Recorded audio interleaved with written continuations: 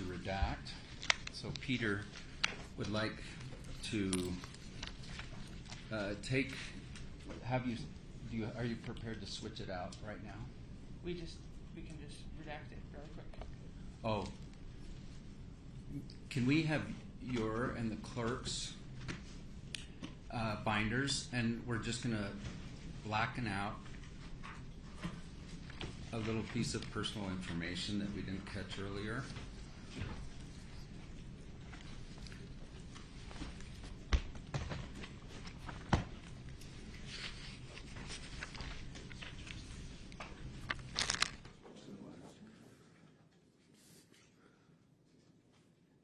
Secondly, Your Honor, I just want to be clear on something.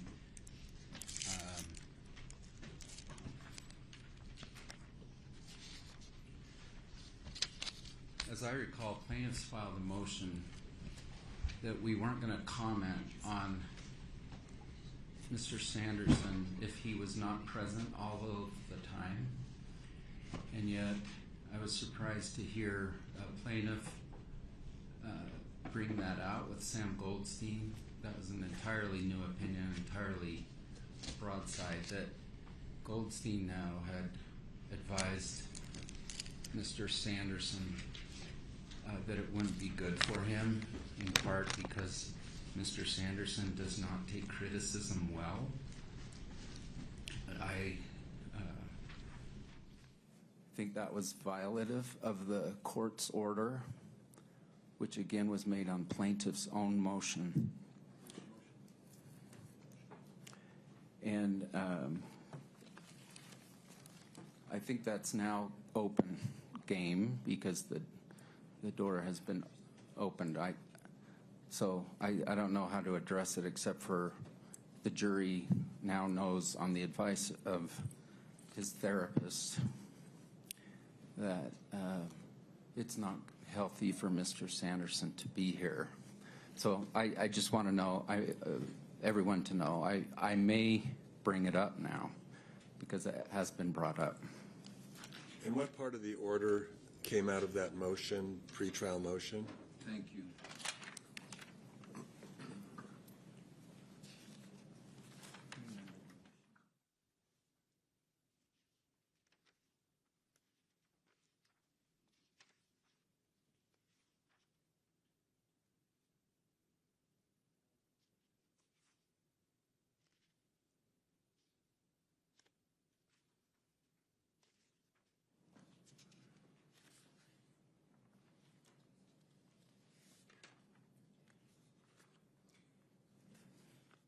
Perhaps my memory fails me that it was a formal motion versus an informal conversation. I'd be interested in plaintiff's memory on that.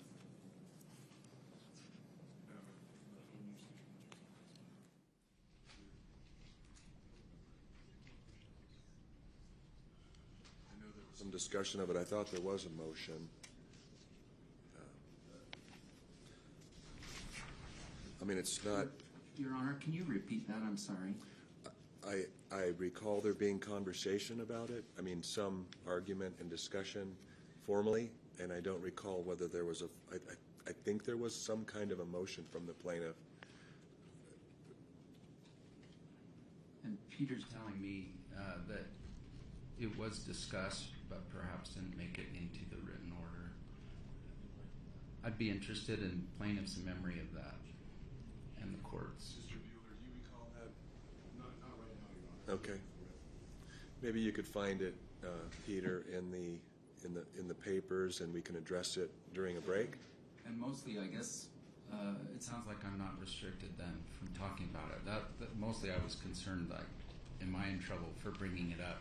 But it sounds like if it's not in a written order, and if they have brought it up, then I'm okay. That was my goal in bringing it up. Mr. Bueller? It depends on what they bring up. I'm not sure what he's proffering right now. It's hard to talk about something I don't know about yet. Sure. Okay. Thank you. Anything else? Bob Sykes was kind enough to call me last night and say that they intend to call Gwyneth Paltrow before Terry Sanders. Is that still the case? Sanderson. That was supposed to be a private phone call, Steve. I didn't know that, but I do need to bring this up because if they're supposed to rest today, Bob, if you tell me this needs to be private, I will keep it private, but you didn't say that. Want a minute with counsel and talk about it? If it's not going to be this morning, we can do it this afternoon. Why don't we wait? Okay, thank you. By the way, Bob, I was complimenting you for being up front with me, so it wasn't a diss. Please, no more compliments from you. Any more issues before the jury comes in?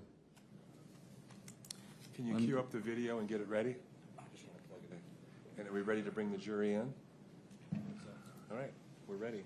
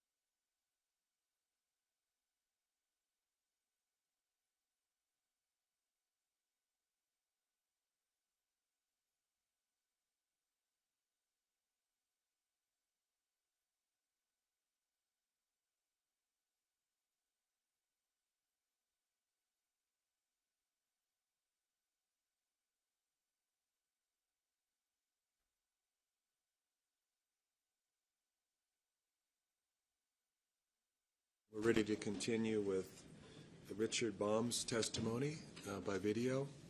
Glad to see everybody made it despite the perpetual snowstorm that we have outside. So, thank you. Mr. Sykes, you may proceed.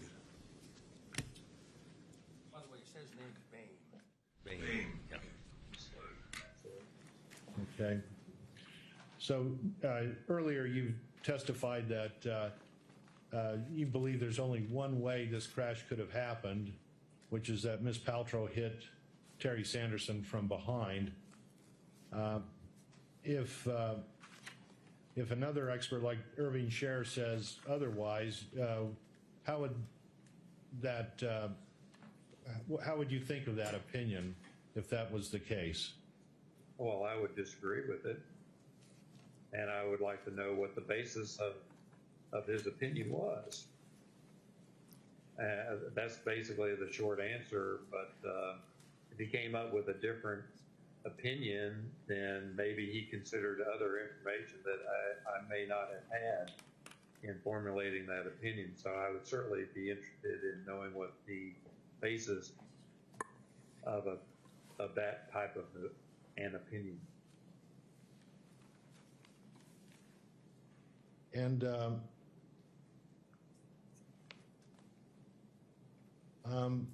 do you recall a defense expert, Robert Hush, MD?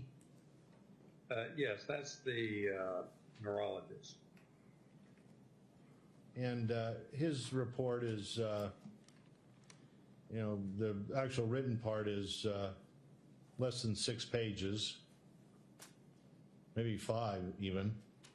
And most of it is, or much of it is the review of his, the things he reviewed.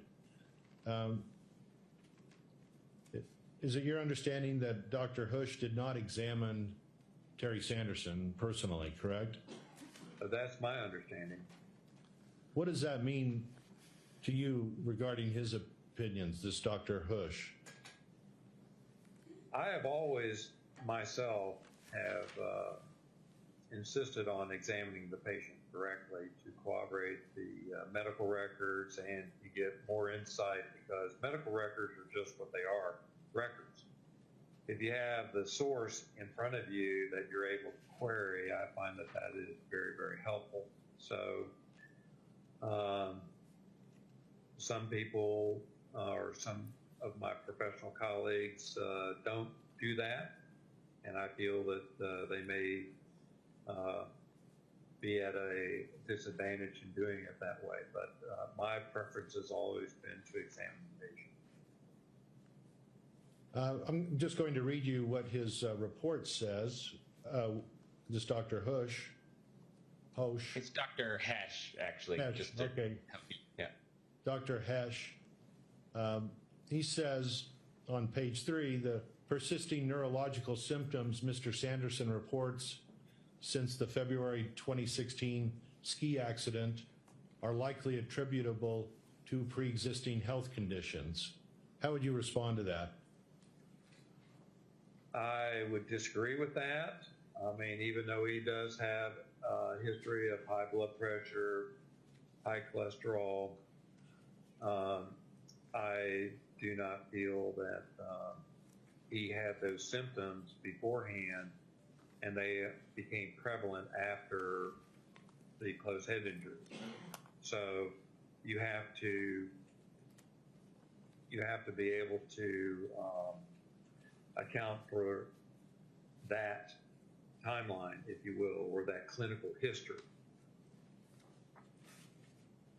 Then on page 4, he says under part 2, I'm not entirely convinced that Mr. Sanderson experienced a mild concussion. How would you respond to that? Well, I would definitely disagree with that. I mean, we have evidence of him having the disorientation afterwards. So certainly there were concussive symptoms noted shortly after the event, which would define the concussion. And it's like I said, the issue has always been whether or not these symptoms are permanent or transitory in nature. Then on page, bottom of page 4 under number 3, he says, the persisting symptoms Mr. Sanderson attributes to the ski accident are subjective ones, confusion, memory problems. Objective criteria do not establish that Mr. Sanderson experienced a permanent neurological injury during the ski accident. How would you respond to that? Well, keep in mind, in this particular type of patient, you have the objective evidence of the witnesses, the before and after witnesses, and of course, you have the medical records. So that is certainly more objective because you're getting it from an observer. So that would certainly be objective in nature. What about this? The ski patroller, Whitney Smith, who saw Terry Sanderson showing mild disorientation within about 10 or 15 minutes of the crash. How would that affect your response to Dr. Hesh? Well, once again, that's an observer that observes someone that's disoriented. That would be an objective finding.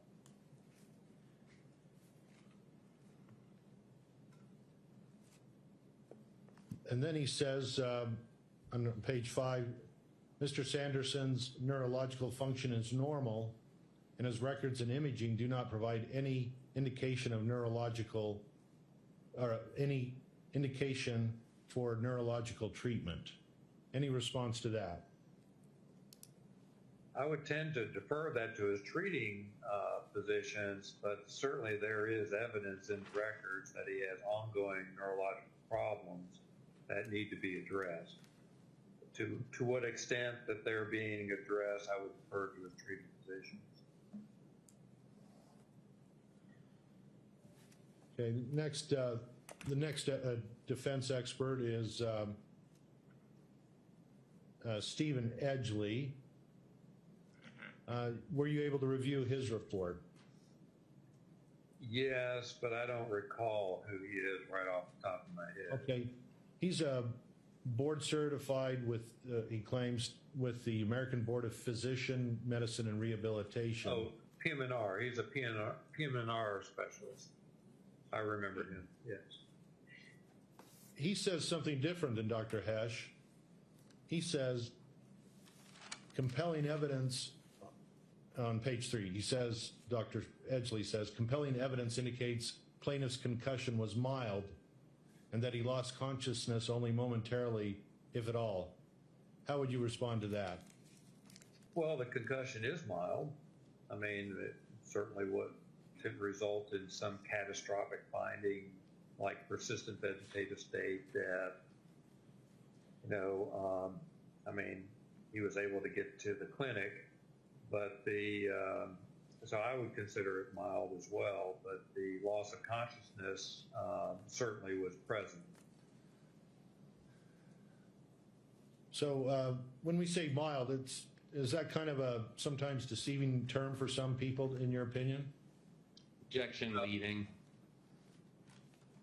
Well, how would you, let me rephrase, how would you describe mild when it comes to a traumatic brain injury? Can you have, the question is can someone have profound problems from a mild TBI? I wouldn't say profound. I could say significant problems you can have with mild TBI, depending on what the problems are.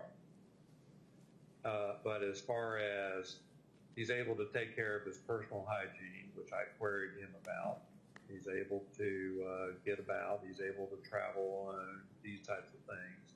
So, and keep in mind, he was a high-functioning individual before this. He's a retired optometrist, so with a rather high IQ.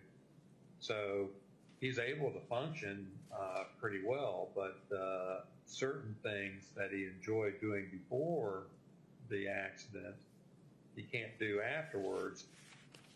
And this can impact him. Now, how significantly it does, I defer to his before and after witnesses and to his treaters, but certainly there was a change. How does an MTBI affect a person, or what is the range of effects? Can it be, you said, well, be significant or? Well, let's back up. There are numerous classifications of TBI, and different organizations have come out with this based on Glasgow scale, length of amnesia, these types of things, loss of consciousness, findings on cranial imaging. It boils down to functionality because that's what the brain does. It allows us to function, interact with our environment and other individuals. So, a catastrophic, I'll just start from the words and go backwards. Catastrophic means persistent vegetative state or death. Serious, you can't take care of your own personal hygiene, so you need attendant care. That would be serious. Moderate, you're able to take care of your personal hygiene, but you can't hold down a job or do anything outside of that. That would be moderate. Mild, you're able to take care of your personal hygiene, but you're able to venture outside of the home and interact to a certain degree, but it's been affected. Now, how you perceive it as being significant or not depends on the individual person. So you can have significant problems with a mild TBI, but it's certainly not going to keep you housebound, and it's certainly not death or persistent vegetative state. So mild, that's what it means by mild, okay? I will tell you this, anytime you have a traumatic brain injury, that is not good.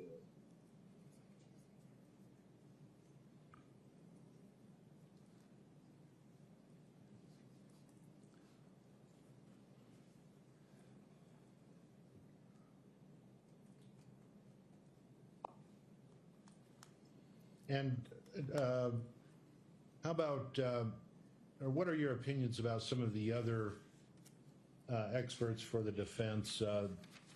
There's two neuropsychologists. One is Galit Askenazi, and the other one is Angela Eastfold. Have you had a chance to review theirs?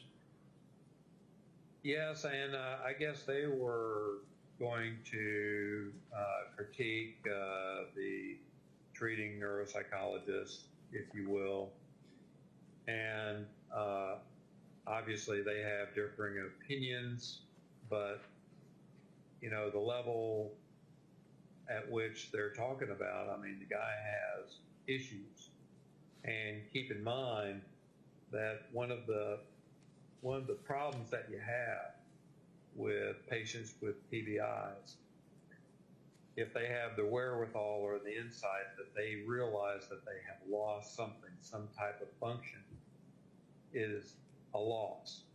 And so they tend to develop psychiatric manifestations of this loss in the form of depression and anxiety. And if they have a previous history of that, it just makes it worse.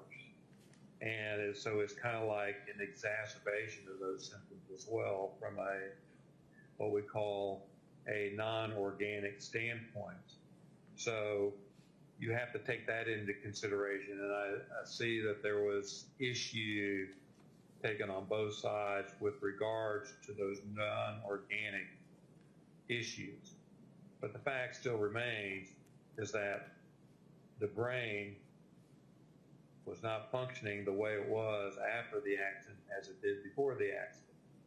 And so that's where the organic diagnosis of the mild TBI comes into play.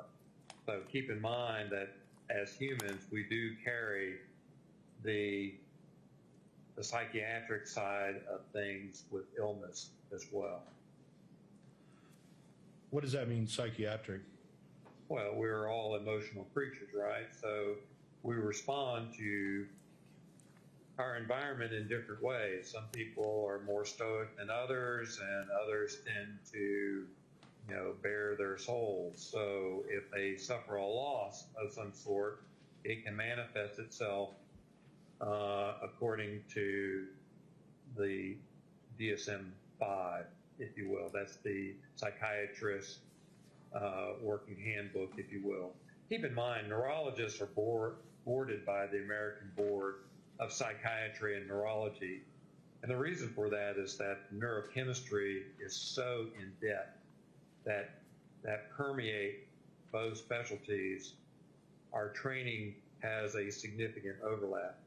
Neurology training is 2/3 neurology, 1/3 psychiatry, and vice versa from the psychiatrist. So there's a significant overlap because the clinical manifestations sometimes are subtle between one diagnosis and another.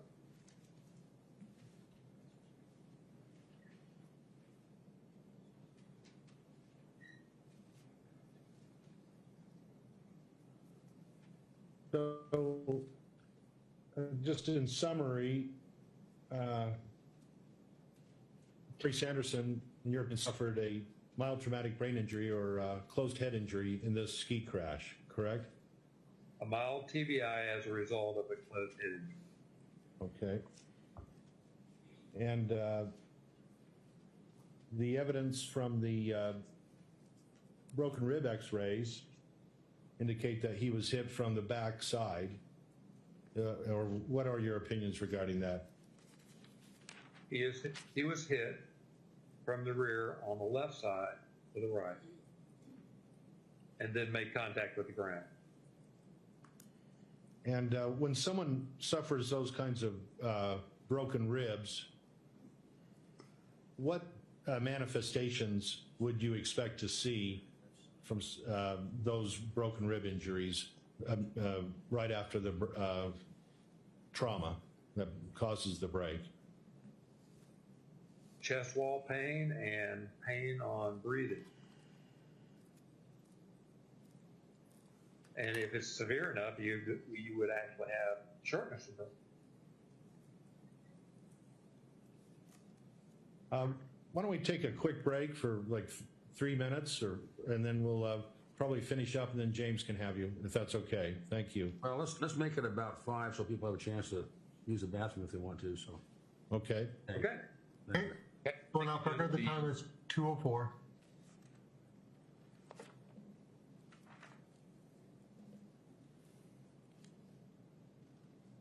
Back on record, the time is 2:09.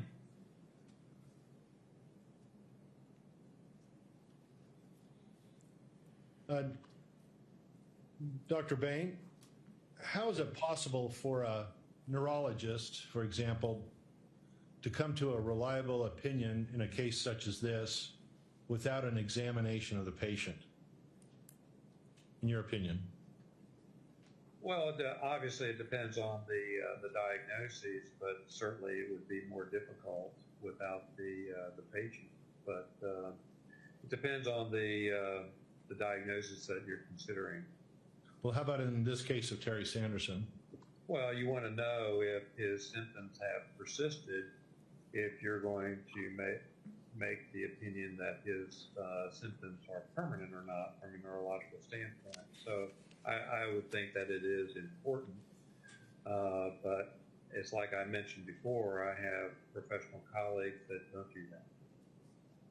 Okay, in a case such as Terry Sanderson, how persistent do you believe his symptoms are, in your opinion? Well, as of April 28, 2021, they had been persistent for 5 years. Now, after that period of time, I'm not a treating physician of his, so I can't comment on his clinical timeline after that. One of the defendants, handpicked neuropsychologist Angela Eastfold, testifies, or in her report, discusses Terry's persistent concussive symptoms as being better accounted for by a history of comorbidities, risks, factors like hypertension, hypercholesterolemia, untreated obstructive sleep apnea. The list goes on, but I'm going to just start one at a time and ask you for each one. Do you think any of these things I'm going to list better account for Terry's persistent concussive symptoms? Hypertension. No. Hypercholesterolemia. I assume that's high cholesterol. High cholesterol, hypercholesterolemia. No. Sleep apnea. No. Prostate cancer. No. Erectile dysfunction. No. Restless leg syndrome. No. Migraine. No. Bilateral hearing loss. No. Chronic insomnia. No. So in your opinion, none of these things I just listed would account for any of the problems of persistent concussive symptoms that Terry Sanderson is suffering? No. I mean, he did not have these symptoms before the accident, and certainly he had some of those medical conditions before. That's all I have for now. Thank you. Thank you, sir. Okay, that means it's my turn, Dr. Bain. Thanks Yes, for sir. Yes, sir. making time before trial here. As you know, because you've done this before, a big part of what I'm going to do is make sure I understand your opinions, and then if there's any point at which you've said something that differs from your deposition, then I might point that out. And I believe you have your deposition transcript with you, correct? That is correct. I do. Okay. But could we have And the time we're beginning here, James? Sure. 2:13 is what I have. Thank you. Mountain Time. Yeah. And so you have the transcript of the deposition that I took of you years ago, correct, in this case? Actually, I don't remember if it was multiple years, but it was a while back. June 21, 2021 is what I have. That's correct. That's correct. Oh, okay, great. Okay, so I'm glad you have that with you. I have the exhibits to that, and I can pull those up if we need them. Under that. Okay, so let's start, though, with just some couple quick follow-up questions on your background and training experience. So one of them is just, has a court ever excluded your testimony from trial? Not from trial, no. I mean, I had a motion of limine that we were going to have an evidentiary hearing on, but the case settled right after that, so we never had the evidentiary hearing. Okay. And that's all I'm aware of. Okay.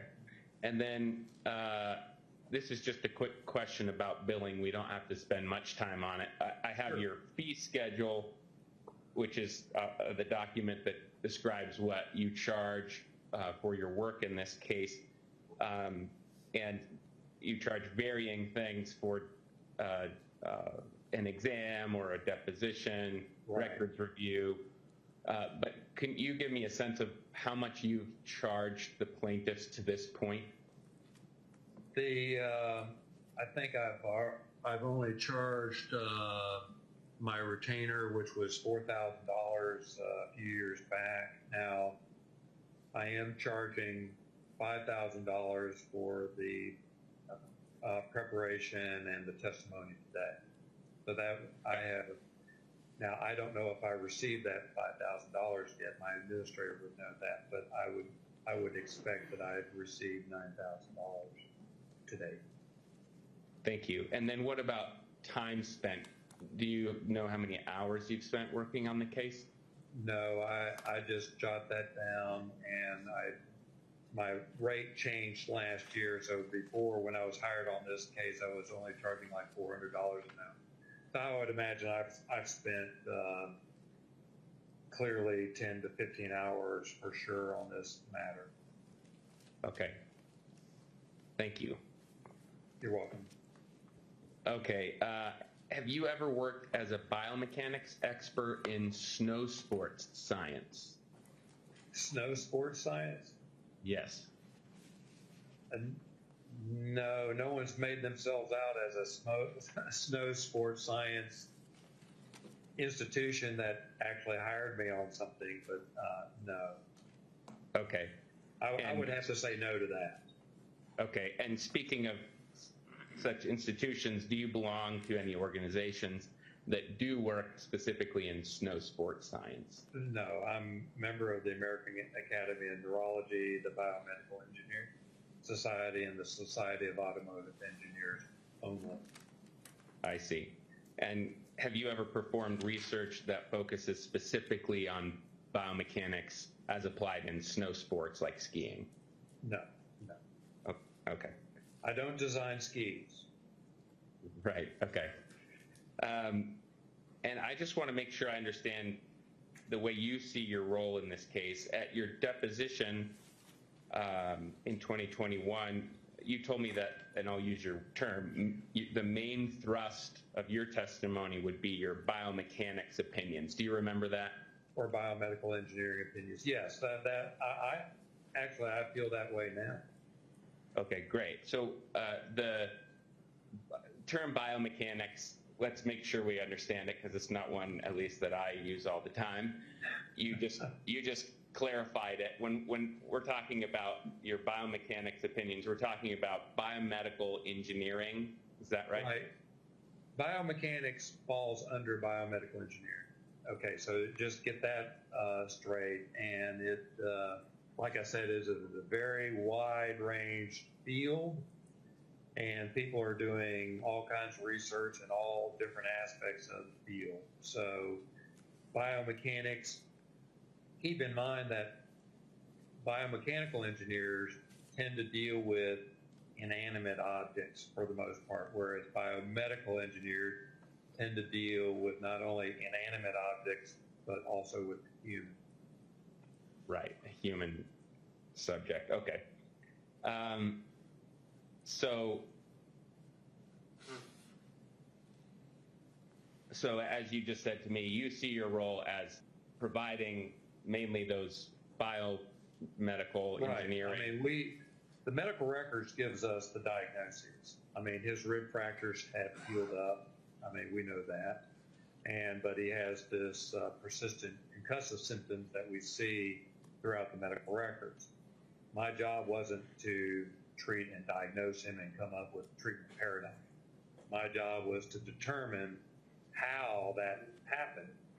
And I think I've pretty much put that out with obviously the information that I had available to come up with my opinions. Right. And so I think you've already said this earlier in your testimony today, in terms of the neurological symptoms and the neuropsychological evaluations, you're happy to defer to the treaters in Mr. Sanderson's case. Well, they're the ones that made the diagnosis. And so I find that after evaluating the patient, his history is consistent with medical records from which the diagnoses were made. So I'm not going to refute that he has a mild traumatic brain injury due to a persisting concussive symptomatology, or the fact that he had fractured ribs in the past that have since healed up.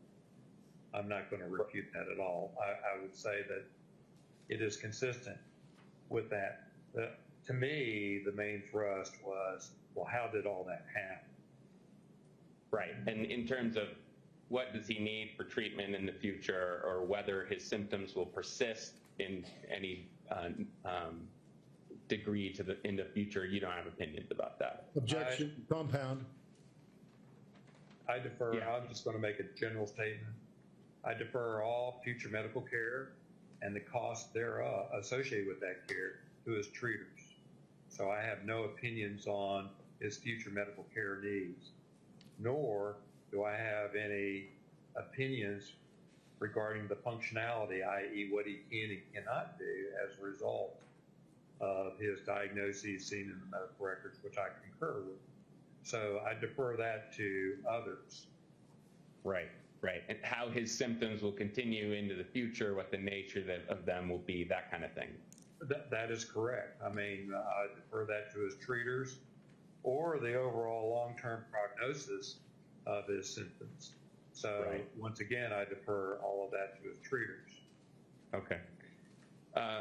Another thing that I think you made clear in your deposition to me in 2021 that I just want to make clear here today is that you don't have any opinions about whether anyone was skiing unreasonably and caused the collision, correct? Absolutely.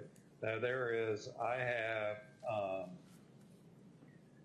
no comments on how people were skiing, the density of the skiers, or how that they were conducting business that day, the day of the accident. No. Right.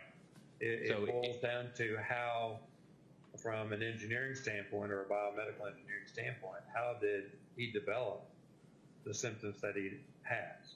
That's reflected in the medical records. Right. So in other words, you have opinions about the mechanics of the collision, but not who should be responsible for it. I have no liability opinions in this matter. So the answer to my question is yes. Is that right? That is correct. I'm not pointing the finger. I'm just pointing to Newton's 3 laws of physics and the engineering calculations that are consistent, that give you the plausibility opinions that the fall in fact caused the clinical symptoms that Mr. Sanderson had. Got it.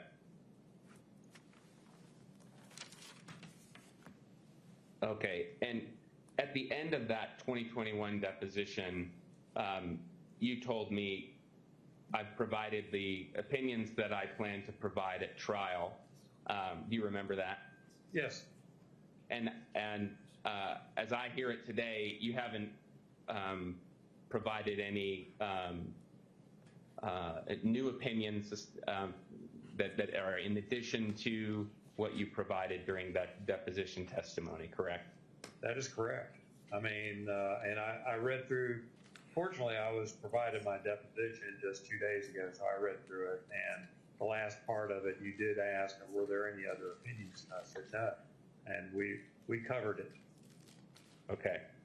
And you, at that time, when you provided those opinions, you'd said that you did not feel like you were missing any material that you needed to come to a confident conclusion. Is that right? For my opinions only. Okay. Right. When you just consider my opinions, I had the necessary data that I needed. Now, right. If there's some other extenuating circumstance, i.e., he fell off the chairlift before all this happened, 20 feet to the ground, I would like to know that. And so, but I have no history of that. So unless there is some significant departure of the information that is provided to me, my opinions still stand true today as they did back in 2021. Right. And in fact, in the deposition, you told me that you would let me know through plaintiff's counsel if you came across new information that affected your opinions, and you did not find such information. I did. That is correct. That is correct. Okay. Okay, I think you made this clear, but again, we're talking in a sort of strange way here to a jury that's not present, and it's hard for me to get a sense, are they following? So I apologize if I repeat some questions. But no, go right ahead. As I understand, you believe Mr. Sanderson is one of the rare patients who experiences concussive symptoms beyond 18 months. Is that right? I wouldn't say rare. He's in the minority. Less than 5% fall under that category. So rare in medical terms is less than 0.1%, and that's based on pharmaceutical studies. So it's really not rare, but it's certainly in the minority. Okay, I appreciate that clarification. I was just using it in a kind of colloquial sense, but understand. But that's obviously a very small minority. 95 versus 5, obviously, is a huge disparity. 20 to 1. 20 to 1. Got it. Okay. And it seems like you base this opinion on the post-concussive syndrome. Is that okay to call it that? Yes, syndrome is a compendium of symptoms. Okay. That's the definition of syndrome. Okay, so maybe we could just say you base your opinion on the persistence of his concussive symptoms. That is correct. On testimony. As far as it being permanent. Right. I mean, okay. He had a mild traumatic brain injury day one. The question becomes, is it permanent or not? Only time will tell. You see? Right. And then the medical records provide that timeline. Right. And so you point to the medical records and then testimony from family members or friends that knew him before and after as the evidence supporting this post-concussive syndrome or persisting symptoms opinion that you have. Is that right? And Mr. Sanderson, because I saw him. Oh, correct. And your evaluation of him. So that answer is yes, to include. Okay.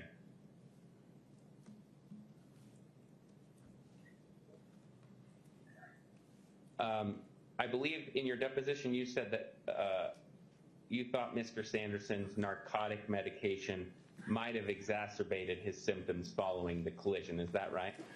Narcotic medications can definitely make, in layman's terms, anyone a little goofy, if you will. So you can certainly have exacerbations of certain behavioral elements, if you will, from narcotic use. It just depends. I would have to defer that to his treaters because they're the ones that prescribe that to him, and so they would have a working knowledge of how that medication was affecting him. Okay. And then in your deposition, I think you said that you did not refer to the fMRI, not MRI, but fMRI in any, you didn't use that in formulating your opinions at all. Is that correct? Yeah. The F, the small f in front of the MRI means functional MRI. I do not use that in my practice, nor was I trained in that element, and therefore I don't use it in my practice, and I defer the use or any opinions from that device to others. Okay, thank you. Okay, I want to go through, as plaintiff's counsel did, I want to go through and just make sure I have a good sense of what you reviewed to formulate your opinions for the deposition that I took. So I'm going to just go through those real quickly. So And what page are you going on, my? I think, page 13, I think it is. Sure, I'm trying to, I don't have it, I have kind of some notes here. I don't have the deposition transcript, but I can definitely, page 20 is where some of this occurs, and then page 14 has a lot of it too. Sure, okay. And then page, or exhibit 3 to your deposition. I don't have any of my exhibits. Yeah, maybe I'll pull that up because that will make it more simple. I think that would be helpful since I don't have it. Okay, so when you gave your opinions to me in that prior deposition, and as you said today, those are all the opinions that you have provided in your testimony. There you go. Now, I do have that page, but if for some reason my copy does not have an exhibit sticker on it, but that's okay. And that's what I read into the record today. So I have that. Yes. Great. So I'm just looking at that deposition section at the bottom, and it lists out the people whose testimony you had read in preparing your opinions. That is correct. And I'm just going to note a few names that are not on that list just for clarity's sake. So Terry Sanderson himself was deposed over multiple days. You did not read those transcripts, correct? Not before that first deposition. That is correct. Right. And you did not read Gwyneth Paltrow's deposition. No, that is also correct. And I did not have and then you didn't read Eric Christiansen's, the ski instructor who was at the scene of the collision, correct? I don't know if I had that before or since, but he was. He reported that he wasn't an eyewitness to the event, so I can't tell you with certainty here. I'm looking at the deposition itself, and I'm seeing if I said that or not back then. I don't recall. On page 20, I asked you, I said, you haven't read anything from Eric Christiansen, and you said, no, I have not. Okay, then I hadn't then. Okay, so you found it in my deposition. Great. I don't have any direct recollection of that deposition, so I have to refer to the transcript. That's fine. That's why we take the transcripts. And then another name that is not listed here is Carrie Oakes. She was another ski instructor who was at the scene. I don't see that she's listed here. So you did not read hers. I don't recognize the name. No. Right, okay. And then you did not read Brad Falchuk's, and he is Miss Paltrow's husband, who was also there that day of the collision. No. I don't recognize that name either. So I'm sure I did not have that deposition. And then the same thing for the Miss Paltrow's children, who are Moses and Apple. They were there as well. You didn't read their depositions, correct? No, I'm not aware of that. Okay.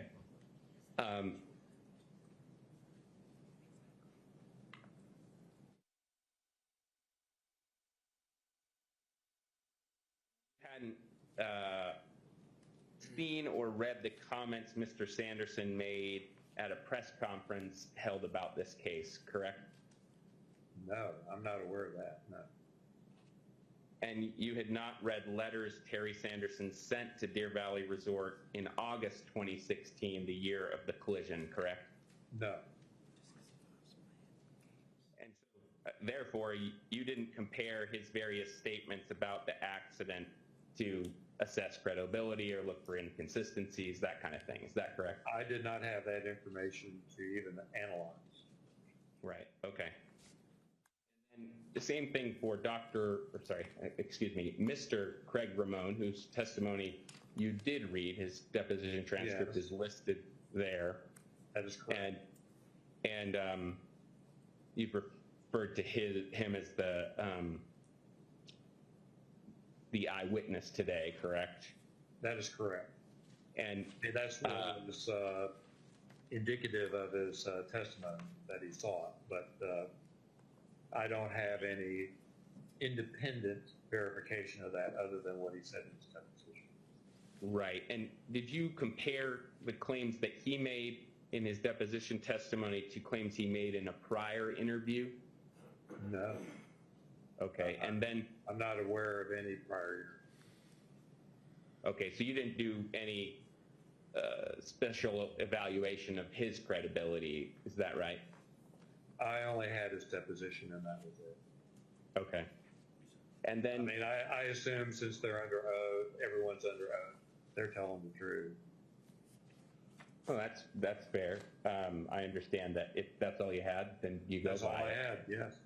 Yeah, and you were not aware, I believe, at your deposition that multiple witnesses had testified that Mr. Sanderson had not lost consciousness.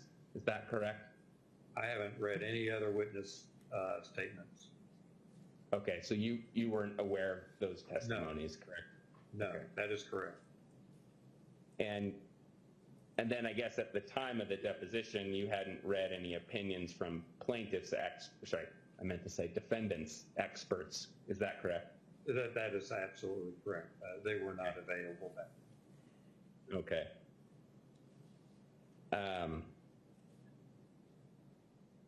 But despite having not read those, the various things we've went through just now, you felt confident providing opinions because you based those opinions primarily on your physics application, right? Your application of the correct. laws And of my physics.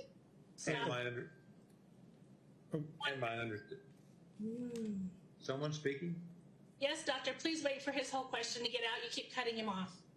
Yeah. Yeah, I thought his question was over, so Yeah. And also, please wait for me to just insert an objection, so a short pause would help. Right. Yeah. And I apologize, Dr. Bain. It's probably clear that I'm where I'm going, and it takes me a while to get there. So just I understand. You're going to have to repeat that question again now. Right. Let's see. Oh, I was saying, despite the fact that you had not read the various things we've just gone over, you felt confident offering opinions about the mechanism of the accident because of your application of the principles of physics, basically. Physics, engineering, from a biomedical standpoint, and understanding the human anatomy. Yes, that would be correct. Right. And the main piece of objective evidence that you're using there to apply the principles of physics to get your answer is the rib images, or that's the fractures that you see in the rib x-ray. Is that right? That is correct. In fact, I made the comment, if those weren't present, I couldn't tell you how the accident occurred, because then we're just dealing with the closed head injury only. And that could have occurred any number of ways. I see. And I believe from your deposition, I saw that it's your understanding that Mr. Sanderson initially thought he had caused the accident. Is that correct? Something like that. Yeah. I think that I read somewhere around there that he thought that he may have caused the accident. Now, I don't know how, but certainly that's what he was saying. But then again, in a state of confusion or disorientation, who knows what someone is going to say. But I did note that. And there are a couple other materials that I didn't ask you, I didn't point out here that you had not read. One of them was the deposition of Michael McMahon, the medical provider who treated Mr. Sanderson in the urgent care on the day of the collision. You hadn't read his deposition, is that correct? That is correct.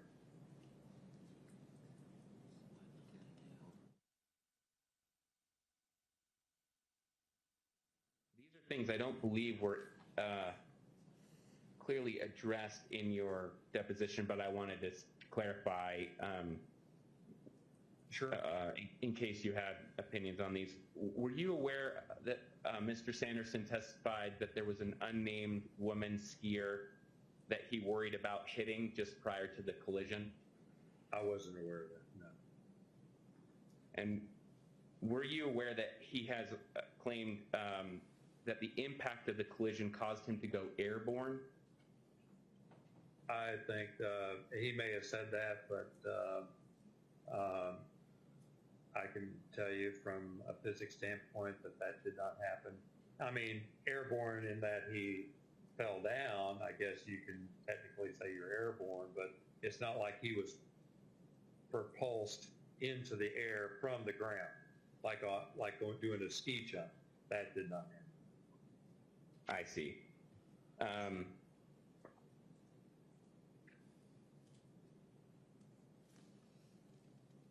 So, Mr.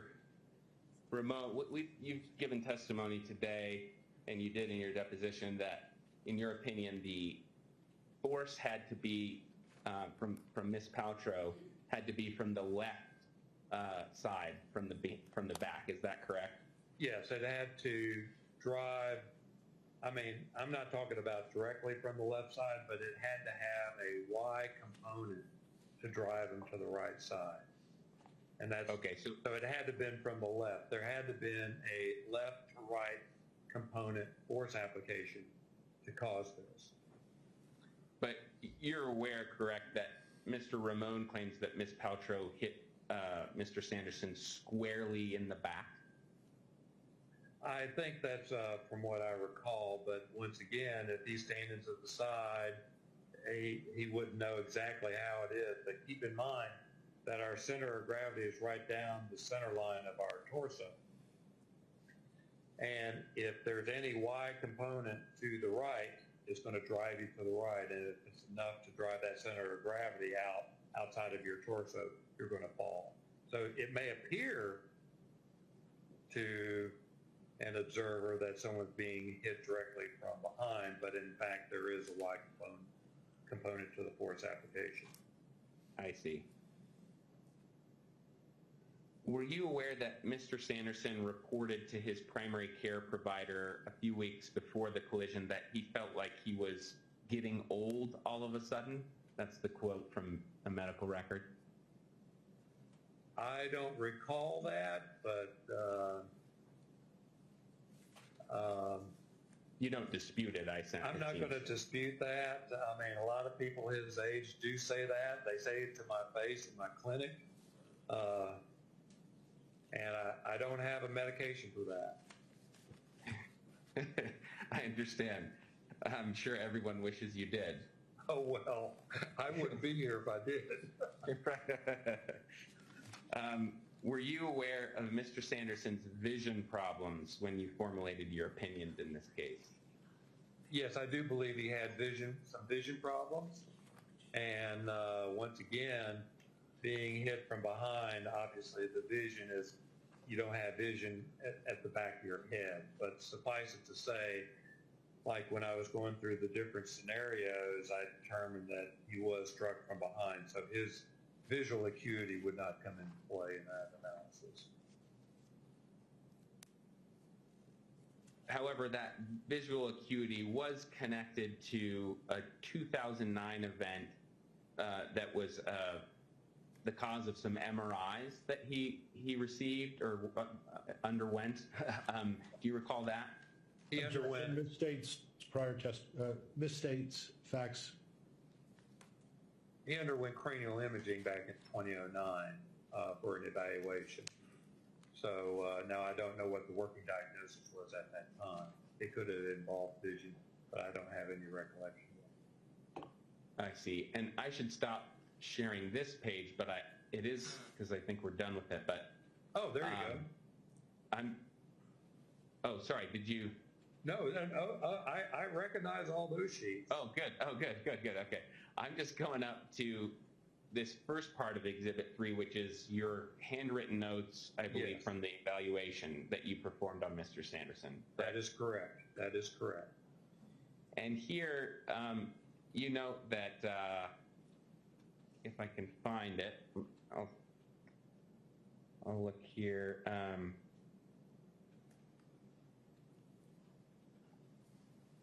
I apologize. I can't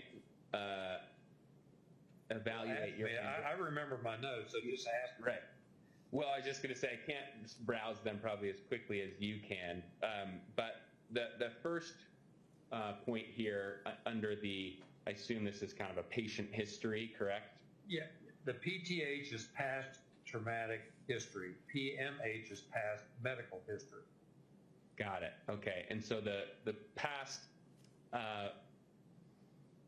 let's start with the past medical history. Right. Okay. You mentioned here, I believe, that he had some experience with migraines, correct? That is correct. But you don't note that he'd had a stroke-like event or a TIA type event here that I can see. It might be that I'm missing it. No, he was, that would have been in his patient intake form, and let's see what he had on that. And he did circle the stroke, which was a TIA. And basically, I wrote, now here's that sheet right here. And yeah, I can find that. I made some notes to that. And basically, what he described was an ophthalmologic, layman's terms, eyeball migraine. Okay, and I'm trying to figure. Sorry, go ahead. Yeah, and that's what that was. And I see patients for that actually quite frequently, and that does necessitate some cranial imaging just to make sure that you're not dealing with a stroke. But certainly, he had a. There you go, an ophthalmologic migraine versus a central retinal artery TIA. So the description, when you have a stroke, you tend to lose something, so we call that negative phenomena. A migraine is associated with positive phenomena, i.e. you see the lights and everything. Some individuals will have a neutral phenomena, and you can't tell if it's a central retinal artery TIA or an ophthalmologic migraine, and that's why he underwent the workup. I see. Okay. And this is just for the record, is page 20 of Exhibit 3 to your deposition. And this is, as you called it, I think, an intake form where he's kind of circling various medical conditions that he's had in his history, and then you put some notes on top of that. That is correct. I reviewed that with him, and I made some extraneous remarks besides some of the circled items on that list. Okay, so you were aware that in 2009 he had this neurological event that required some evaluation by MRI and other treatment. That is correct. And keep in mind, a TIA is not indicative of brain damage. You see what I'm saying? It was a transient ischemic attack, which resulted in no damage to the brain. Okay, and so in your opinion, was the vision problem that he had, it's not connected to this 2009 event? Say again, repeat that again. Yeah, sorry, I could ask that with more clarity. In your opinion, does Mr. Sanderson's vision problem that he's had over the years relate back to this 2009 workup? Probably not, because that was a transient event that got his attention, and he reported it to his healthcare providers, who submitted him to a workup. Okay. So let's go back to the, sorry to scroll like this, it's kind of dizzying, but I just want to be quick here. I know Sure. you got things to move to. So if we go to that first section that you described as the traumatic history for Mr. Right. Sanderson, I note that there is a mention of a closed head injury. I believe that's what CHI stands for. That is correct. And he had that. I'd like to clarify the record a little bit for you. I see the brackets before and after. That's before the ski accident and then after the ski accident. Okay, so I just wanted to bring that out to you. So I did get that kind of history from him. So go ahead. Okay, got it. And it looks like he had a closed head injury at age 10, correct? That is correct. That's what he reported to me. Okay. But as I recall from your deposition, he did not tell you about a fall that had occurred after the accident, and that would have, I guess, been put in this after section of this history. Is that right? That is correct. He did not report a fall, but then again, the way I asked the question, had you been exposed to any traumatic events requiring medical care? And so if he received medical care, then his reporting would have been in error. But if he did not receive medical care for that incident, then he was correct in his report. Okay. And in his testimony, he described this fall as causing he hit his head and it caused a roughly 45 minutes period of loss of consciousness. Is that typically something that would require medical care? Objection, assumes facts not in evidence. I would think so, if someone was knocked out. Now, obviously, if it was just him there and he reported that, then the question is, how do you know it was 45 minutes? And then he may have said, well, I'm okay, and he didn't seek care. But if something like that, if it were witnessed, I would imagine they would be dialing 911. Okay. So it seems like in your evaluation of him, he denied having any significant brain-related event or treatment before the accident, aside from, I guess, that closed head injury at age 10. Is that right? Correct. That is correct. And then he denied having any similar events after the accident. That is also correct. Okay, I'll stop sharing this for a second, and we may need to go back to it, but I want to get to this set of questions I have about your biomechanics opinions, Sure. Mr. Sorensen. in particular. As you Sounds like we're moving on to another subject, so let's take a short recess.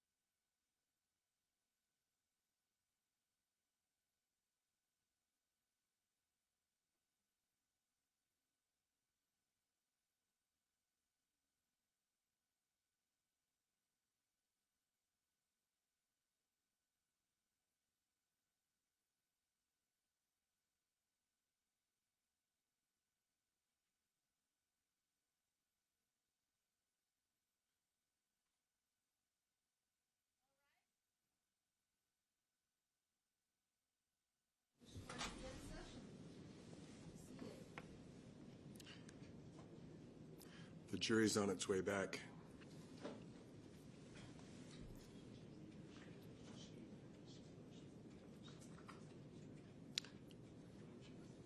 Yeah, do you want to let the lawyers know?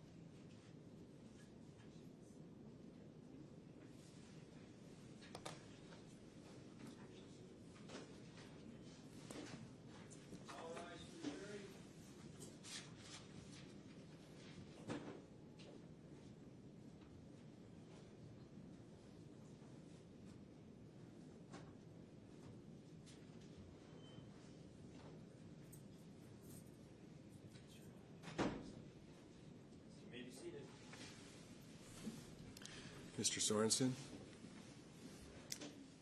Wayne, do you believe that your account of the accident is the only possible account, not just that it's the most probable, but it's the only possible account, correct?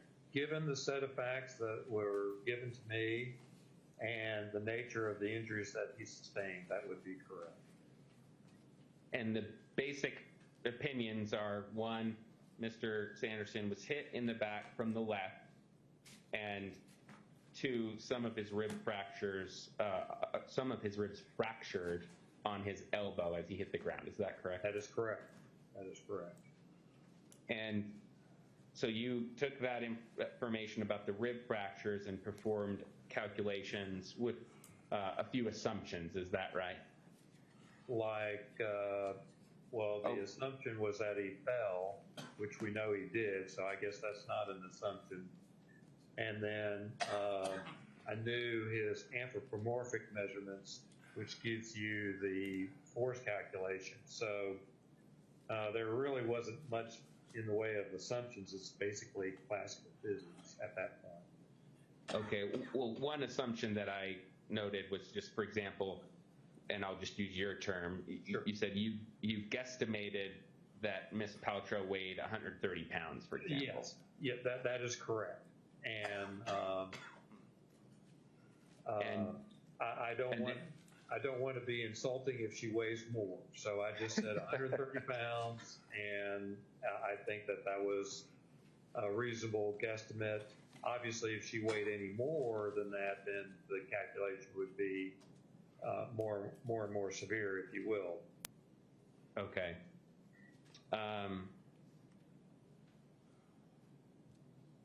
And then you also performed, as you explained to me in your deposition, you performed a calculation that assumed that Miss Paltrow was hit by Mr. Sanderson. Is that right? That is correct. That is correct. And you ruled that out because you would expect the rib fracture to be in a different place if that had occurred. Is that right? Not only that, but the force application is just not enough. Oh, well, in your deposition, you said that, I'll just read it here, it's on page 32. You said, if that was enough force to do it, which that's borderline, so you seem to acknowledge that it might be enough. I actually did the calculation. You'd expect the rib fracture to be in the anterior chest, not the posterior. And that is also correct. The location is really the telltale sign. But I also did some calculations on how fast he would have had to be going and striking her at a dead stop and that kind of stuff as well. So once again, hitting her from behind is not going to give you the fracture location that we see in the medical records. Okay, but I just want to make sure I understand this part of your deposition testimony then. It says, if that was enough force, Mr. Sanderson hitting Miss Paltrow from behind, right, and then falling that way, you said that that's borderline, that in understood it, that meant that that might be enough force to do it. It's borderline. It might not be. And because I don't know how fast they were skiing.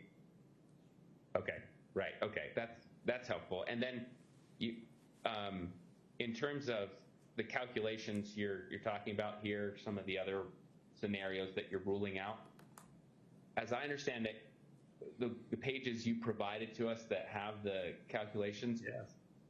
I don't recall any of those having the calculations that you're referring to. Do those Like pages what? contain?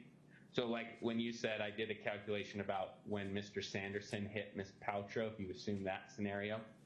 Oh, well, yeah, I mean, that's, he would have had to been going pretty fast on his skis, and then again, that would have brought in the assumption of how fast he was going, and I don't think anyone can give you that number. Okay, so in other words, if we go to these calculations again in Exhibit 3 of your That's for the deposition. head. That's for the head. Right, and these calculations do not include the ones that you're referring to where you're ruling out certain possibilities. Is that right? No, that is for, yeah, this is, yeah, for the head, I wanted to make sure that it was greater than 100 newtons of impact force. And so I did that for the head. And then for the ribs, I wanted to make sure that we were in the vicinity of 4,000 newtons, which we were. So I wanted to make sure that the force magnet, I mean, we know he fell to the ground. We just wanted to know what the magnitude of the force application was in doing so, and is it enough to do that? And the answer is yes. Okay. So the calculations about the other scenarios you ruled out, did you write those down on some other pages somewhere else? No. Or did you just do them in your head? Yeah, I mean, once I had these calculations here, because I was thinking about the different scenarios, then it became a speed issue or a kinetic energy issue. And so one of the things I did not have was the skiers' initial speeds at the time of impact, either way. I see. Another thing that you assumed, well, sorry, as we're here, just it will be more efficient. These calculations, we haven't gone over them, and I'm not going to ask you to go through them in detail. I'm certainly no expert on these particular equations, but these are the equations you've used to provide or to make the conclusions that you've provided today. Is that right? That is correct. That is correct. Okay, great. Okay, so I'll stop sharing this again. Maybe we'll go back to it. But one thing that I did hear you say today that seemed to be inconsistent with something you'd said in your deposition was that the skis, you said today that I think that the skis stayed on both skiers during the collision, but as I understand your deposition, I understand your deposition testimony to mean that, or to say that the skis actually came off. Do you remember that? No, I mean, the skis, I mean, that's just from the rotational analysis that I did. You would expect, but you just don't know how tight the strappings are on those skis, and that's another assumption that you would have to make. And so really, whether or not the skis stayed on or not really didn't play into the analysis. Okay, so I want to be fair to you, so I'm going to point you to page 31 of your deposition transcript, and you say there, obviously the skis came off because of the bindings, and I'm looking. It's at the bottom, page 31, right? Yeah, he would twist and fall down. Right. I mean, for some reason, I thought the skis came off. So, and I wasn't there, so I don't know. But certainly, skis coming on or off is not going to impact the calculations on the ribs or the head. Right. Okay. Got it.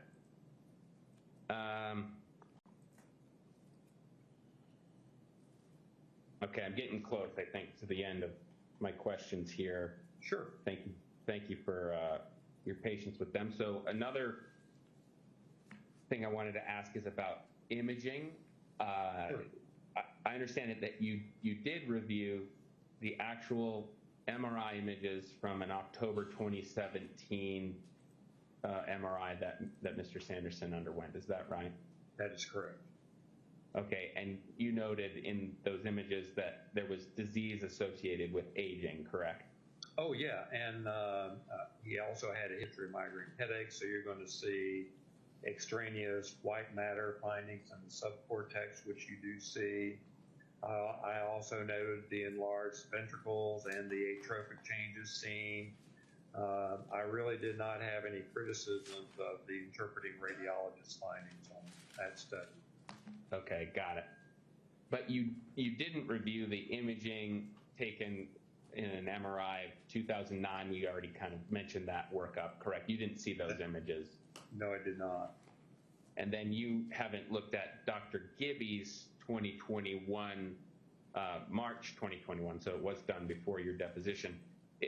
You've not looked at those images. That was correct? the functional MRI, and that's a different beast altogether, so I don't interpret those. Right, so actually there was a functional, but there was also a straight MRI, and I did not see that, no. Okay, got it.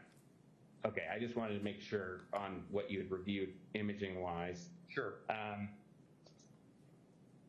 In terms of this issue about whether a neurologist, what limitations, what reliability issues there might be with a neurologist providing opinions about a patient that he or she has not actually evaluated personally, I wanted to ask whether you know about the legal rules about how a plaintiff's expert, or sorry, a defense expert might be able to evaluate a plaintiff. You don't know anything about that, correct? Well, yes, like in the form of compulsory medical examinations? Sure. Yeah, I do that actually quite frequently. And once again, when I get involved in defense matters, I typically do not provide any medical opinions on patients that I have not evaluated myself personally. Now, if I've done the CME on them, then I'm in a position to do so. But that's just been my personal preference over the years. And certainly I get hired to provide engineering opinions, and you don't necessarily need to see the patient for engineering opinions, because engineering opinions are plausible in nature, and you can't make medical causation opinions from an engineering standpoint. Okay, so maybe I should ask my question more pointedly. I mean, you don't have any knowledge about whether there was an opportunity for Dr. Hesh to have an examination? No, I have no idea on that, and I have no opinion on that as well. So that would be between you guys and the experts. Okay, and then, and you, as you said, you have colleagues who I assume you respect and trust who don't perform these expert roles in the same way you do, where you that is correct. They don't insist on an evaluation, in other words. That is correct. I just tend to be more detailed in that vernacular, if you will. That's just the way I've always been.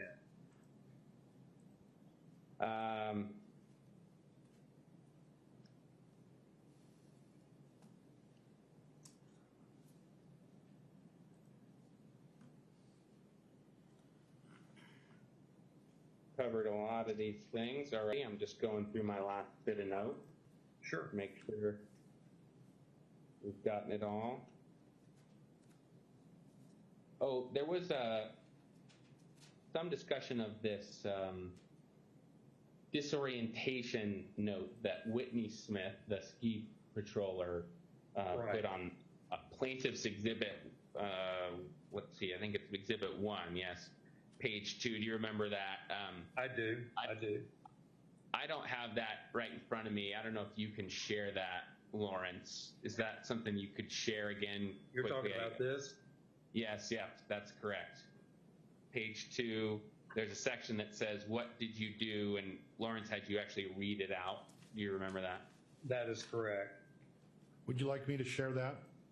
Yeah, that would be helpful, Lawrence, if you would. Thank you. You just have to buy Bob a Coke Slurpee. Okay. I don't think that'll break the bank. Happy to get you one, Bob. That's a health food, you know. Oh, don't do it. So while Lawrence is pulling that up, I'll just ask you, as I believe you testified earlier, your opinion is that this note about disorientation, you read that to be indicative of loss of consciousness. Is that right? Disorientation or indicative of a concussion. Okay, so if you go down, Lawrence, to the second page, there's right there in the middle, there's this assessment says, what did you do? Yeah. Assessment, mild disorientation. And as I heard you earlier, you said that this is indicative that he lost consciousness, but maybe I misunderstood.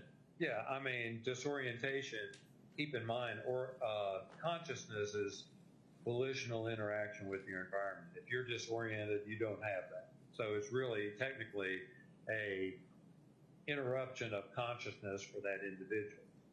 You don't necessarily have to have your eyes closed, but certainly it is a symptom of concussion. I see. So as a layperson, I would expect someone like Whitney Smith to write out loss of consciousness if there was someone that actually completely, closed their eyes, they're blacked out. Yeah, you don't have to have your eyes completely closed, blacked out to call it a loss of consciousness. I can't tell you the number of times on a Sunday afternoon, a football player would be hit in the head, and he's just standing out there not doing anything. We immediately know there's something wrong, and we run out there and we say, "How are you doing?" And then he calls me his mom, and we know that that's a lot. Then we bring him onto the side, and we know that that is a loss of consciousness. Clearly, disorientation, to whatever degree, is indicative of not having volitional consciousness with your environment. Okay. So, but if we were to distinguish that kind of disorientation from being completely knocked out, as the conventional or colloquial term might be, you're talking about two different things there, correct? Well, consciousness is consciousness. Keep in mind, there's different levels of consciousness. Alcohol is one level, disorientation is another. Okay, right. And I mean, you can see that in the boxing ring, if you will. Yeah, right. No, that is all perfectly clear. I just want to make sure that we're clear about what you're saying this mild disorientation means. You're not saying, I take it, that this means he was knocked out for 5 minutes. No. I am not saying that he was knocked out cold. No. Right. Okay. And I just want to point this out because I believe it was read incorrectly. I don't mean that you were intending to read it incorrectly, but I just want to make it clear at the second part of that section, it says reassessment, disorientation lessened. So you had said he still had it, but I just wanted to note it was lessened. Yeah. And you see that, correct? Well, because of the pictures of you guys on my screen, that's blocked out. Lessened. Oh, got it. I see. So I see. Yeah, and I totally agree with you. It had lessened. There you go. Okay. I see it now. Right. Okay, got it. I just wanted to make sure you saw that. And sure. If you also go to the first page, if you would, Lawrence, there is a note. Sorry, maybe a little bit down from there, Lawrence. Yeah, there you go. So there's a section that says possible injury. Do you see that? It's under the injured. Yes, possible injury, and you're going to have to move it over to the left just a little bit because it says other. Okay, right. So there's one X on fracture, as you see there, and I take it that means the rib fractures. That is correct. Right rib fracture. But then, and there's one on strain or sprain, but there's not an X on concussion. Do you see that? That is correct. And do you have any opinion as to why that wouldn't be X'd out there? No, I didn't complete the form, so I don't know why. Right. Okay. And I think in your deposition testimony, I asked you this, but I'll ask you it again just to make sure I understand your testimony on it. There's various claims about Mr. Sanderson's loss of consciousness, how long it lasted in the record. Did you see that he described his loss of consciousness in different ways at different times? I think that is possible. I mean, certainly he described the loss of consciousness, but I think there was 3, 5 minutes. I mean, I'm sure it wasn't completely consistent all the way through, but except for the loss of consciousness. Right. And even in some of the records plaintiff's counsel showed you today, there was, the early on, like in this document, right after the collision, there's no discussion of how long he had lost consciousness or that he had lost full consciousness. But then later there's a progress note that says loss of consciousness for approximately 5 minutes. You read that earlier. It's the next day. Do you recall that? Yes, I did. Okay, so you did note that there were some differing reports about that loss of consciousness, correct? About the time, yes. Right.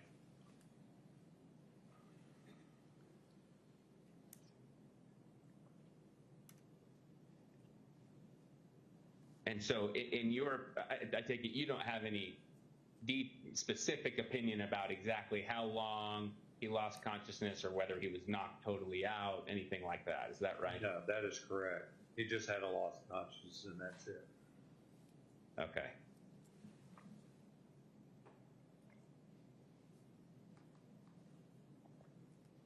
Okay, I think I'm done. Let me look through one more page here. Certainly. Stop sharing. Yeah, you can stop sharing, Mr. Bueller. Thank you. I've been calling you Lawrence, but I don't mean to be casual. You can Mr. call me. Bueller. You can be casual, James, if I can be casual with you. Okay. May we take a short break, Doctor? Yeah, I'm actually done. So Thank you very much, Mr. Egan, and yes, a break is welcome. I'd say 5 minutes. Thanks. Thank you. Going off record, the time is 3:13. Okay, we're back on record. The time is 3:24. And did you want to make your announcement, Lawrence? Thank you, Dr. Bain. Thank you, sir, and I appreciate it very much. Thank you, Dr. Bain. Thank you, sir. Okay, this concludes it. The time is 3:25.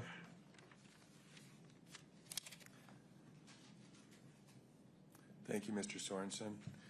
Mr. Sykes, you ready for your next witness? Yes, we are. You may proceed. We will go ahead. We will call Mark Harris. Thank you.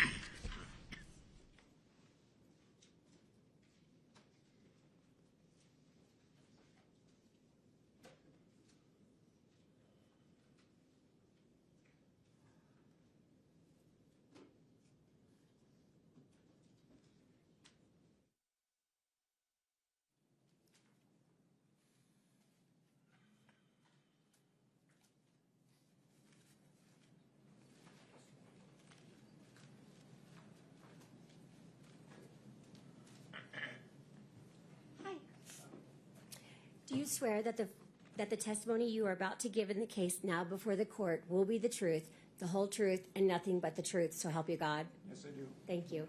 You can have a seat. Good morning, sir. Good morning. How are you? Good. Would you start by stating your full name and spelling it all? Yeah, it's Mark Stephen Harith. Mark with a K. Stephen, P-H-E-N is the way it's spelled. And Harith is H-E-R-A-T-H. Thank you. Hey, Mark. I'm Peter Sorensen. I haven't had a chance to stand up before the jury yet, so I'm introducing myself to them, but also to you. Okay. Why don't we start off by you telling us a little bit about your education. So where'd you go to high school? I went to high school in Bogota, Colombia, a school named Colegio Nueva Granada. And I was there because my dad was a diplomat. And I graduated from there, and then I went to college in Colorado. And you anticipate where I was going. What college in Colorado? Western State College in Gunnison, Colorado. And what degree did you attain from? History, political science. Okay. And then after that, what is kind of your work background? What did you do after college? After college, I worked a couple odd jobs in Denver, and then I put a package in with the Navy and got hired to fly in the Navy. So you're a Navy pilot. I was a Navy pilot for 15 years, yes. Okay, and what aircraft did you fly? I flew the A6 Intruder, which is no longer with us. It was decommissioned. It's an attack airplane, and I flew later on I transitioned to the Guard and flew the F-16. This isn't really relevant, but what was your favorite to fly? I left them both. Are you married? I am. Okay. And where do you live? Well, we bounce around a little bit because obviously I'm here in Salt Lake because I love to ski. Yeah. But we have a summer place up in White Salmon, Washington. We're residents of Washington, and we have a house in Tucson, Arizona. Okay. So you kind of split time between the three places here. Best of three places, yes. There you go. And we're here today because we're talking about a ski collision involving Terry Sanderson on February 26th of 2016. Are you aware of that? Yes, I am. Okay. So let's give a little bit of background. How did you first come to know Terry? I came to know Terry because my brother married Shay, and that was around 2000. I think it was October 2004 they got married, and soon after that I met Terry. And I'd already been coming to Salt Lake, so it was a natural thing that when my brother came to town that I met him that way. Gotcha. So you are Terry Sanderson's, this might get a little confusing, his son-in-law's brother. That's correct. Okay. All right. And so how long have you known Terry? Over 15 years. Okay. And over those 15 years, how did your relationship develop? Well, we started, I met him because my brother and I and one of my sisters used to come skiing. And so then we started actually staying at Terry's because it made sense. And then he was gracious enough to allow me to, because I used to be a storm chaser, to come and stay at his house. So it grew through skiing because we used to ski together as well. Gotcha. So as sort of storms would come in, you have, because of your occupation, you could fly in. That's correct. That's a nice life. How many days roughly in that time period, that 2016, 2015 time period, were you skiing a year? It would depend on the storms and stuff, but I would say somewhere between 25 to 30 days of skiing at that point a year. And how would you rank yourself as far as your ski level goes? Fairly advanced. Okay. And in the times you got to come in and stay with Terry, did your family get to know Terry as well? So my son, who also flies in the Navy, he when he was 12, I brought him here for what I call his powder qualification trip. And that was about the same time that I'd met Terry. So soon after that, we started staying, him and I, at his house. And so Terry knows my son, he knows my daughter, and he knows my wife really well. And what do your son and daughter call Terry? My son calls him Uncle Terry because my son decided to go to the University of Utah, and so he would spend a lot of time with Terry. Gotcha. So he came to know Terry too? Very well. And so is it fair to say that Terry treated you as family? Absolutely. You guys had a loving relationship? Yes. And as far as you know, that feeling was mutual? Yes, it was. Okay. You've already described some of the skiing that you do. I assume, did you go with Terry when he was skiing, or when you went skiing, did you bring Terry with you? So when I knew Terry back before the accident, he had a meetup group that he met with a lot, and it was primarily at Alta, if my recollection serves me. But I'm more of I ski both mountains, so some days I would ski with him, some days I wouldn't. But I've skied with him at Alta, Snowbird, and other places as well. Gotcha. So in that time you've skied with him, did you get a chance to see his skiing level? Yes, I did. And how would you rate that? Advanced to intermediate. Did you ever notice him did you ever see him get in an accident or have any collision or crash? I did not.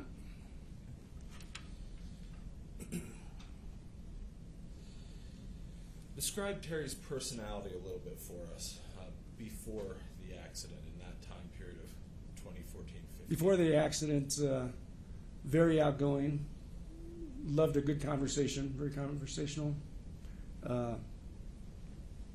Just really enjoyed being around people. So, I mean, he had the meetup group that he did. He'd go out and go dancing. So he's very, very, very active. Go to concerts, stuff like that. Did you ever do any of those events with him or participate in any of those activities? I was too busy skiing. That's fair. So you found him to be intelligent? Absolutely. Intelligent, witty, sharp, always interested in what you were doing and asking questions about what was going on in your life. So he's interested in you? Yes. Were you ever present at his house when he was having any sort of parties or social gatherings? I wouldn't call them parties. Maybe like he's a big basketball fan.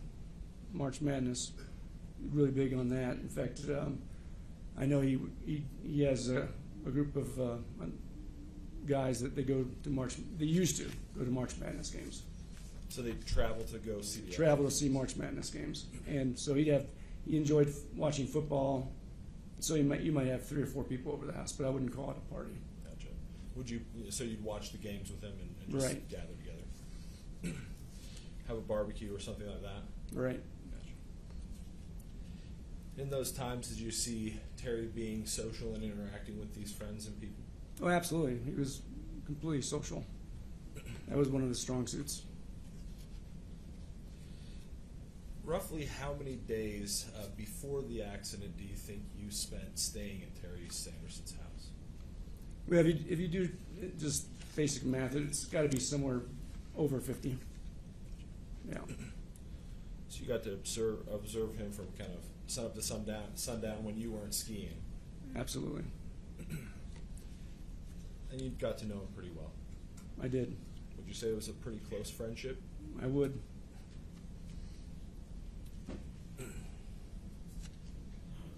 Did you ever worry about Terry when you went skiing with him? I did not. It was clear to me that he had been quite the athlete when he was younger, because he was a very strong skier. Did he ever tell you about any of his younger athletics? He did not. But you saw him to be very capable of anything that the mountain Yes. would throw at him. Yes. And prior to the accident, did you ever see Terry being forgetful? No. When you guys went packing up,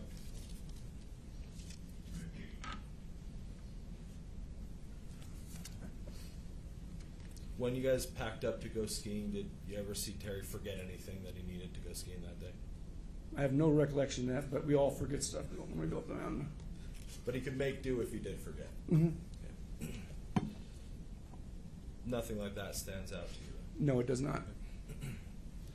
Let me back up just a little bit. You've got, and I mentioned it kind of in passing, but what do you currently do for employment? I currently work for FedEx as a pilot. So you retired from the military and now you're working for That's FedEx. correct.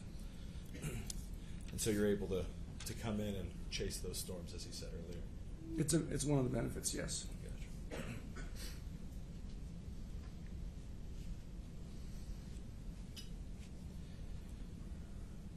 You were not with Terry skiing that day when he was... I was not. Okay. How did you first come to hear about the ski collision? I actually got a call from Terry that evening. He told me he'd been in an accident, didn't give any details at that point, and just was concerned about how he was going to get back from Park City.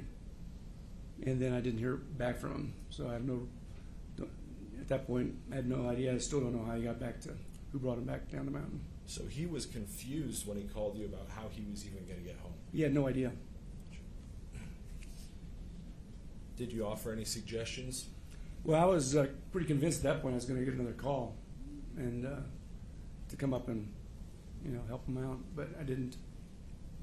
Do you recall him asking you to be at the ready or to be ready to come help him?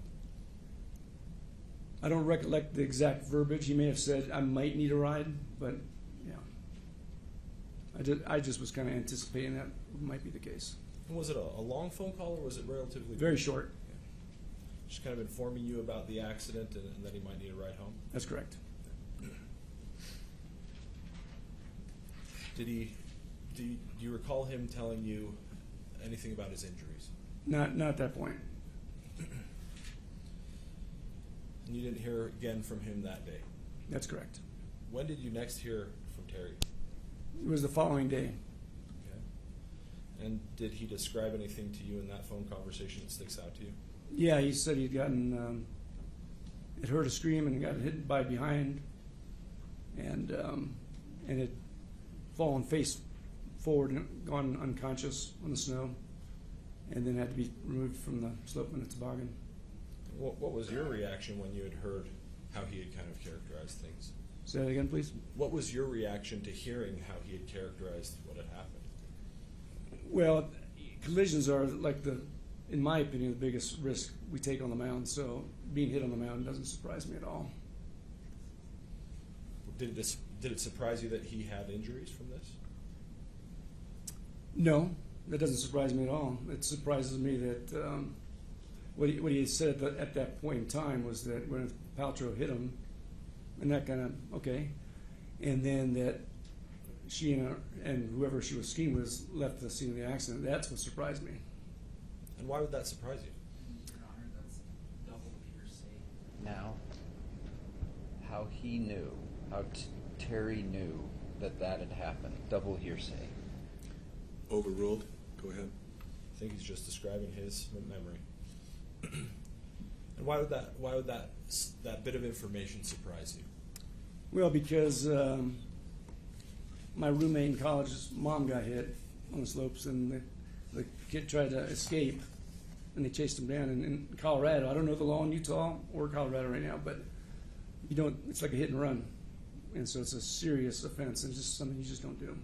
Your Honor, can we approach the bench? Sure.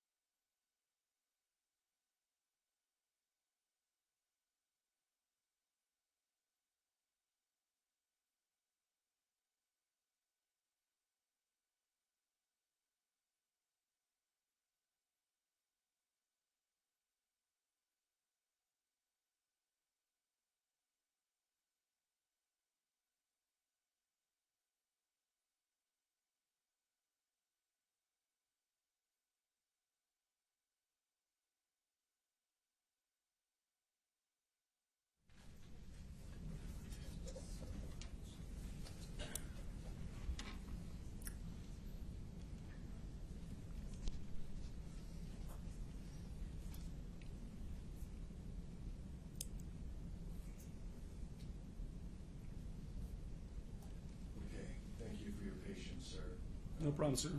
So members of the jury, there's no claim in this lawsuit based on a so-called hit and run.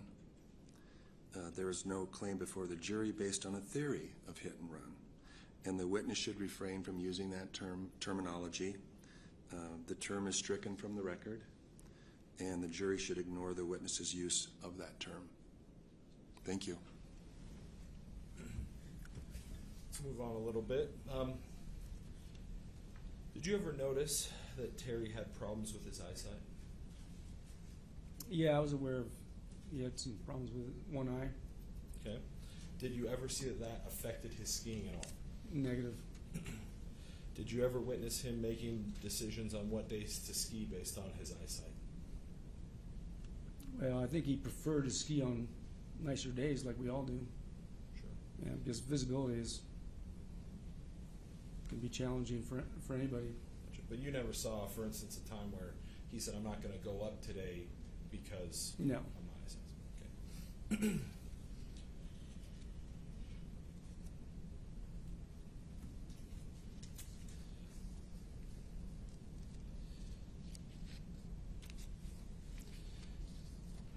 So going back a little bit, when Terry finally did describe what happened to you, or what happened to him, excuse me, to you, did he ever tell you that he lost consciousness? He did. Okay. Did he ever tell you that, and I think you said this already, but that he was taken off the mountain in a toboggan? He did. When he spoke to you a little while after this accident, did he tell you that he was sore, that he was still having pain? Absolutely. Where did he describe that pain, if you recall? Well, he had some broken ribs, so main torso area. Gotcha.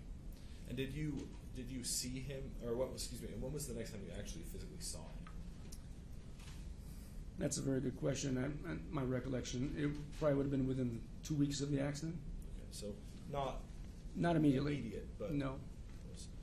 And when you saw him next, did you notice anything physically different about Terry?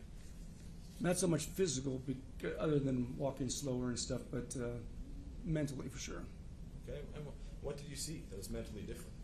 Just slower, trying to digest stuff and conversation and stuff, and decision-making type stuff.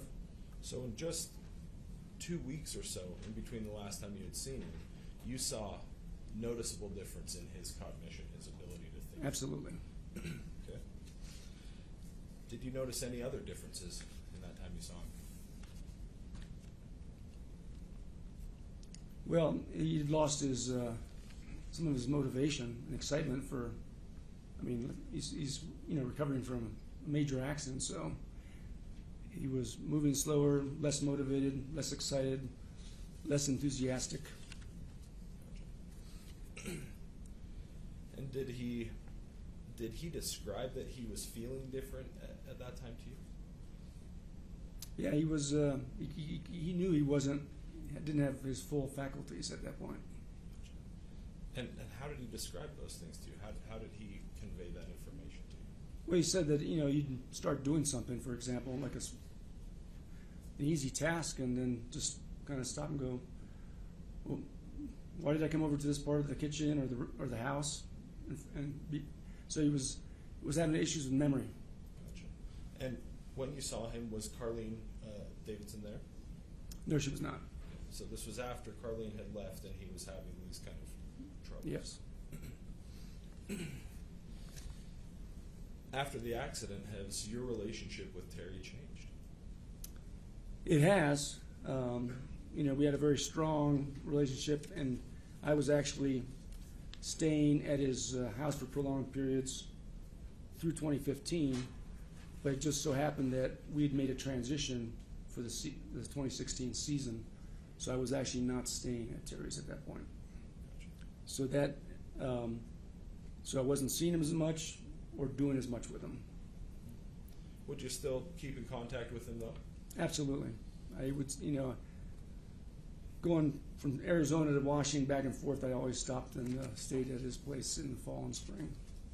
Just to check in and keep the friendship going? Right, and I also go out to dinner with him on a regular basis. And when you checked in the next time, and we're talking now after that 2-week visit that you had seen him. Following that, what changes did you see in Terry?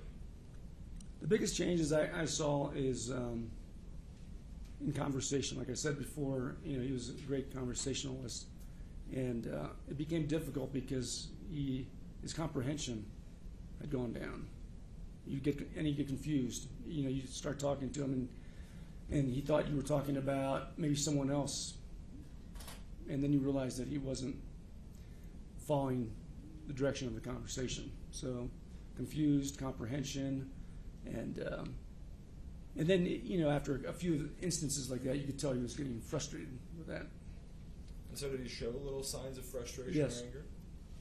And how would that manifest that you saw? You could just see it, on it. He just kind of shake his head, and then try to get back into the conversation. Did you ever witness that he was more depressed? I didn't actually witness that he was more depressed, but I witnessed that it was like a day and night as far as before and after the accident. He wasn't going, to my knowledge, he hasn't skied. I think he tried to go skiing a couple of times, but he hasn't skied really since the accident.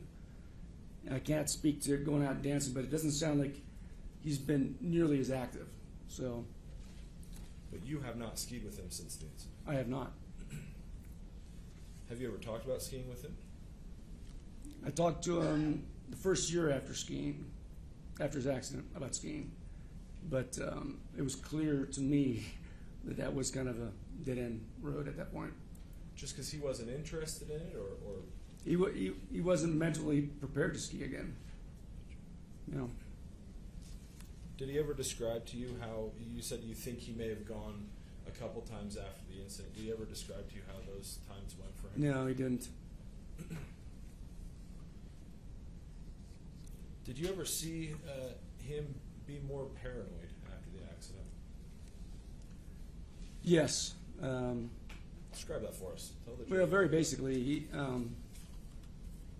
visiting his house, coming through on our trips to the north and back to the south, all of a sudden there were cameras in the house, multiple cameras in the house, and it was clear that he was videotaping both, visual and audio, and it was just, I found it to be unusual and a little disturbing, from my end. Gotcha. So he didn't have those cameras in the house before? No. Did you ever see him be have problems with headaches or dizziness? I didn't witness that. Do you ever say that he was having those problems to you? I can't recollect that he's ever said it to me.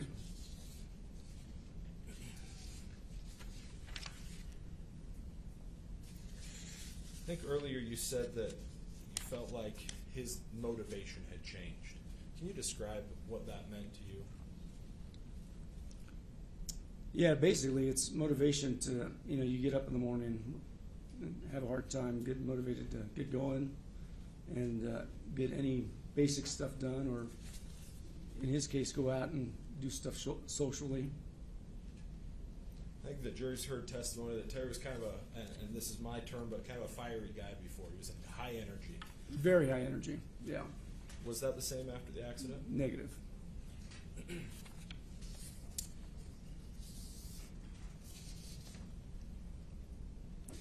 Did you ever hear, and it's been brought up a lot, and it will continue to be brought up, but did you ever hear anything about a GoPro video of this event? No, I did not. Has Terry ever said anything about that to you? He has not. So to your knowledge, there's never been a GoPro video of this event?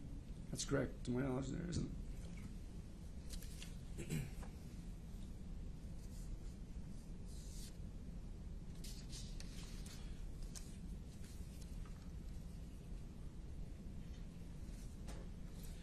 So just to recap, you would say that this ski accident has greatly impacted yours and Terry's relationship. Is that correct? That is correct. How so? It's not enjoyable to be around Terry like it used to be. He just because of the fact that he's confused a lot, and we talked about the paranoia, and he's more anxious around people, and so you can only take Terry in small doses now. So this almost familial relationship you guys had has been forever altered, in your opinion. That's correct. That's all I have for you, Mark. Thank you. The other lawyer, let's see, may have a few questions. The other lawyer may have a few Oh, questions. absolutely. Okay. Mr. Egan? Yes, thanks, Your Honor.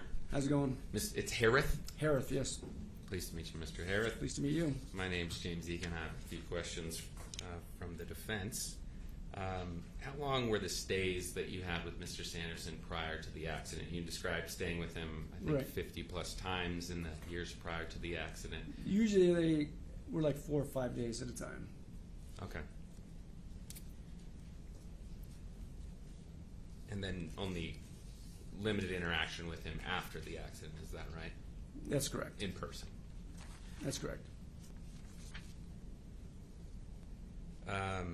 When you described your understanding of the accident as you received it from him, I just want to clarify, was it your understanding that that was his own first-person understanding, or that he had received that from someone else? That was his first-person understanding of the accident. So he didn't tell you, I was told this by somebody else. He did not. This is what happened. You use the word paranoia, which maybe is not a term that can be used technically, perhaps in a medical setting. You described cameras and kind of obsessiveness about people maybe watching him. I'm trying to make a sense of what you mean by Well, paranoia. you know, back to the paranoia, I also used being anxious around people. And so it also came out in the relationships. Okay. When I saw him in relationships after the accident. Okay, so if he denied in medical records after the accident, he denied paranoia, would you be surprised? No. Okay, Not would at you all. dispute that? I wouldn't be surprised at Okay. that at all.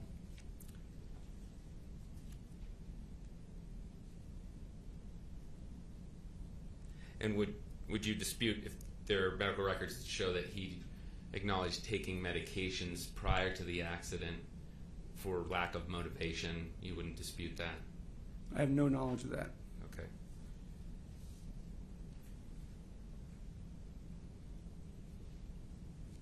And do you have any knowledge of prior history with a stroke-like event that caused the need for MRI scanning of the brain? No, I do not. What about brain imaging findings years before the accident that are consistent with aging? Do you know anything about that? No, I do not. What about cancer diagnosis? I think he had prostate cancer. Okay. Yeah, he did. What about heart palpitations or heart trouble before the accident? Not aware of that.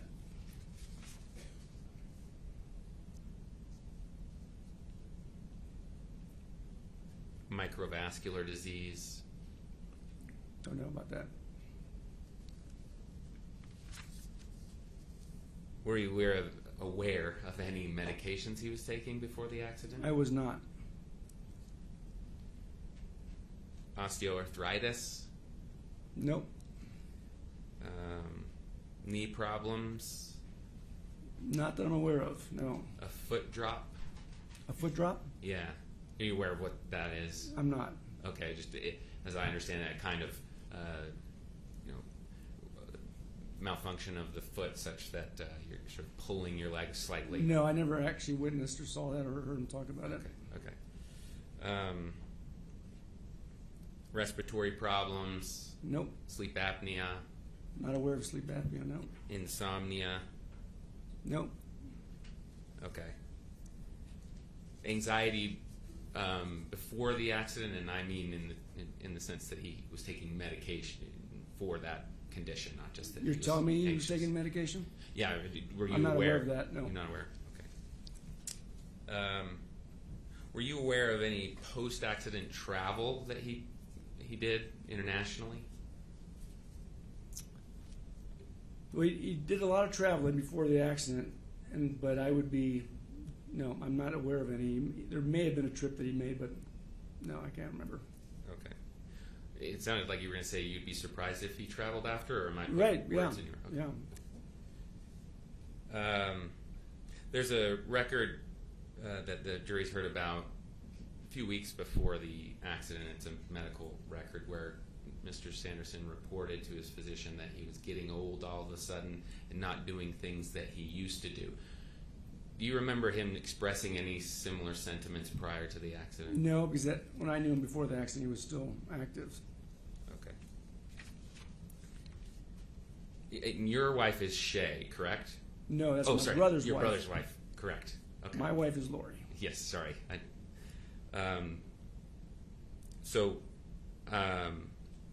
She, I believe, has described your relationship with Mark with Mr. Sanderson as one-sided. One-sided. Have you ever heard that? I have not heard that. In which way was it going, supposedly?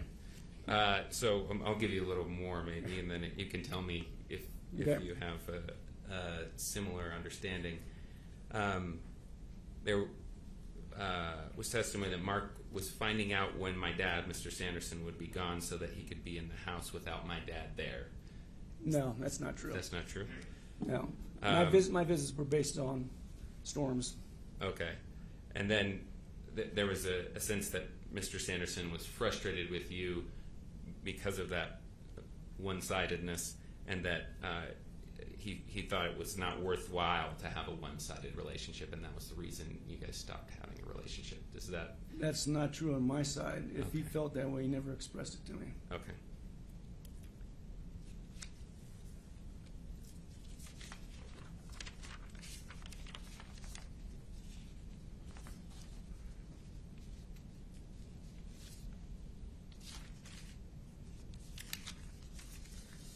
I think you said that you went to the home, Mr. Sanderson, after the accident, maybe 2 weeks following. Is that correct? Well, I think we met up for dinner.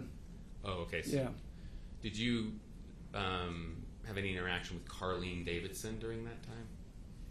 I had interaction with Carlene, but I couldn't say it was after the accident. Okay. For certain. So Mr. Sanderson didn't talk about who was caring for him in those weeks just after the accident? I don't recollect that aspect of it, no.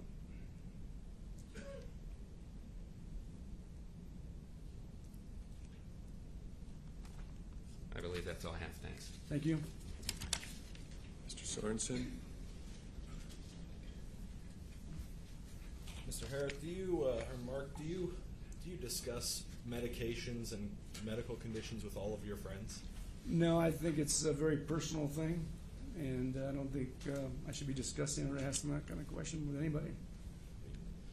Do you ever read your friends' medical records? I do not. Okay.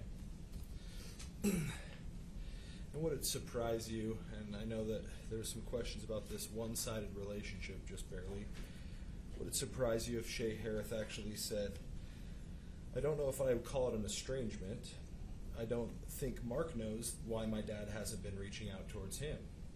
My dad would be civil to Mark, I believe, so it wasn't like a horrible thing that happened between them, as far as I know.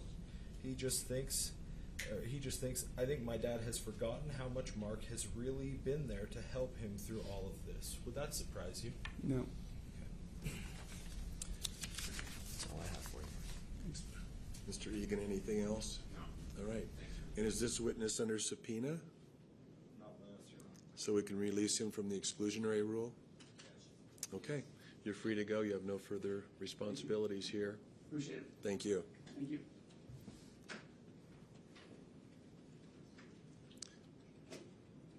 Plaintiff may call their next witness. Call Shay Harris.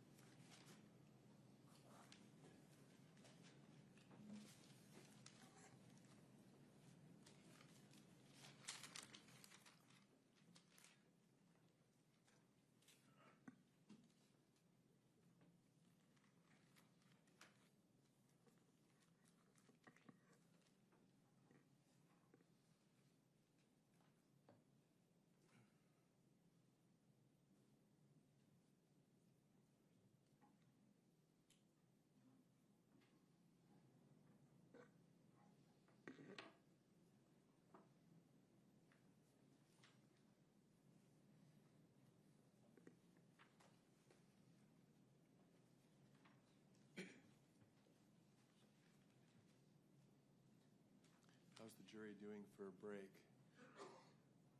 Why don't we take a short break? Or did the jury say they wanted a break? Okay, we'll take a short break then, and then we'll proceed to lunch after, or we'll stay in the courtroom until lunchtime after that. All rise for the jury.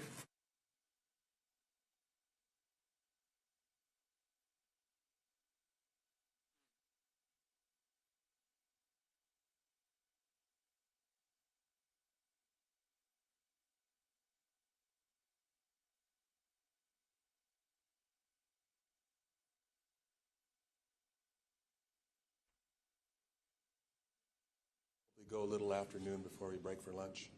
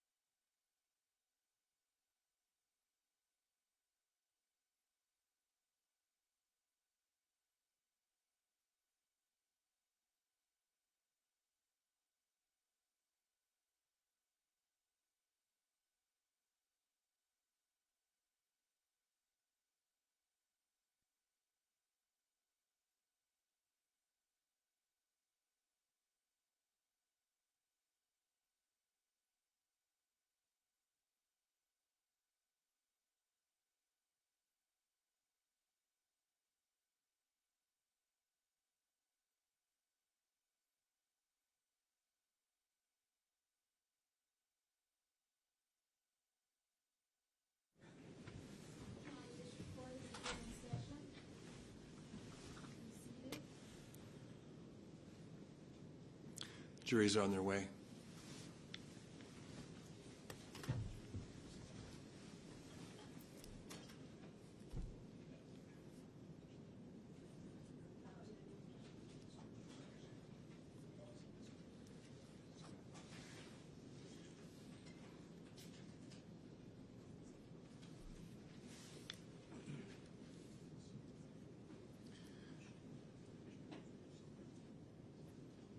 Don't you plan on breaking around 1:15 for lunch?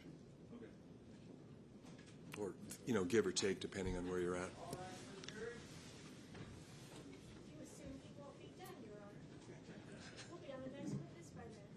True.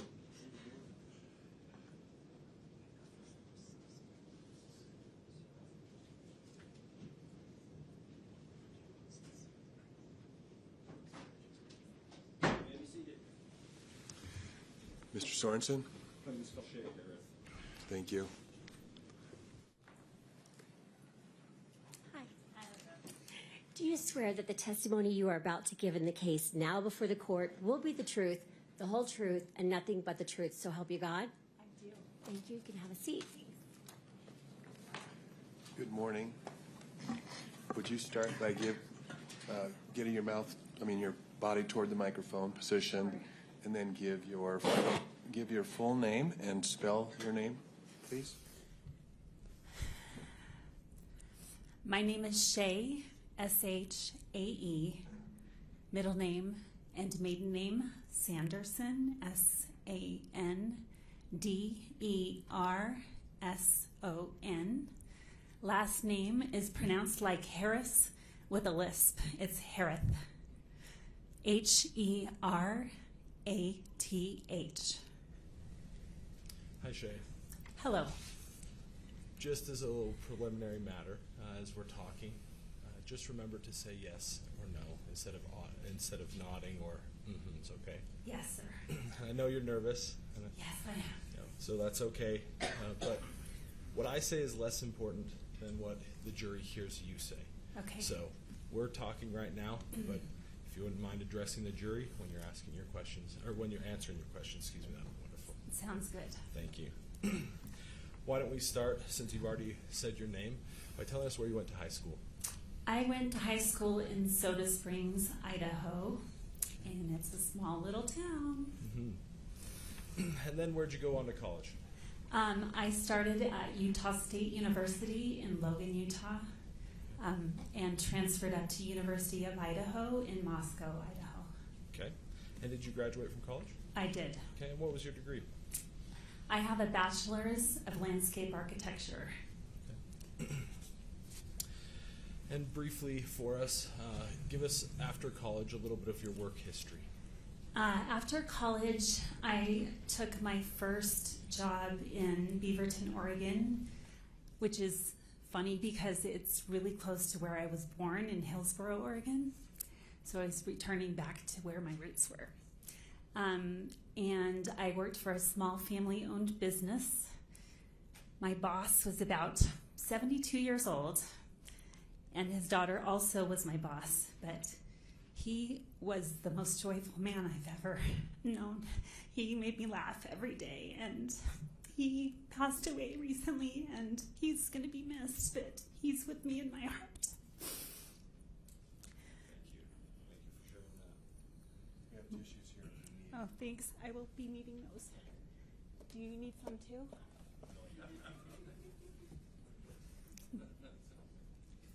You are one of Terry Sanders' daughters, aren't you? I am. Okay, so give us the birth order if you wouldn't mind. Yes, I am the eldest of 3 girls, and my middle sister, Polly, has testified already. She's 3 years younger than I am, and I call her my baby sister, but she's not a baby.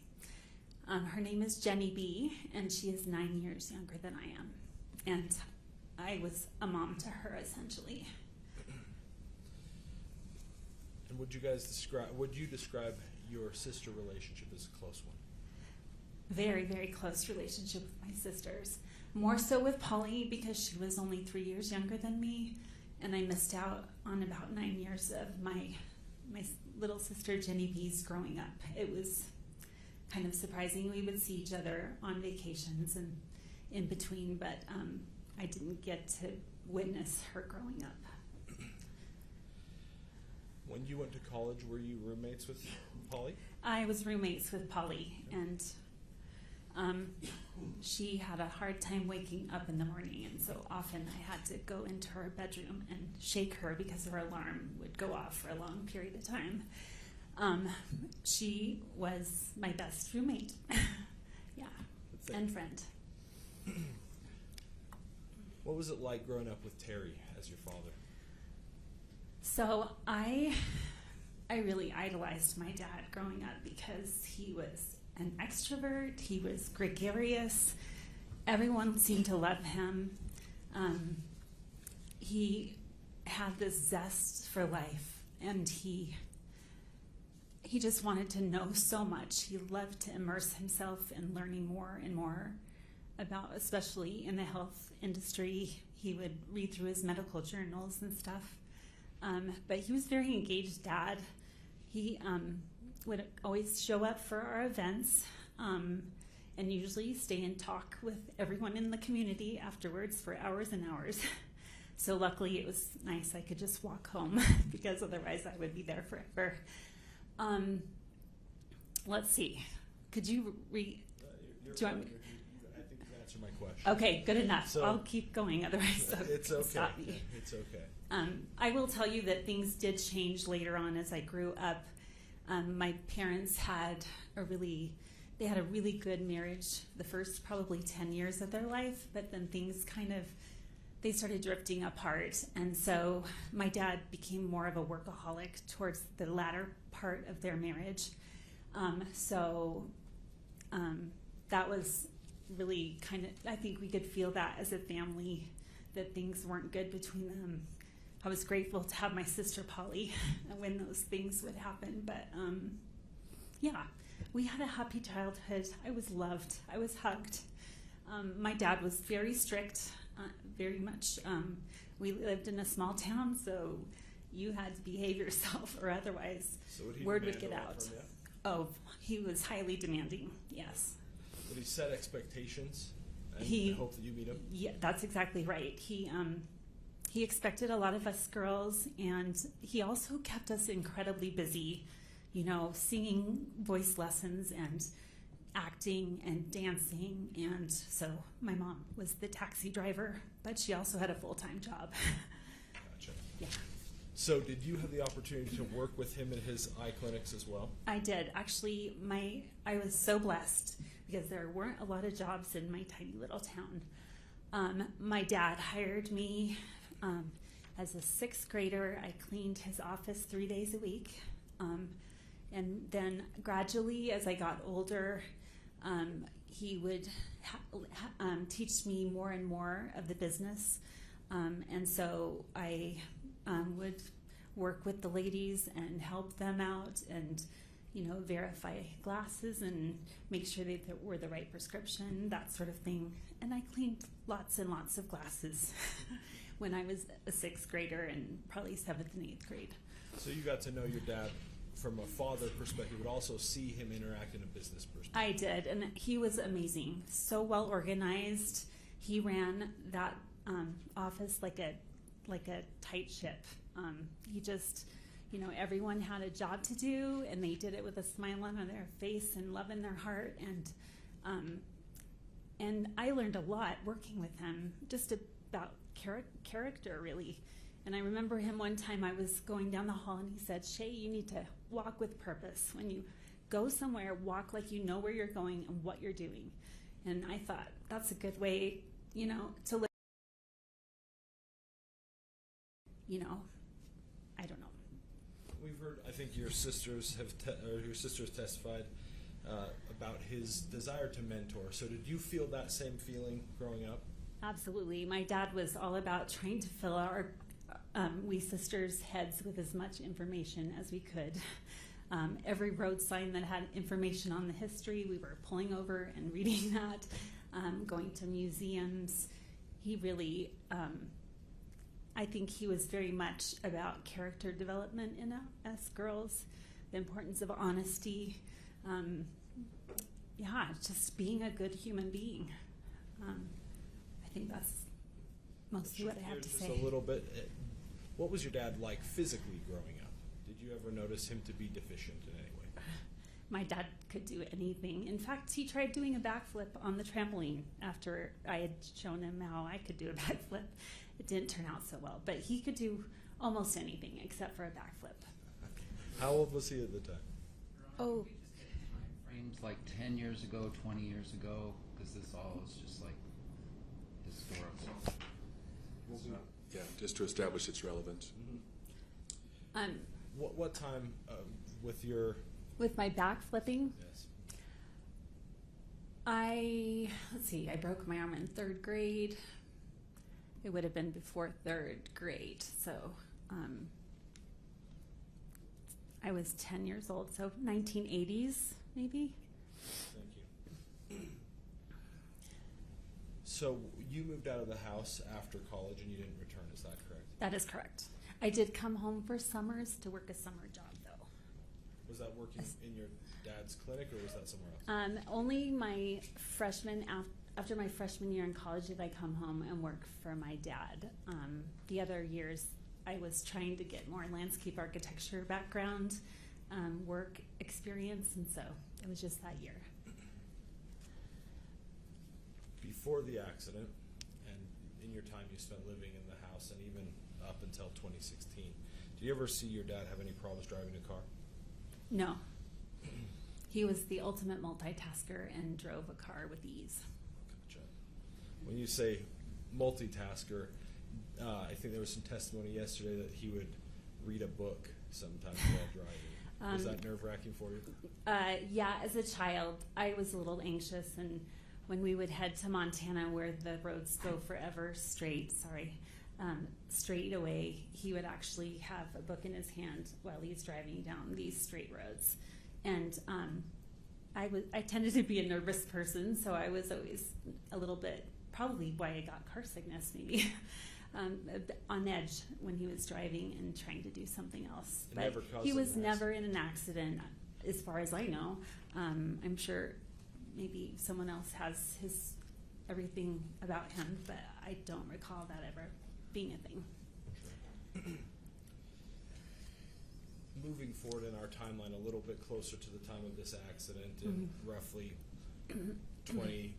2009 to the time of the accident, are you aware of any of your father's chronic medical conditions? I recently found an email.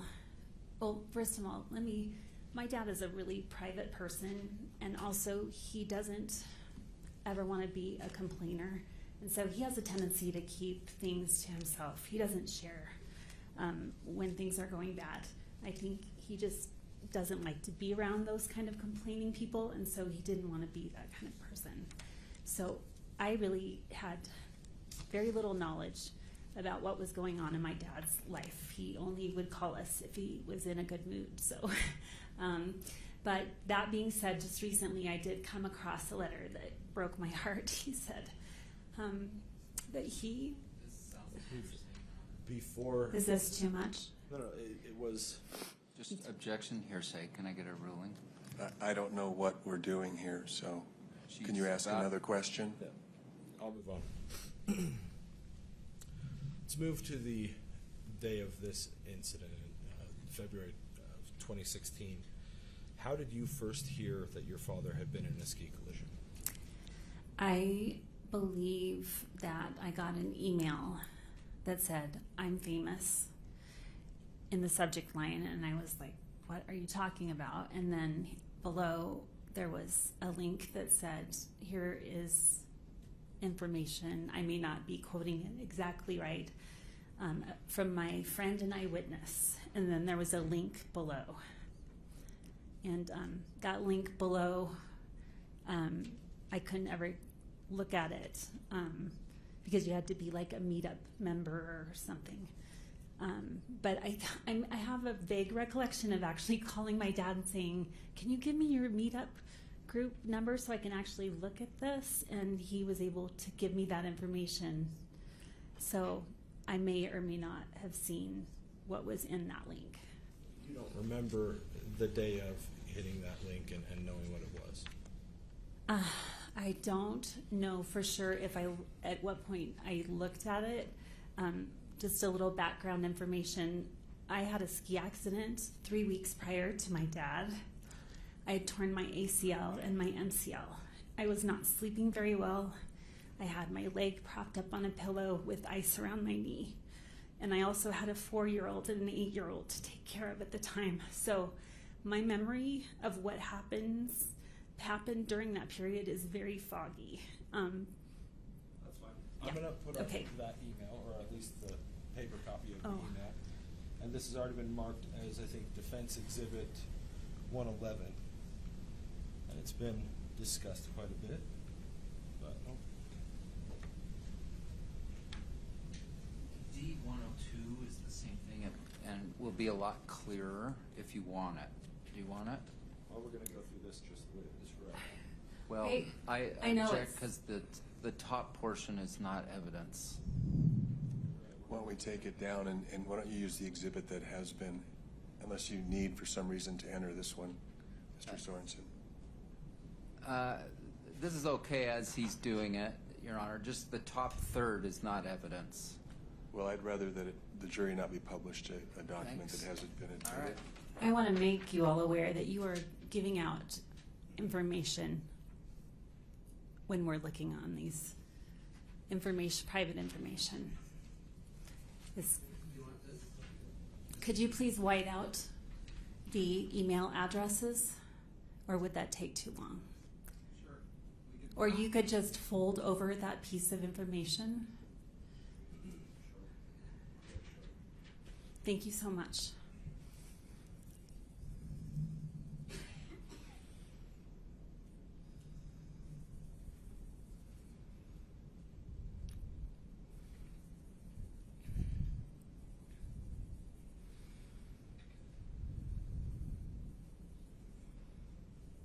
I'm sorry, jury.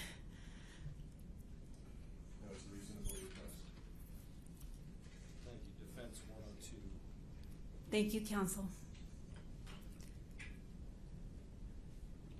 We've discussed this quite a bit, and we will continue to.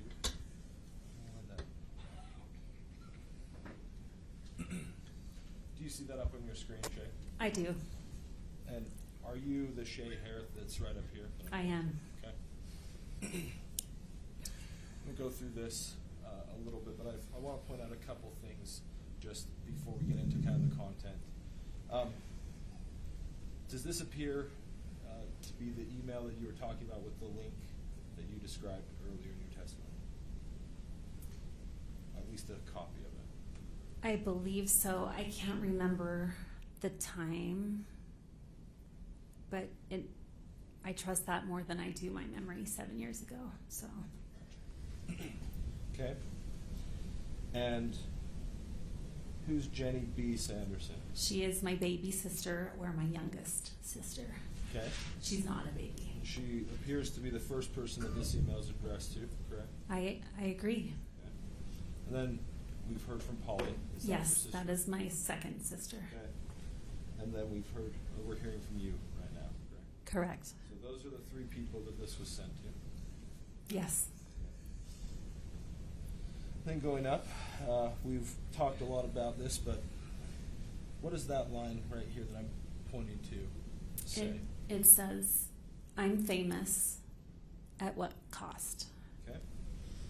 And do you recall, because there's a difference here between "I am famous" here and "I am famous at what cost," who wrote that "at what cost"? I added the "at what cost" Okay.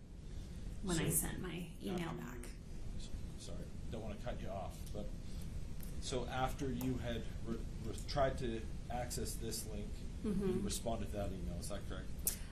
I don't know at what point I don't know at what point I was able to access, or if I even did see what was here. It seemed like I would follow through to try to see what, because this is important information, but I don't know when that happened. Okay.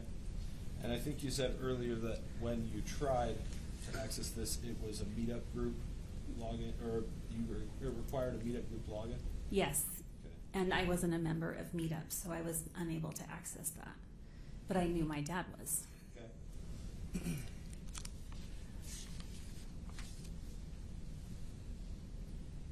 I want to talk because it's going to be brought up quite a bit. Mm-hmm. Will you go ahead and read what your note says here for the jury? Dad, I cannot believe how unlucky and how crazy this all is. I also can't believe this is all on GoPro. What are the chances? I am so glad you're okay. How are you feeling this evening? Love, Shay. Okay. Now, Shay, this is an important answer, but with that, after being sent that link, how did any reference to a GoPro video come up that you responded in the way that you did? So we did this in an opposite order. My apologies, 7 years is a long time for my brain.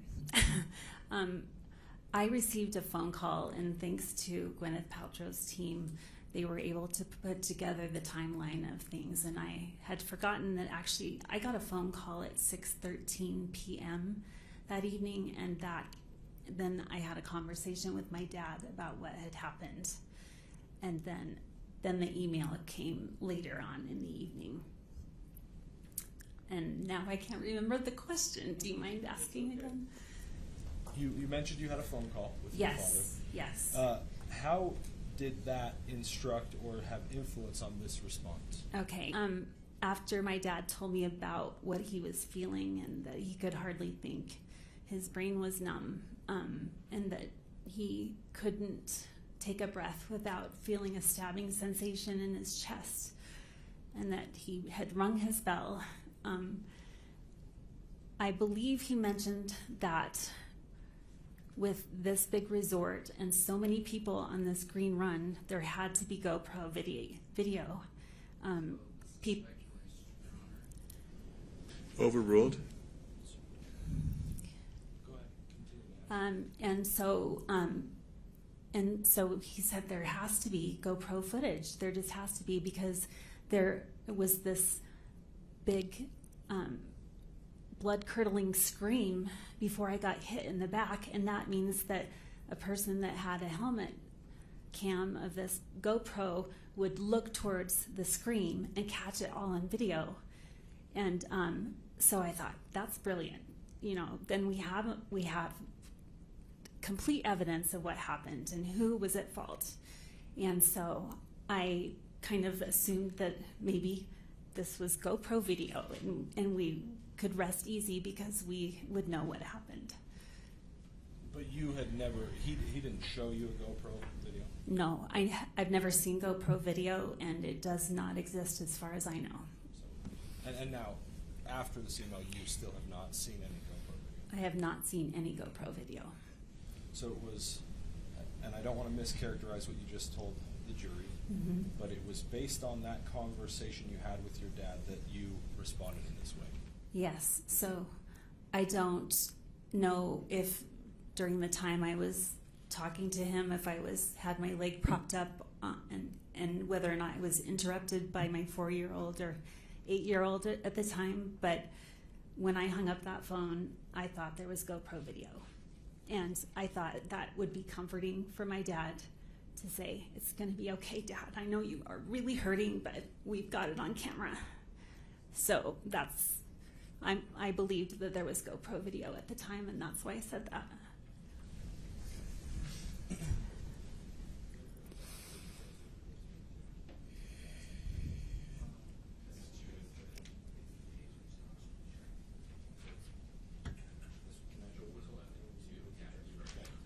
All right. I want to clear this before we go. Lawrence, I've left my water bottle next to you. Could you please grab it for me? The reason that I've laid them on top of each other here is going to be important for the jury.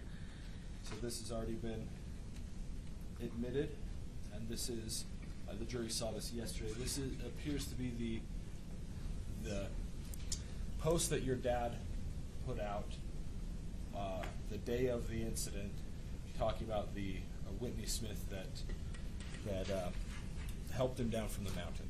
Have you ever seen this? And this is Defense 111, page 2. I recognize this woman's smile, and I do remember he had an awful day, but this woman came to his rescue. She was his angel and taking care of him, finally, after a long time of being ignored on the mountain. Oh, Your Honor, move to strike. That's Sustained. hearsay. Sustained. Response is stricken, and the jury should disregard the last part of the comment. Sorry. Do you recall seeing this post? I do. I do remember reading that at some point. And the reason I've laid these out and gone kind of old school here with paper instead of the digitals we've been showing is for an important reason. Now, I'm going to zoom in here, down below on this pre-admitted exhibit, and I want you to look at, if we can get it to zoom in a little bit.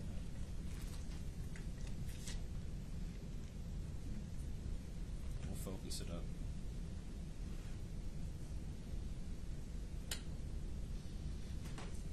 Okay. Do you see below that comments what appears to be some sort of a link? Are you asking me? Yes, I see the link at the bottom and then the photos too. And that appears to be from Meetup, the website your dad was posting on. Is that Yes. correct? Do you see these numbers here? Yes. Okay. You see photos and then slash and some numbers. Yes. Okay. Now, I want you to look at this. I want you to look and see and tell me. I mean, it's a lot of numbers, but do the photos at the numbers at the end of that exhibit with this exhibit here? Do these numbers correlate or match any of these numbers down here? I'll give you a minute to look at it. Okay.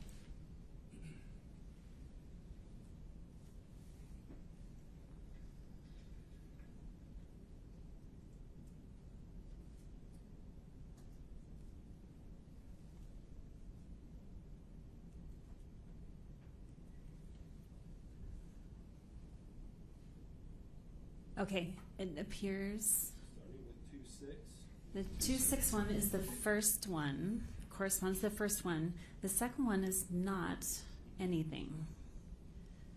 And then this. And the last one matches up with the exception of the last digit, which is a 2 instead of a 0. Okay. They're close. Is that correct? They're very close. Okay. One's right on, the other is close.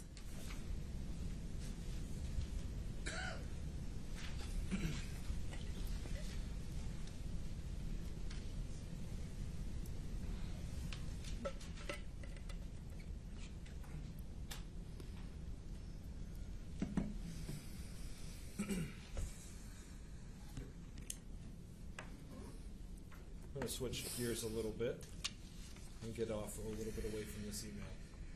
You've given your explanation for why you wrote about a GoPro video. Is that correct?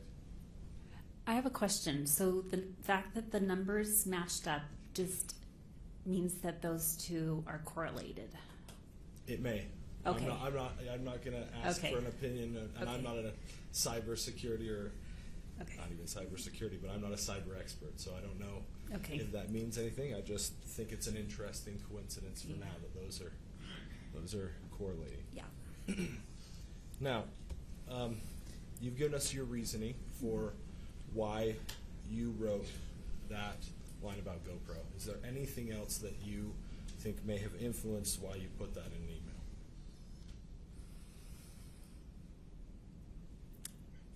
I think I've already said, I think I just wanted my dad to have peace of mind that there was video footage out there that was going to show what happened. But you didn't know that there was or was not. I did not know that. And also, let me just state to the jury that my dad had had a traumatic brain injury when he sent out that email, which is why. You didn't know that at the time. Foundation, what's that? Your Honor. Sustained. We do need to wait for a question before we address the jury. So thank you. Gosh, I'm so sorry. The evidence that my dad had a brain injury at the time. Yes, the comment will be stricken. and the jury's to disregard. Let's stay on the facts. Thank you for the counsel. After the accident, you have maintained contact with your father, correct? I have. All right. Have you noticed any big changes in your dad? My dad has quite a few personality issues. Obviously, the injury to his brain has caused significant damage, enough to cause his personality to change. And what have you? Medical opinion. Move to strike. Overruled as to a lay opinion under Rule 701. What have you seen as far as your dad's personality traits that have changed? My dad is very insecure. He doesn't show it, but he doesn't trust his brain anymore.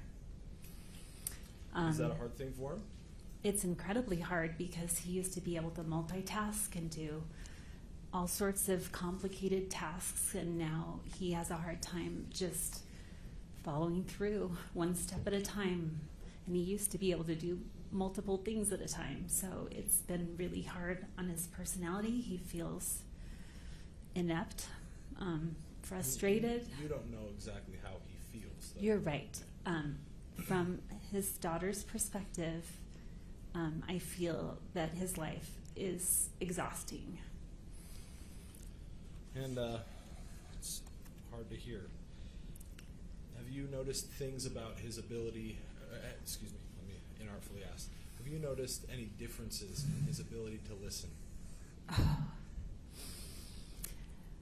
My dad used to be a really good listener, but since the accident, his brain has to work so hard at what he's going to say next that his ears just shut down, and he's goes inside. He's internal, and he may be standing in front of you, but he is not. He's not there. He's gone inside, coming up with the argument or the next thing he's going to say, and so his listening abilities have really been hampered by this brain injury. Now, you told, in your deposition, you told us a story about the van door. Would you please share that story with the jury? Okay. First thing, my van door from the time I bought it, it was a brand new van at the time, but it always has a problem. I own a Honda Odyssey, and if you know them, the doors don't swing open like this. They actually go parallel with the body of the car. And so... Can I just get a foundation for what time frame we're talking about? She did say after this incident. When did you buy the car? My daughter was born in 2012. So this happened after 2012. This happened when my oldest was 11, so it's been about 6 years ago. So this was after the... This was after the accident, yeah. Thank you. So this van door, because children sometimes ride in it, has an optical sensor that will back the door up. The door will not close automatically, mechanically, if it senses there is something in the way, and that's to prevent a kid's arm or something getting caught in the door. But my van door has had a problem with it thinking that there's something there when there isn't. And there's a really easy fix. You just go to the driver's side, and there's a manual toggle on the dashboard where you turn off the electronics part and you can manually shut the door. Okay, that should be enough background information. My dad and I have picked up my daughters from school, and we're going to the dance shop to get some ballet shoes for my daughter, Tia, who is about 11 years old. And that means her sister is roughly six years old.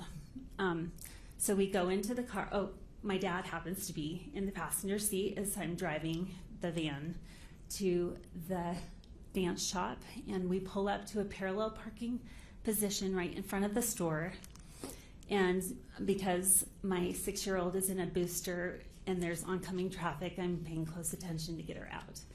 That's not important. What's important is that as we came out, I noticed that the van door on the opposite side So on the curbside had been left open. No one had shut the door, and it's downtown Spokane, so I was a little concerned that we had been robbed or something, but I took a look and everything was where it was supposed to be.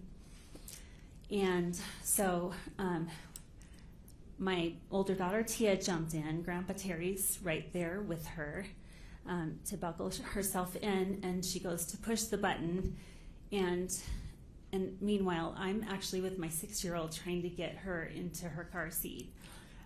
So she pushes the button and it does this funky thing, which is it backs off and refuses to close. Well, Tia's known that there's an easy fix for this. You just have to hit the button. And my dad's like, oh, I can do it. I didn't know exactly what was going on at the time. I could see through and I could hear a heated argument and anger and frustration. And my little daughter is like trying to explain to Grandpa Terry, no, my mom can fix this. And my dad's like, I know what to do. I can get it done myself. I'm the adult here. You're just a little kid. You don't know anything. And he was really laying it down hard on her. I was, anyway, what happened is with all this commotion going on, I figure out what the problem is. And I look over at my dad as he is with all of his might, like a football player trying to push one of those heavy padded things, pushing that door closed, and it is like barely moving. He finally gets it to about 2 inches closed, and I was like, oh, and I switched it to manual, so he was able to close it. And he's like, see, I told you I could do it. And he was just belittling my Tia, my oldest daughter, and just going, you know, I know what to do. I'm the adult here, and just being so awful to her.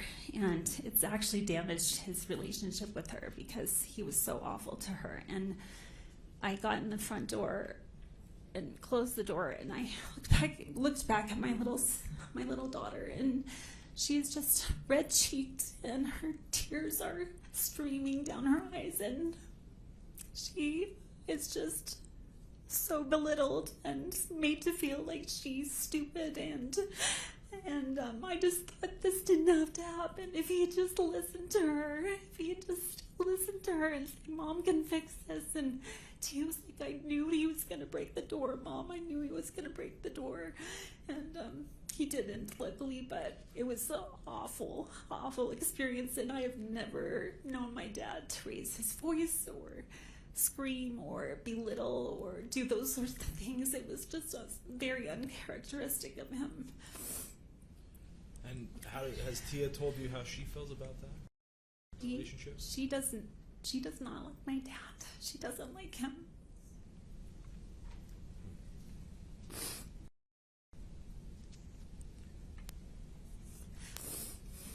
Have you noticed any other times where you've seen your dad since the 2016? Have you seen any other times where your dad's raised his voice in anger like he was against his granddaughter? That was actually the worst. I mean, and I will say that my dad and I see eye to eye a lot, so there's not been a lot for us to argue or fight about. So I know my sister Polly alluded to an interaction that she witnessed with my baby sister Jenny, my youngest sister Jenny, in which he got right in her face and said F you, like screamed F you at her, which again, he doesn't talk like that, and he doesn't raise his voice and scream. That was not the old Terry that I knew as a dad. You had never seen that growing up with him? No, not at all. He was so patient.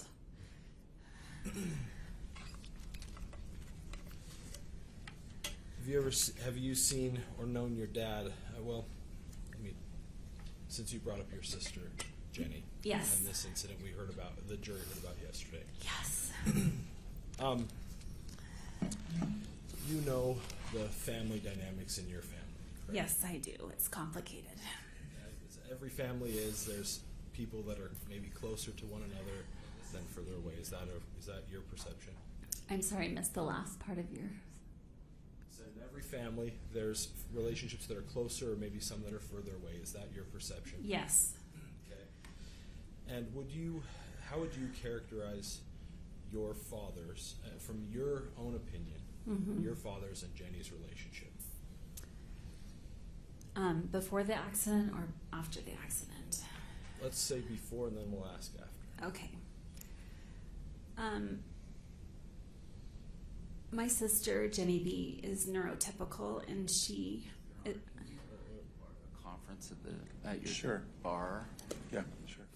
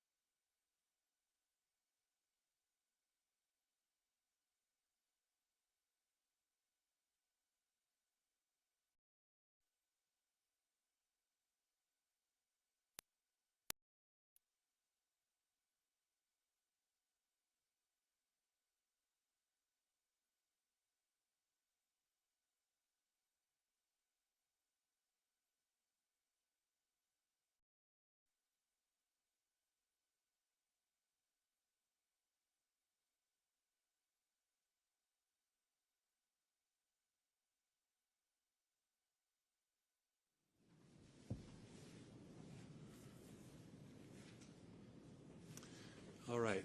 This appears to be a good time to take our lunch recess, so we will do that at this time, returning at 1:30.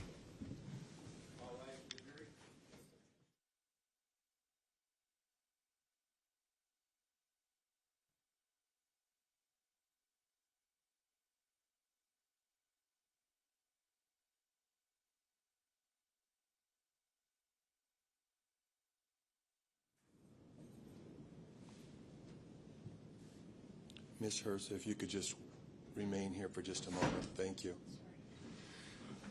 All right, so Ms. Hurst, there's a lot of medical experts in this case, Okay, and you're not one of them. it's true. And so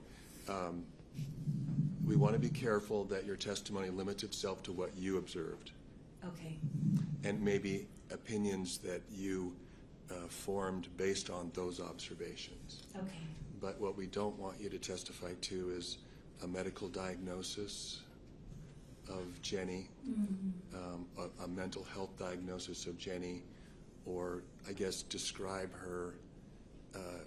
what you've seen with her in terms of a medical diagnosis or medical terminology. Does that make sense? We don't want that last one. Is that what you just said, Your Honor? I think I'm a little Yes, confused. we do not want you to be explaining what you've observed with Jenny in terms of a mental health diagnosis. Like a person with this mental health diagnosis is, I see Jenny doing these things that are like a person with this mental diagnosis. Okay. But rather, just what did you see? Oh, what do you notice about her? Okay. Well, what have you observed? And what, and you're certainly, Is the word, was the key word that you didn't want to hear was the neurodiversity? I think that probably triggered the concern. Because that's more of a medical terminology? I'm not sure. Okay. It doesn't sound like an everyday observation, though. You're right. Okay, I understand. I mean, I could see you translating. I mean, if you made an observation about Jenny, and you're using that term to describe that observation, I could see you translating that into everyday words. Okay, as to what you saw and what you observed. Okay. But in terms of using a medical sounding name, I guess, or label, Okay. That's what we need you to avoid. Okay. Is council okay with that instruction? Yes, and I just want to make one other statement that's separate from this. Just a minute, Ben. I don't want to conflate the two. Are you okay with that instruction to the witness? Yes. Okay. Your Honor, Mr. we're Owens? making copies. My staff has advised me that somehow with the help of I'm not even going to misspeak, except someone has accessed that link that we've been trying to get. Well, right. I'm going to hand out copies. Why don't we do this in chambers? And if you need to put something on the record, we can do that after that. Sure, and I'm not even prepared to. I've just been advised that that link has been accessed. Not a GoPro link, but the actual link. It's just that this witness is under the exclusionary rule, and I'd rather not discuss it in front of this witness. Fair enough. Should we meet at, when do you want to meet? 1:15, would that be enough time? Sure, in chambers? Yeah, let's start in chambers. And if you could make me a copy. Yeah, we're making some copies. I just got handed it. Okay, Thanks. thank you.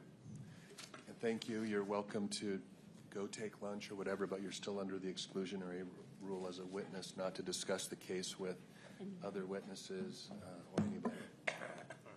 Thank you. Thank you so much.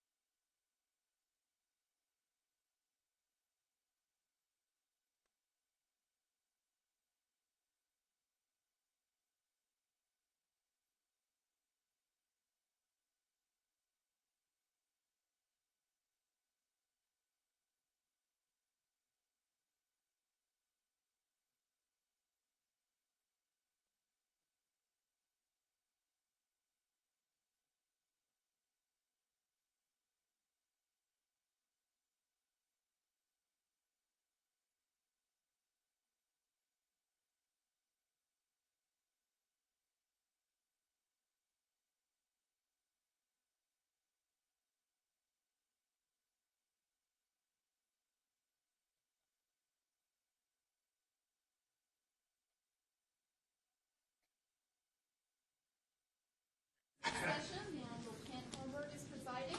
Be seated. Yes, Ms. Harris, you can come take your seat. The jury's on their way. What? Make a quick comment. This applies to both sides. Sometimes someone's running to the bathroom like Steve Owens. I don't think we should start without him or start without me. It may just be a 30-second delay, but I just hate to come running in and the jury's over. Each time that I do start without all the lawyers here, I'm getting an okay from the tables. Like it's okay to begin. So I guess let your table know. Don't start without me. Okay. If you have to leave. Your Honor, what am I allowed to use the restroom? Absolutely. Yeah. At any time. Yeah, just turn to me and do that. Sure. Let them know.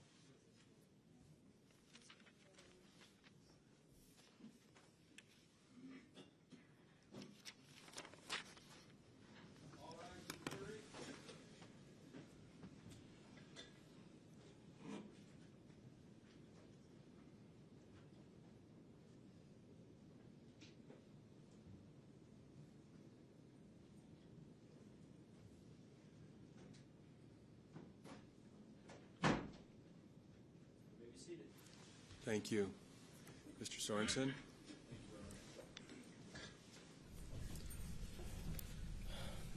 Shay, before we broke for lunch, we were talking a little bit about your family, about some of the relationships. Do you remember that questioning? I forget the question now, but I remember we were talking about family. Just to bring us all back, kind of what we were talking about. Have you ever observed, and I'm not going to ask you for any sort of medical opinion or any expert opinion, I just want you to tell us what you have personally observed in your family and the family dynamics between your father and Jenny.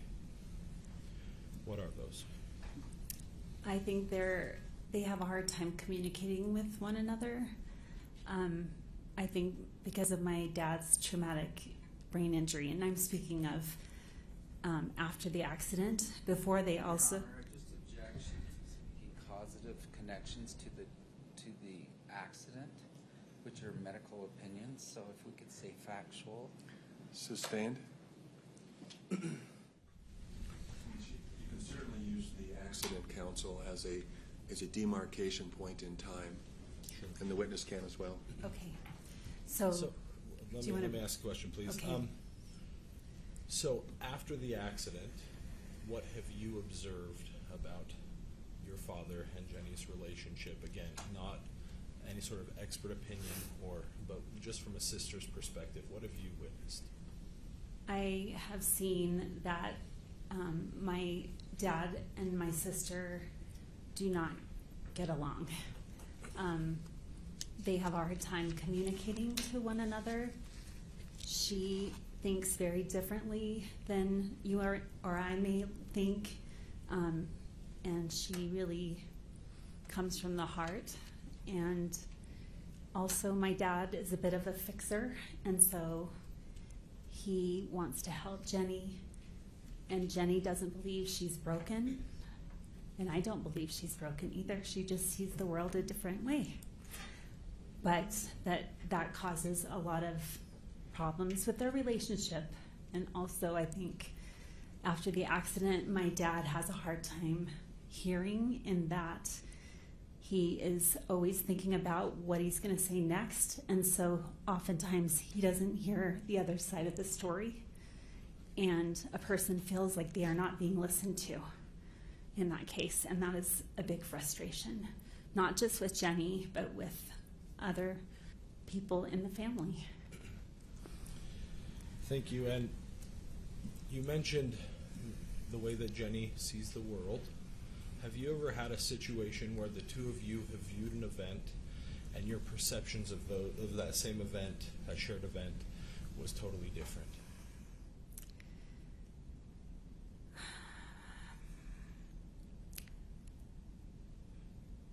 There was a time when the three sisters got together for a little gathering at my mom's house when my mom wasn't there. Your Honor, can we just clarify pre-accident or post-accident in the time frame? Let's see. This is a good question. I don't have a clear recollection, counsel, on what it's probably around the time of the accident, but we're talking about my sister Jenny and not my dad. This story doesn't involve my dad whatsoever at this rememory I have.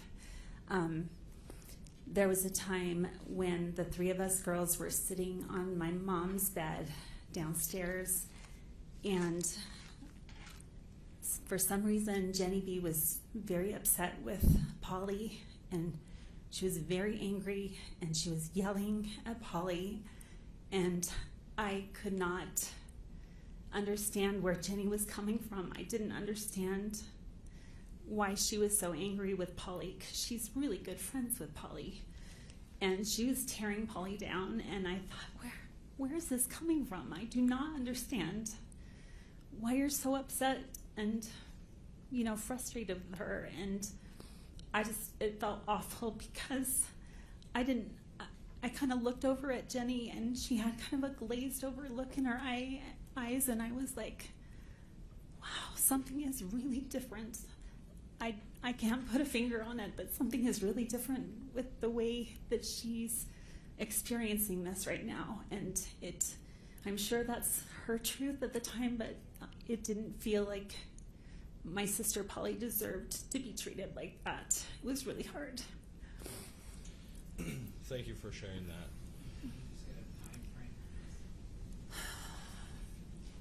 that. Can I phone a friend? No. Not right now. I think we can do that on cross-examination. She already said it was around the time of the incident. I'm going to move on a little bit. Okay. Last little bit of questioning here for you. You mentioned that your father was very organized before he ran clinics, and you watched what he did while he was running those clinics. Yes, I did. Comparing that time before the accident to how he is now today in his multitasking, how have you seen differences? Huge amounts of differences. There is no way he could ever run an office right now under his current situation. There's just too many moving balls, and he has a hard time just getting from point A to point B. He tends to get distracted, and I think his thoughts are like a pinball machine, being from one end to the other, and there's no rhyme or reason for it, so he would never be able to do that. I think he's incredibly knowledgeable, but he's not able to complete a task from the beginning to end. He gets distracted. I don't know how he survives, actually. So. And before her testimony yesterday, have you and Polly ever discussed the changes in your father that you both have observed after the accident? Let me make sure I understand your question. You're wondering if Polly and I have ever talked about things that we've the differences that we've seen in my dad before and after. Yes, is that correct? Yeah, okay, I just want to make sure I understood.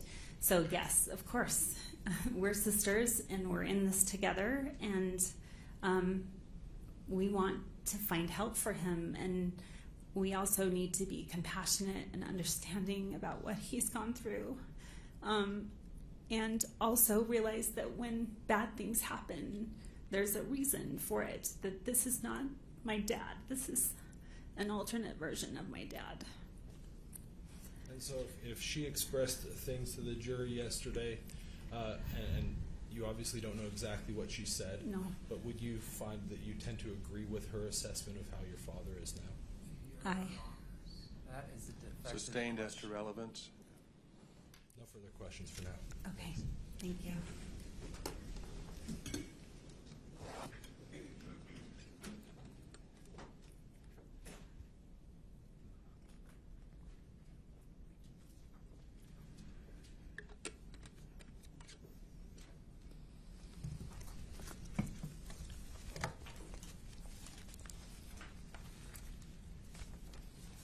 We're going to take a minute to get set up. Is that okay?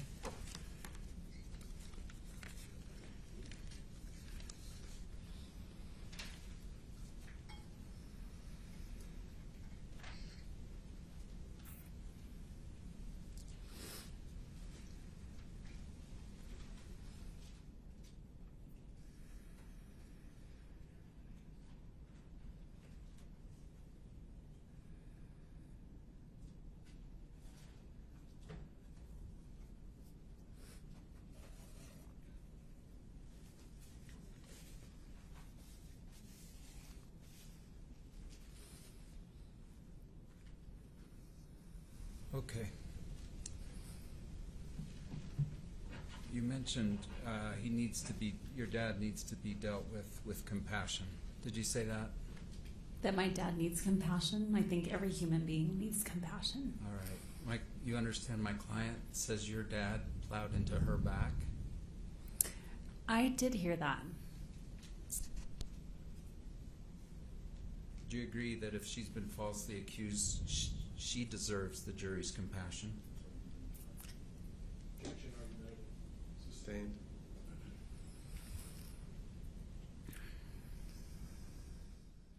Help me out. Are you saying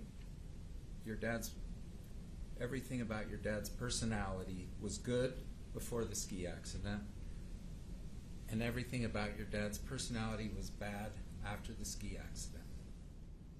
Yes or no?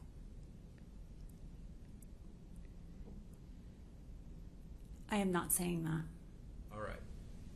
So let's slice that in half now. There were problems with your dad's mental health prior to the ski collision. Do you agree? I don't know that. All right. There were defects in his personality prior to the ski collision. Do you agree? I do not know that. All right. So I am trying to sort of reconcile these answers. So I hear you saying you're not saying your dad's personality, everything about him, was perfect before. True? Could you restate that question? It was confusing. It is confusing. Sorry.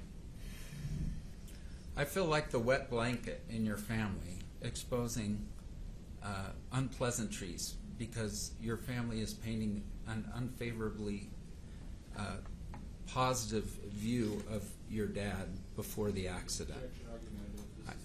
That's the preface. Overruled. Do you understand why I would do that? I'm not you, and I can't be in your mind and in your situation, so I don't know your perspective. Do you agree though if we're saying the ski accident utterly changed his life? You're saying that, aren't you? Utterly changed his life. Are you saying that? Yes or no? I can't answer that. All right. Is it fair in your mind, at least, to look at your dad before versus after the ski accident? Like in terms of... That's not a question, I'm sorry. Is it fair? Like on anger, on emotions, on relationships, on all these things you've been saying are different. Do you agree that we ought to at least look at how things were right before the ski collision and then talk about what they are now? That's a portion of the time, yes. Okay. So I'm trying to do that in my next hour or two. I'm just letting you know.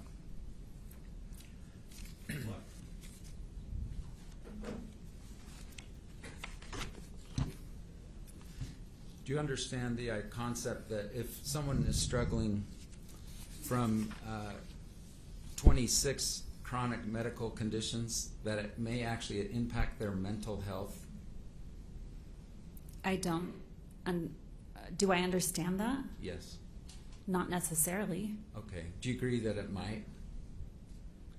It depends. I mean, this person gets a hangnail a lot. And That's also, not a I don't have his medical records. I don't know anything about his medical records unless he's shared them with me, which he is a very private man. This is a tough spot for you to be in. Do you agree this is unpleasant for you? It's not the first place I would choose to be right now. I mean, you love your dad. You want him to stand by him and support him. Is that fair? I do. Even still, when you heard that he was demanding $3 million, you were shocked by that number. Do you agree? Those are your words, not mine. They are your words in your deposition. Do you recall this? Shocked. I was shocked. If my deposition said it, then it must have been said. Did you say it? Did you read your deposition in preparation for today? I have. I have not committed it to memory. Do you remember? Do you remember a lot of questions about that you thought it was like, seemed like way too much money? Those were not my words. All right. Well, we'll get Not, I mean, if you want to pull that up, those words in my deposition, I would defer to you and to the deposition. Your Honor, I want to pull up Defense 111, page 44. That's a received exhibit, right? I don't know. I don't recall. Page what? It's Exhibit 111, page 44. Has that been received?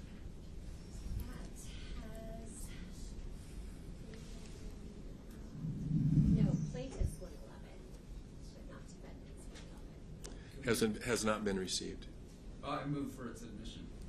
Any objection? Can you see what it is for just so you know? It's the family coat of arms. Very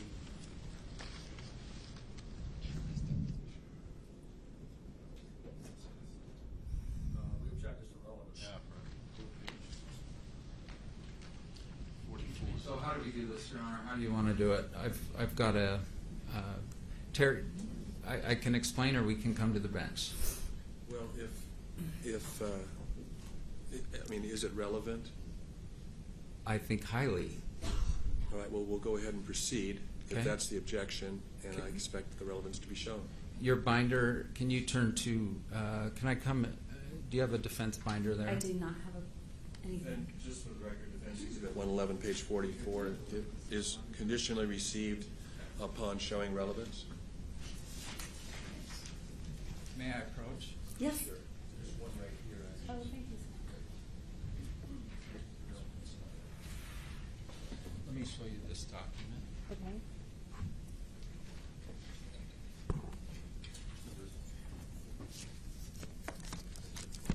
Have you seen this document before? Do you recognize it?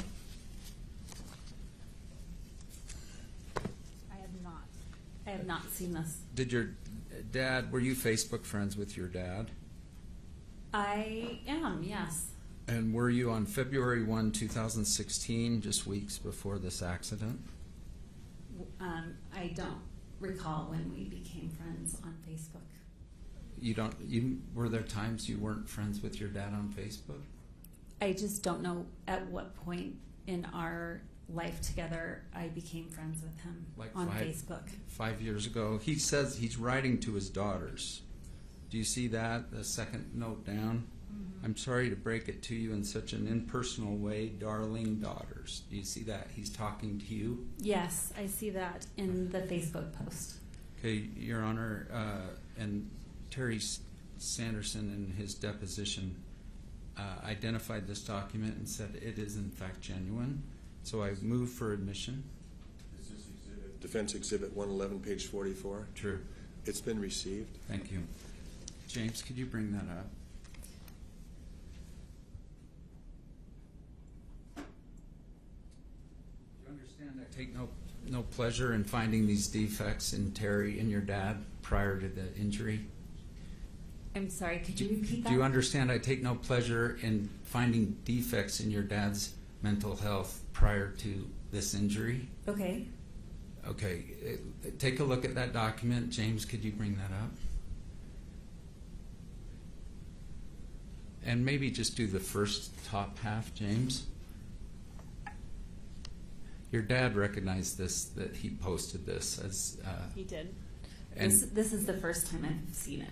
All right. That I can remember. And that's a straight jacket. And does that sound like your dad's sense of humor? Poking fun at himself, I suppose. And mental health, like that he's in a straight jacket. Does that sound like your dad's humor? My dad has different kinds of humor. All right. Let's I don't know that it really does fit him. And then he did a little note to the daughters here. Mm-hmm. Terry Sanderson, I'm sorry to break it to you in such an impersonal way, darling daughters. Do you believe you received that? I don't recall ever seeing this post. I was a busy mom of a 4 and an 8-year-old, and I did not really check into Facebook a whole lot. All right. We can take it down. So,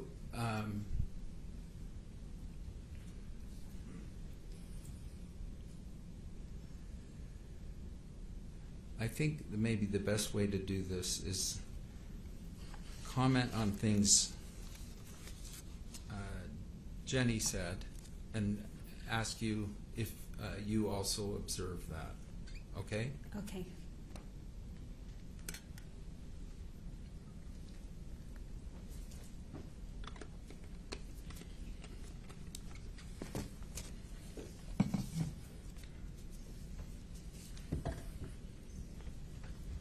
He seeks attention. This are all before the accident. Do you agree that your dad was a seeker of attention before this accident? He liked attention.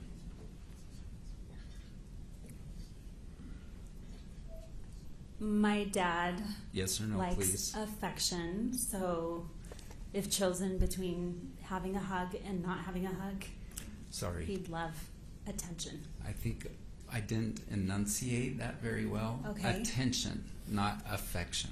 Okay. So Oh. he seeks attention. He likes attention. Do you agree or disagree? And then I'm going to move on regardless of what you say. Okay. Sometimes.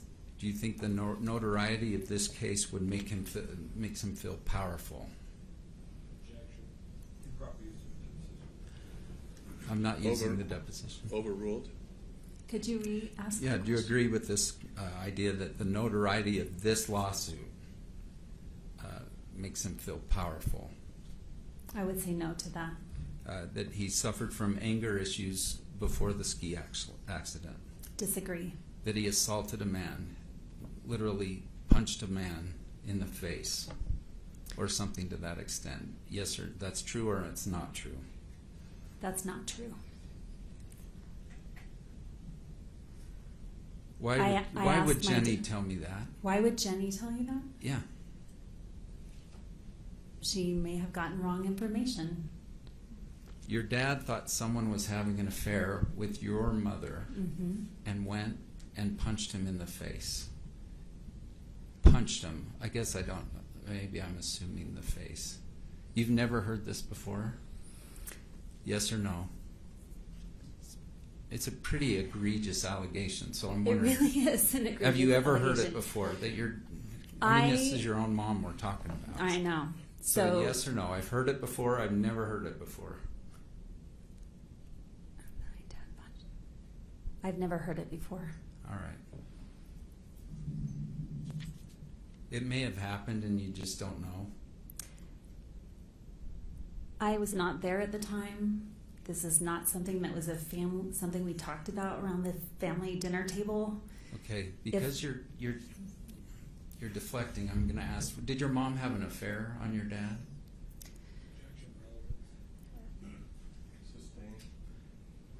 Well, I'm trying to plant the foundation here of I don't know if my The objection was sustained. okay.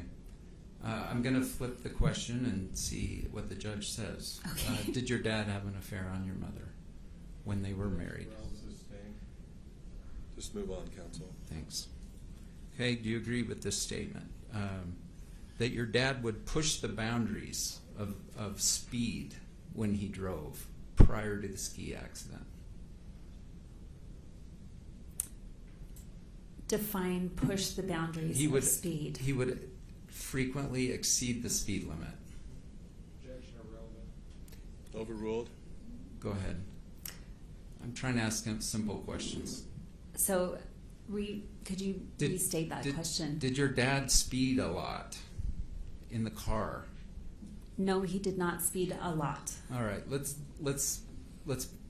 this will help me too. When did you leave home? At what age? I left for college at age 18. All right, and you moved out of state, or was that in the same state? I moved to Utah, so out of state, from Idaho to Utah. And how many years was Jenny at home with your parents after you left? That's a great question. My sister was 9 when I left, and so she was there from age 9 to 18. All right. And were you close to her during those 9 years? I was closer to Polly, but from age 0 to 9, I really treated her like she was my own human baby. So yes, I was close during those first 9 years. The last 9, though. Oh, From when 9 I to went 18, away to college? I'm wondering if you were close to Jenny during that time. I would say our connection diminished because of my distance and only seeing her during vacations. And that's when your parents' marriage, again, I take no pleasure in this, but you have sounds like the first half of your parents' marriage was pretty good, and the second half was pretty bad. Is that fair? I would agree. We had good days and bad days, but that's a good generalization. All right, and Jenny was there during the bad part, and you were not. That I think it would be harder to be in Jenny's shoes than my own. So my question, just to be clear, is Jenny was there during those hard years, and you were not. True?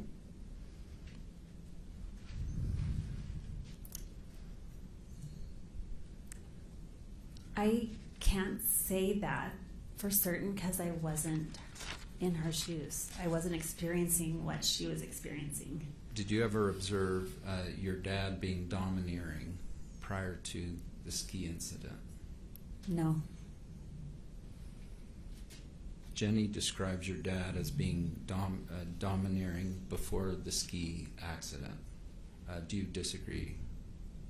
That was her truth.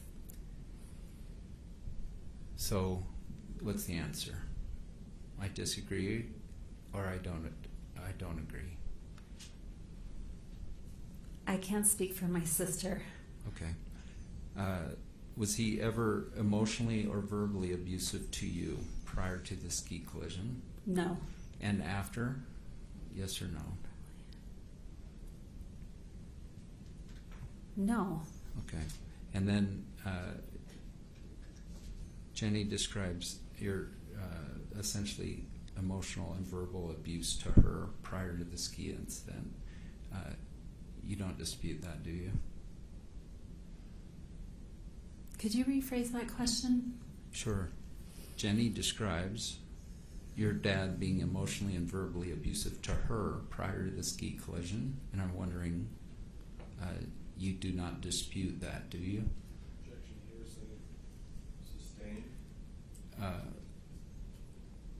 If you have information that would tell me that's false, I want to hear it. I guess I'm not following your question. I'm really sorry. I'm going to say a statement, and you tell me, I know that's true. I don't. My staff is telling me Jenny never used the word punch. She used assaulted. So I'm going to put that on the record. Thank you for the clarification. If I asked you the same questions about assault versus punch, would your answers be the same? I can't recall the question right now because I'm currently answering this question in front of me. So, thank you. Do you believe your dad was hyper-focused on success prior to the ski collision?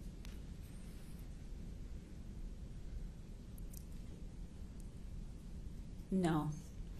Okay. Do you believe that he was controlling of Jenny in an unhealthy way? No.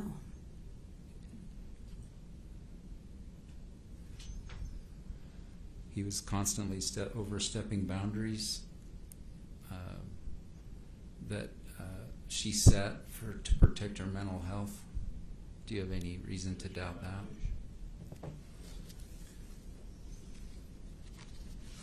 Go ahead. Oh.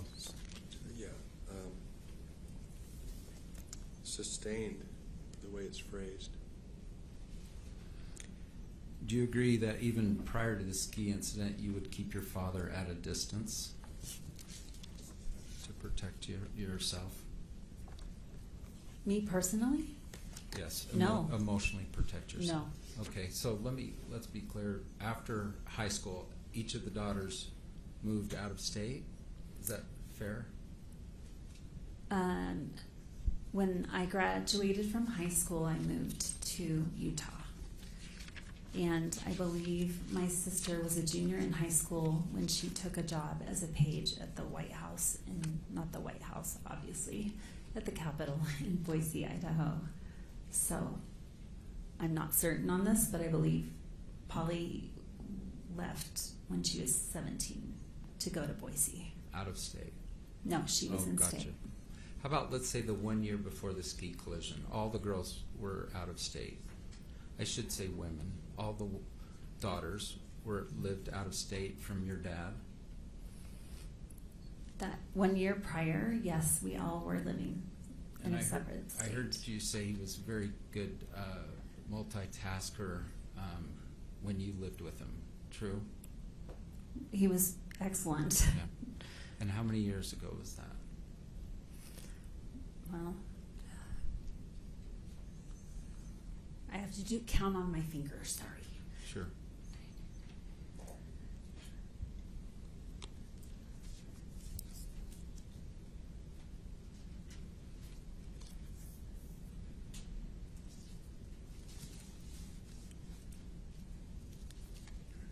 $30.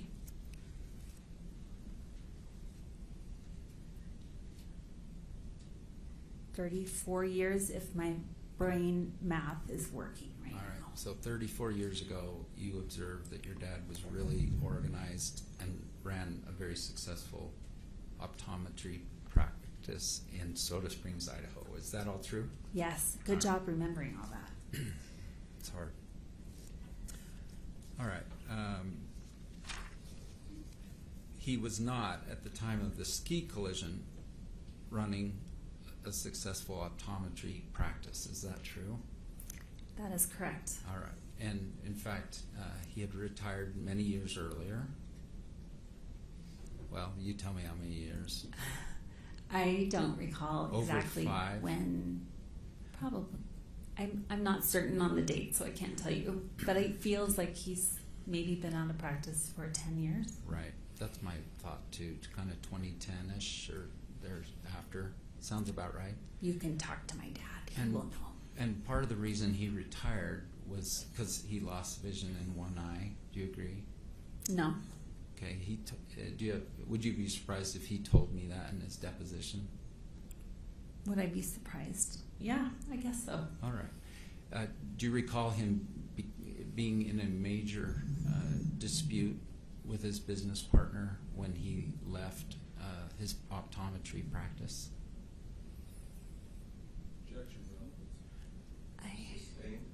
Okay, Your Honor, I'll try again. Are you aware? One thing you've said is that your dad's relationships with others have worsened since the ski collision. Is that true? For the most part, yes. So I'm going back and asking about some of his relationships prior to the ski collision. Mm-hmm. You with me? I'm following. So do you recall he was in a dispute with one of his business partners at the time he left Soda Springs, Idaho? I didn't know specifics. I just knew that things did not go as planned and as promised. So I didn't ask for specifics. How about generally? He was in the...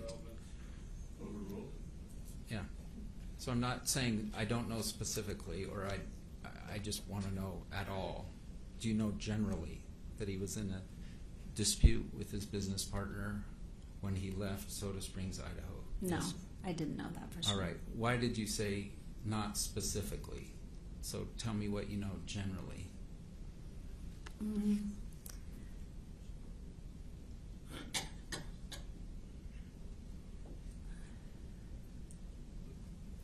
I don't know enough about what was happening to make any sort of judgment. Tell me what you know. That my... Overruled? So I need to answer? Yes. Okay. So could you restate that question? I don't know if I can. I said, what do you know? What do you know about a business dispute with your dad? I didn't know it was a business dispute. I knew my dad was having troubles with Mr. Brown, and I didn't know much more than that. Do you recall he actually wrote a letter to the editor in the Soda Springs, Idaho newspaper? Do you recall anything in that regard? No, I did not. Overruled?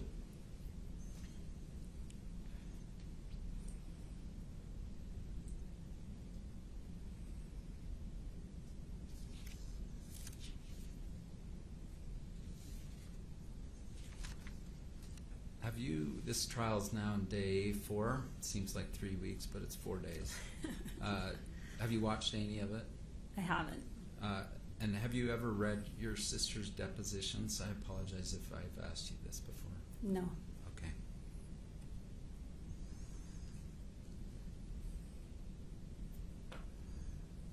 Are you staying with your dad literally like last night, tonight?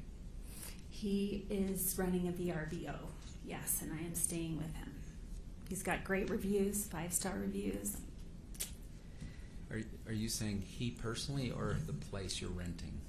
I'm trying to be funny, and it's not coming across as being funny. No I'm staying with my dad. He's letting me stay there. No problem. Okay. All right. The GoPro email, we're getting sick of looking at it, so I'm not going to pull it up. Yes, you're right. But your understanding after talking to your dad was... Wait, can I just make it clear that that whole VRBO thing, 5-star reviews, that was all just a joke, but Yes. I'm under oath, and he is not actually doing that. So I just want to make it clear for the record that that's not happening, and I apologize. Okay. Humor, and especially dry humor, doesn't come across on the transcript very well. I know. So I understand that. I that's fine. apologize. Is it fair to say that after your call with your dad on the date of the incident, you understood that there was a GoPro video? That was my understanding because that's what I wrote down in the email. And you also wrote, "I'm so glad you're okay." Did you write that? I did write that. All right, so after talking to your dad, I think the incident was just before noon, and your email was like 9:30 at night. Does that sound right? I think the phone call came through at 6:13. Right. And I only know this because of the deposition. Okay. And then the email, I think, came through at 8 o'clock or so at night. His did, and yours maybe 9:30. Okay. But I think we're on the same page. So when he called you about 6 hours after the collision, your understanding was he's all right. Is that fair? What I was trying to get across. Can you say yes or no and then explain? Okay. Can you ask the question again? Sure. At about 6 hours after the collision, you talked to your dad, true? True. And then your impression was he's okay. I didn't know enough at that juncture to know what was wrong with him. So yes or no? Your impression was, I'm glad you're okay. That he's okay. I'm glad you're alive. No, it doesn't say that though. It doesn't say I'm glad you're alive. All right, I'm going to try one. That's a little morbid to say I'm glad you didn't die, Dad. I'm going to try one more I was trying time. to lift his spirits. Okay, we're not allowed to argue, and I don't want to argue. Okay. So let me just ask a question. I assume at 6 p.m., 6 hours or so after the collision, one of your first questions is, are you okay? And he said yes. Do you agree? No, he did not say yes, I'm okay. All right. I'm sure you asked that question, right? Are you okay? In the email, I did. No. Now I'm talking about the call at 6 p.m. I do not recall what I said 7 years ago. Right, but isn't this like I was in a ski collision? Isn't your very, very first question like, are you okay? Oh my gosh, what happened? Right? Are you with me? one of your very first questions is, "Are you all right?" Isn't that true? I may have asked him that question, and he said, "I really got my bell rung. I can't think straight, and it hurts when I breathe. I get a stabbing sensation in my ribs." I don't want to be hyper technical. This is why people don't like lawyers, but I think earlier you said, "I rung my bell." Is that what he said? Not I rung my bell. I really had my bell rung, or something to that effect. Okay. I really had my bell rung. We'll go with that in just a minute. Now, do you want to, should we pull up your deposition where you say, "I'm shocked. I was shocked to hear that he's asking for $3 million because I thought it seemed like a lot of money." Should we pull that up, or are you going to concede that statement? If it's in the deposition and I said it, then I trust you. Well, that's nice of you. Thank you. I accept your trust. But I can't testify. Mm-hmm. So if you dispute it, we're going to pull it up. And Okay. if you don't dispute it, we'll move on. Let's move on, because I trust that what you have in the deposition is what I said. All right. Separate from the ski collision, everything, did you ever think to yourself, all right, Dad's going to get older, and then he's going to need more help? So throw out the whole ski collision. Mm-hmm. As Dad gets older, he's going to need more help. So overruled? Go Did ahead. I ever think about it? Yeah. My dad, prior to the accident, is very young and agile and active, and I just never thought about I didn't think that far in the future to know about. I guess it's inevitable that we all get old. I have a 102-year-old grandmother that just went to the rest home. But at that point in time, I had never thought about my dad's, what will happen in the future for my dad. I just thought he would live forever. For instance, well, that's not a healthy thought, though, is it? You're right. It could be disappointing in the end. It's always going to be disappointing if you think my dad's never going to die. Isn't that true? Setting myself up for failure. Is the 102-year-old, by the way, is that on your mom's side? That is. Yeah. She's my Native American link. Now, your dad had two unhappy marriages that ended unhappily, ended in divorce. Do you agree? I can't agree to that. Not the way you stated the whole question. All right. Did he ever? He did have two divorces. Well, do you know any event where actually police were called with the second marriage? Do you know anything about that? No, I do not.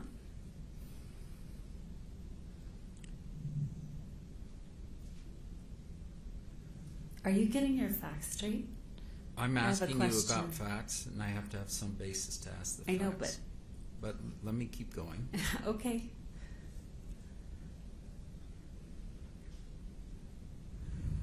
Would your dad send you emails? You don't care about my side of the family. Did he ever send you those? I've seen that email come through. Would it surprise you if Polly felt like he was not fit to drive even before the ski collision? Would it surprise me? Rephrase that again? Would it surprise you if Polly felt like your dad was actually really scary to drive with?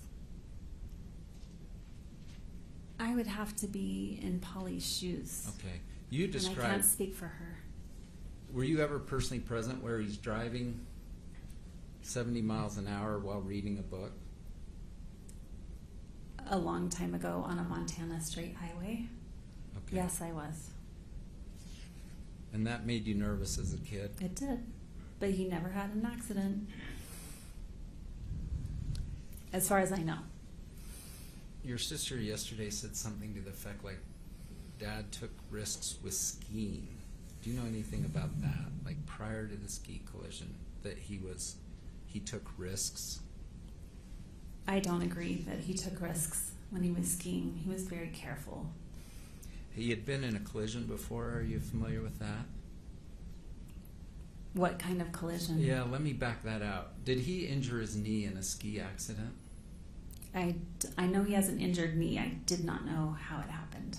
All right. How about throw out the knee? Do you know of your dad ever having a ski accident in which he hurt himself? I do not recall my dad hurting himself in a ski accident. And I want to be clear that I don't know of a ski collision where he collided with someone else. So I'm just talking about him. Did he fall down on a ski run? And hurt himself? Not that I know of. All right. Now, multitasking while driving, for instance, driving on an interstate freeway while reading, that's not good multitasking, right? That's bad multitasking. I would agree completely. Yeah. And as people get older, it's not uncommon, is it, for them to need to focus more on an activity instead of multitasking? I think it's just general common sense. Overruled? Could you re-ask the Sure. question? Do you agree that just as people get older, they might get less good at multitasking and have to focus a little bit more attention on doing one thing? It seems like a good practice. It's a good practice probably for all of us, isn't it? Amen. Okay. There's been some talk about your dad after the ski collision, somehow falling and being knocked out for 45 minutes. Do you know anything about such an event? Can you rephrase or Yes. restate that question? And I'll state it even broader. Okay. Do you know after the ski collision of your dad, like, being knocked out? No. All right. In his deposition, he described 3 major events since the ski collision. One was that getting knocked out. You never heard of that? Getting knocked out. No. Another was cutting himself by accident. I have heard that. And he said it looked like a crime scene. There was blood all over the place. Is that what he said? I don't think I made that up. Okay. Anyway, do Because you I know? got that photo and it scared the bejesus out of me. Okay, The did you image. get it after it was all cleaned up and pretty? Because I'm not sure which photo you're talking about. I think I've seen one of the place. Was it on his inner thigh? I don't know exactly. He's not shown me where that happened. Okay, just so we're on the same page. I'm not sure what photo you're talking about. What Okay. photo did you see? After Mark saved my dad's life, my dad took a picture of the bathtub, which is where he was holding up, I think, waiting. And it was awful. And it's not Gwyneth's fault that he cut himself and had to go to the hospital, true? It is? Sustained as to relevance. Okay.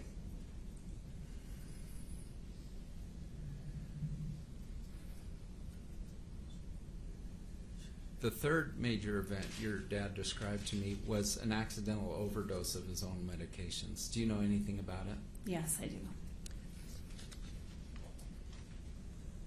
And they had to administer Narcan to reverse the opioids in his system? That's true. And are you blaming Gwyneth Paltrow for that?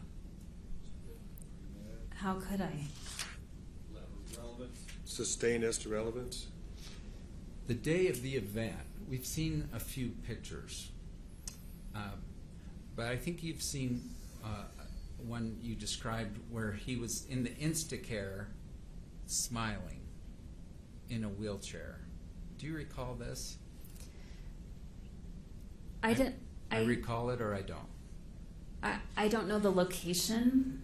I do recall seeing my dad with a smile that I've never seen on a person's face before. And that was the date of the incident, right? I don't know. I don't have a recollection of when I got that or what day it was. Well, you brought it up when we were quizzing you about your memories. Mm-hmm. And a picture of my dad in a wheelchair with a big smile, right? You yeah, recall cheesy, not him smile, yes.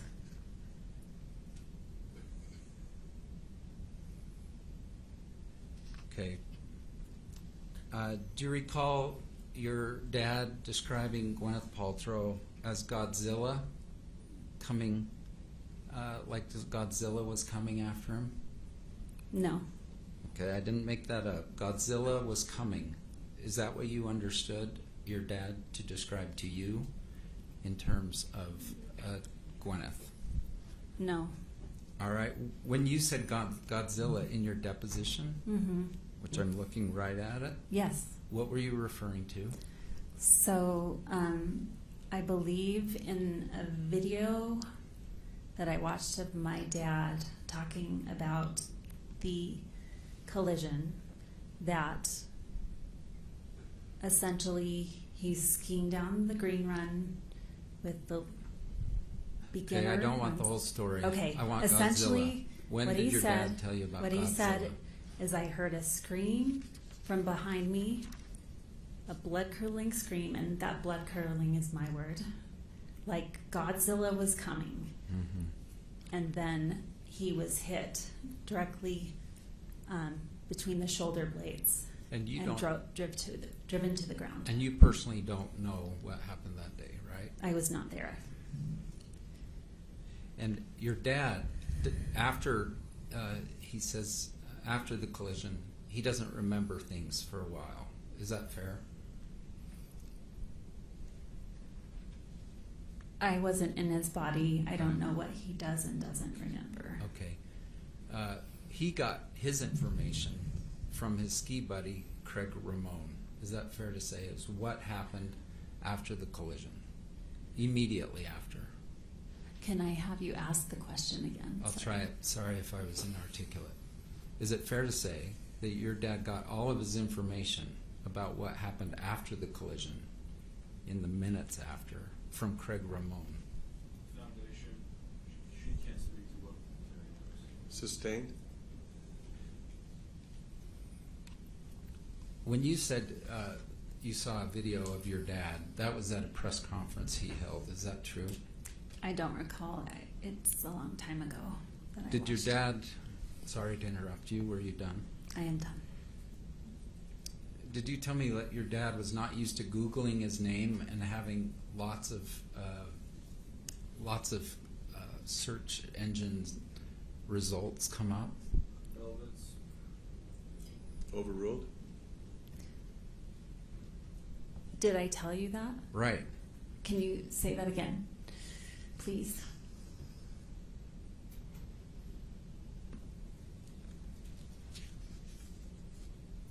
Your dad would send you links after he filed the lawsuit about press that was mentioning him. Do you agree? He would keep me informed of what was going on. And he kind of thought it was cool that his name was in press. Do you agree? I don't think he said that it was cool.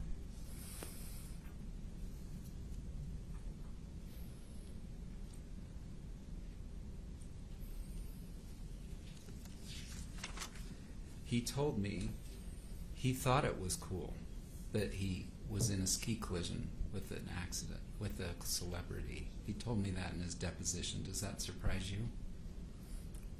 That surprises me that he would say that. Me too. Would you remember what he said? Do you agree you would have a better memory of how your dad was doing immediately after the accident at the time you sent the email 9 hours after the accident than you would like today? Have a better memory? Right. Most likely. Has your dad told you that even now he comes up with new memories of what happened about the accident that he hadn't had before? Overruled? Could you please ask the question? Would it surprise you to hear that your dad said that he still comes up, well, last time when I deposed him, he's still coming up with new memories of the accident? Improper use of the deposition. Sustained? I'll just move on and ask your dad that. So it's Good. a little hard to It's hard get for through me to you. know.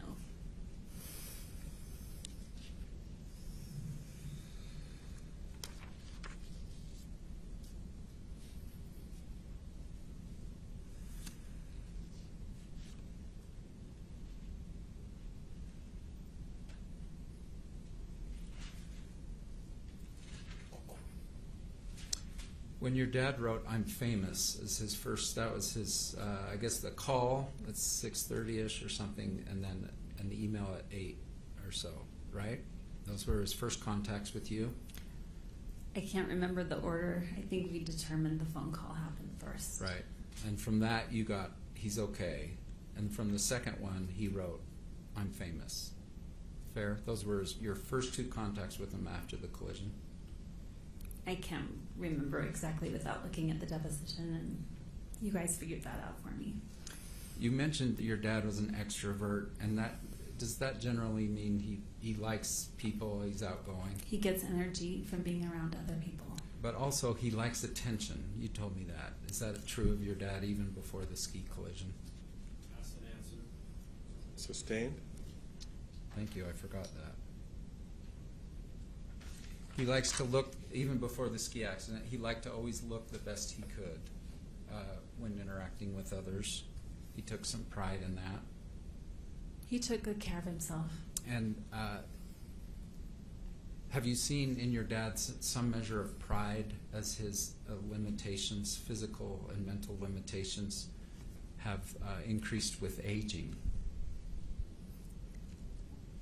I'm having a hard time understanding your question. Sure.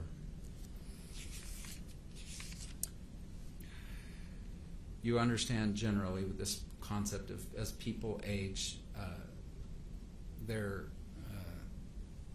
can be limitations imposed on them physically and emotionally. Is that fair?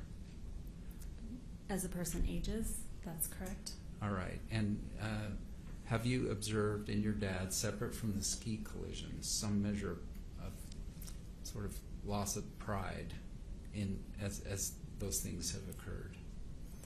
We're talking about before the ski accident, correct? Sure. Yes. No. All right. Did he consider himself like, I'm never gonna grow old, I'm gonna be as active as I ever was?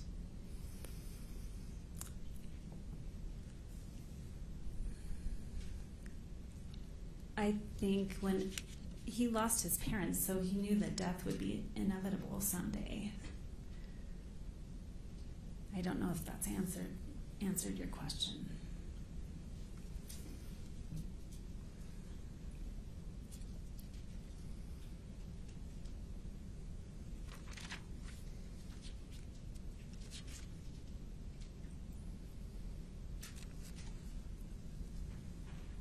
My staff tells me I'm getting long, so I'm going to try to move this along. I do have a plane flight to catch too. Okay, thank you.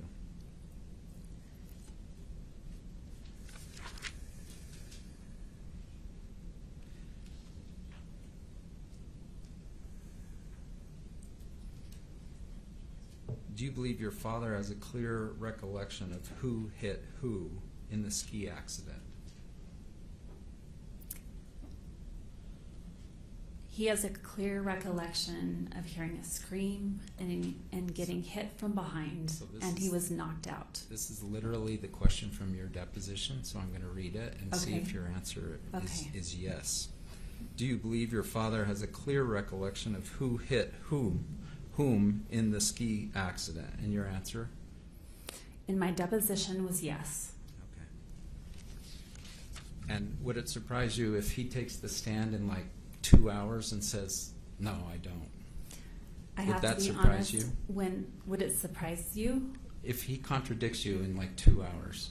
Actually, as I reread my deposition, I thought, you didn't even answer that correctly. Of course he doesn't know who hit him because he got knocked out. But So that was your belief when that he was did my question. belief at the time, and I was like, I didn't read that question or hear that question correctly. And you did have an opportunity to make corrections to your deposition, did you not?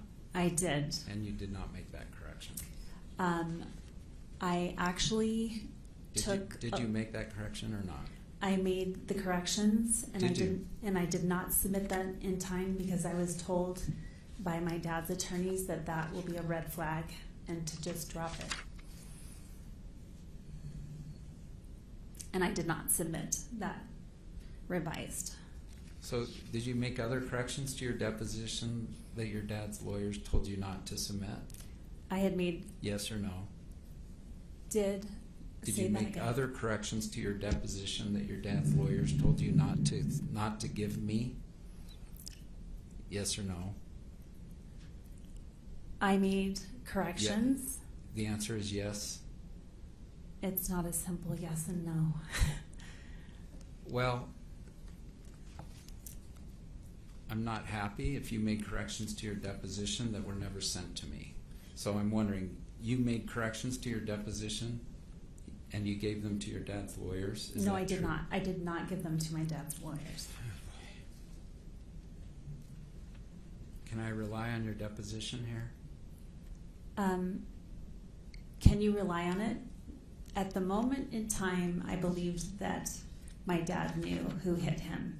As I reread it later at home, I thought that you answered it wrong, Shay.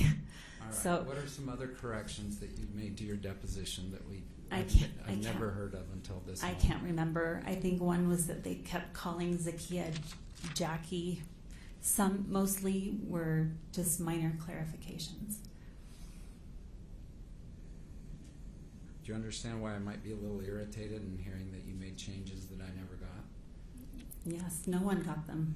They never got submitted.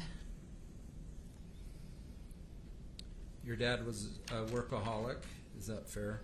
Later in my life, he became a workaholic when my parents' relationship was not as good as it used to be. Your dad, prior to the ski collision, forgot to tell you that he loved you very much. Do you agree? I'm going to have you restate that. These are your words. Your dad forgot to tell me that he loved me very much. Is that true of your dad prior to the ski collision?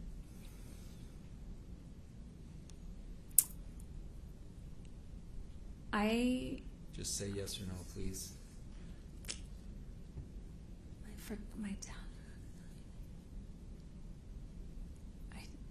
I don't recall. Growing up, I'm not making this quote up. Mm-hmm. Growing up, he forgot to tell me. Sure, I can. Page 78, line 16. I'm not trying to. No, if it's there in the deposition. I want the quote. He forgot to tell me he loved me very much. Do you agree? This goes to his affection, level of affection after the ski collision. Overruled? So just say yes or no, and we'll move on. Okay, I'm sorry. One more time, and I'll do my best. I may not be able to answer yes or no. Your dad, okay, quote from you. He Mhm. forgot exact what I just said. 78 what? 78, line 17. He forgot to tell me he loved me very much. Did you say those words? Yes. Okay. Well, Your Honor, could she read the whole sentence? You just cut off half Maybe a sentence. that could be helpful. He did hug you. Just a minute. Just a minute. Are you Let's impeaching the take it. witness, or what are we doing here? Why don't we take a recess? It's time for the afternoon recess, and we'll address it.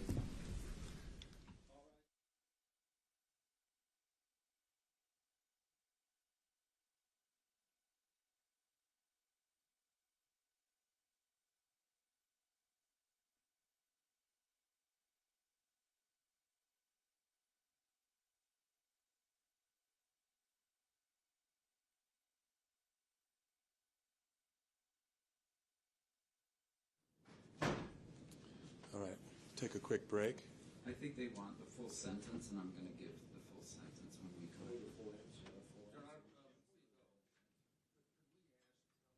He's got here because, totally reasonable. Let me see. I mean, this has gone way beyond the scope of direct. Yeah. Well, the scope of direct is not limited by time. It's limited by topics. We were 25 minutes. Certainly less than a half hour. Half an hour? Less than. Oh, my gosh. What time do you need to leave? Your flight is at 5:30? So when do you need to leave? I'll let you work that out with the lawyers. Thank you. Right now.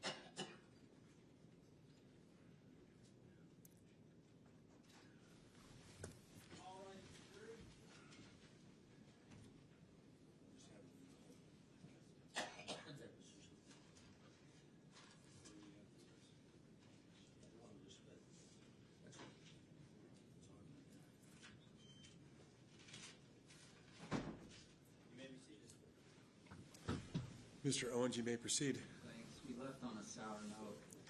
Your dad was loving to you, right? He gave you hugs every day. I'm sorry, yes, he did. He supported you. He was a good cheerleader for you as a father. He's always been there for me. And the quote I said, he forgot to tell me he loved me very much. I should conclude it, but I got a daily hug from him at least. That was the end of the statement, true? Yeah, yes. Thank you.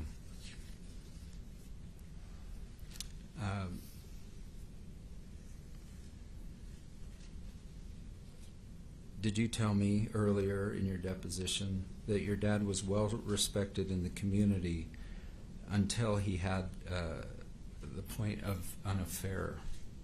Objection, relevance, overruled. Go ahead.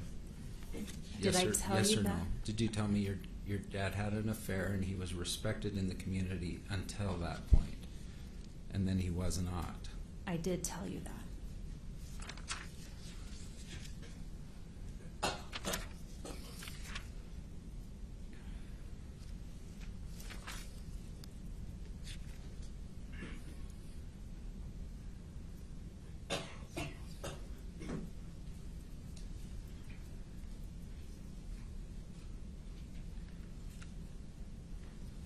Your dad, on his hearing impairment before the incident, even with his hearing aids, he would need to lip read. Is that fair to say?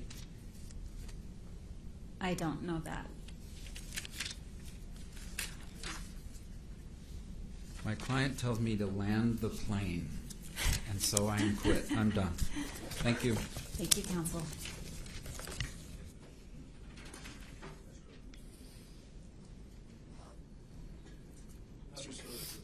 Okay.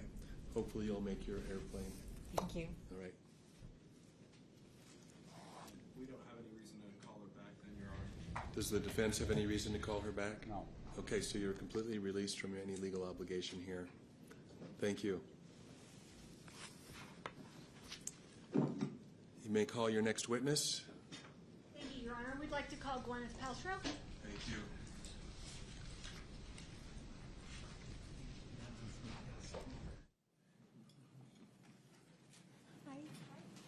Do you swear that the testimony you are about to give in the case now before the court will be the truth, the whole truth, and nothing but the truth, so help you God? Thank you. Good afternoon. Good afternoon.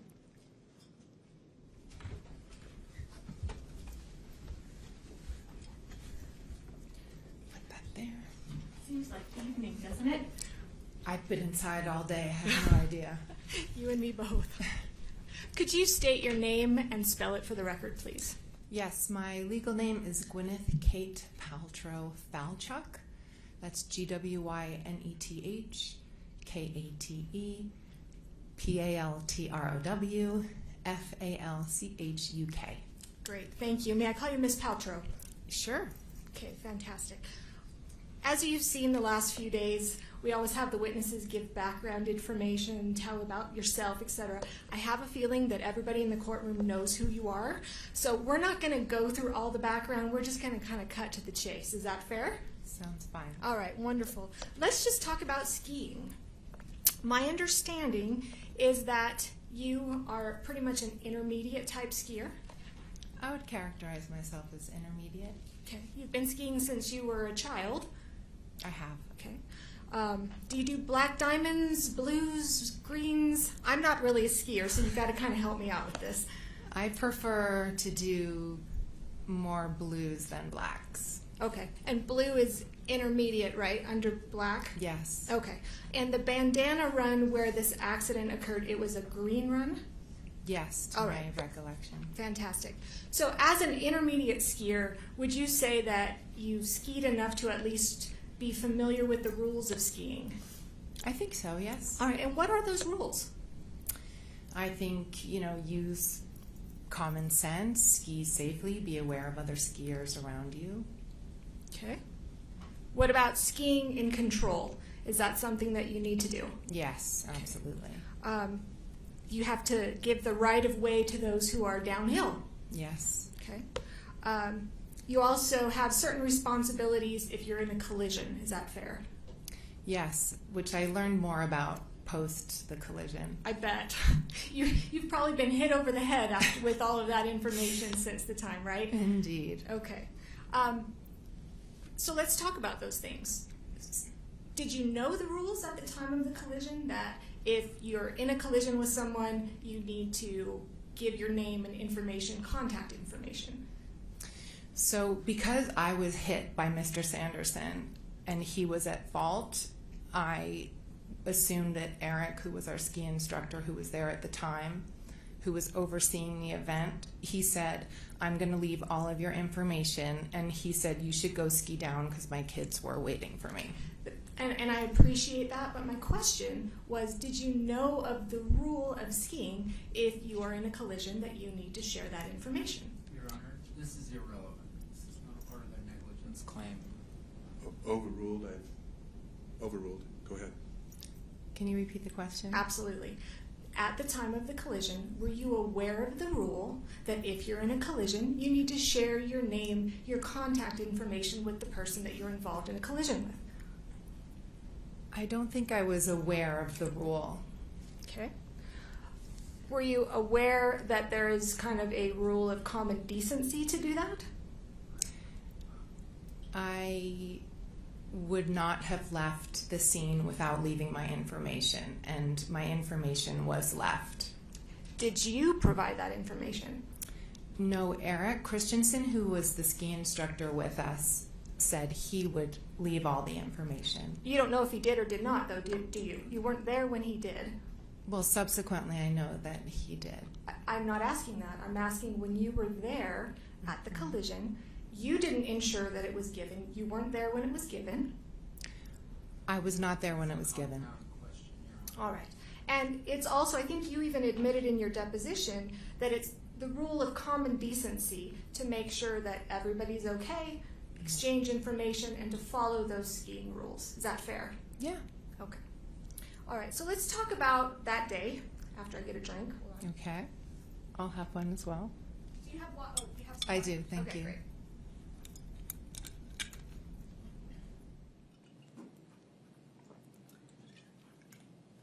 So I just want to kind of set the stage. You're skiing that day. My understanding, it was a nice conditions, beautiful day. Mm-hmm. Yes. Yes. Sorry. And Deer Valley, we know that Deer Valley is always immaculately groomed. Good conditions on the slopes. Good conditions. All right. You were skiing that day with your daughter, Apple, correct? Yes. Moses. Mm-hmm. My son. And Brad Falchuk, who was your boyfriend at the time, now current husband. Correct. All right. And his 2 children.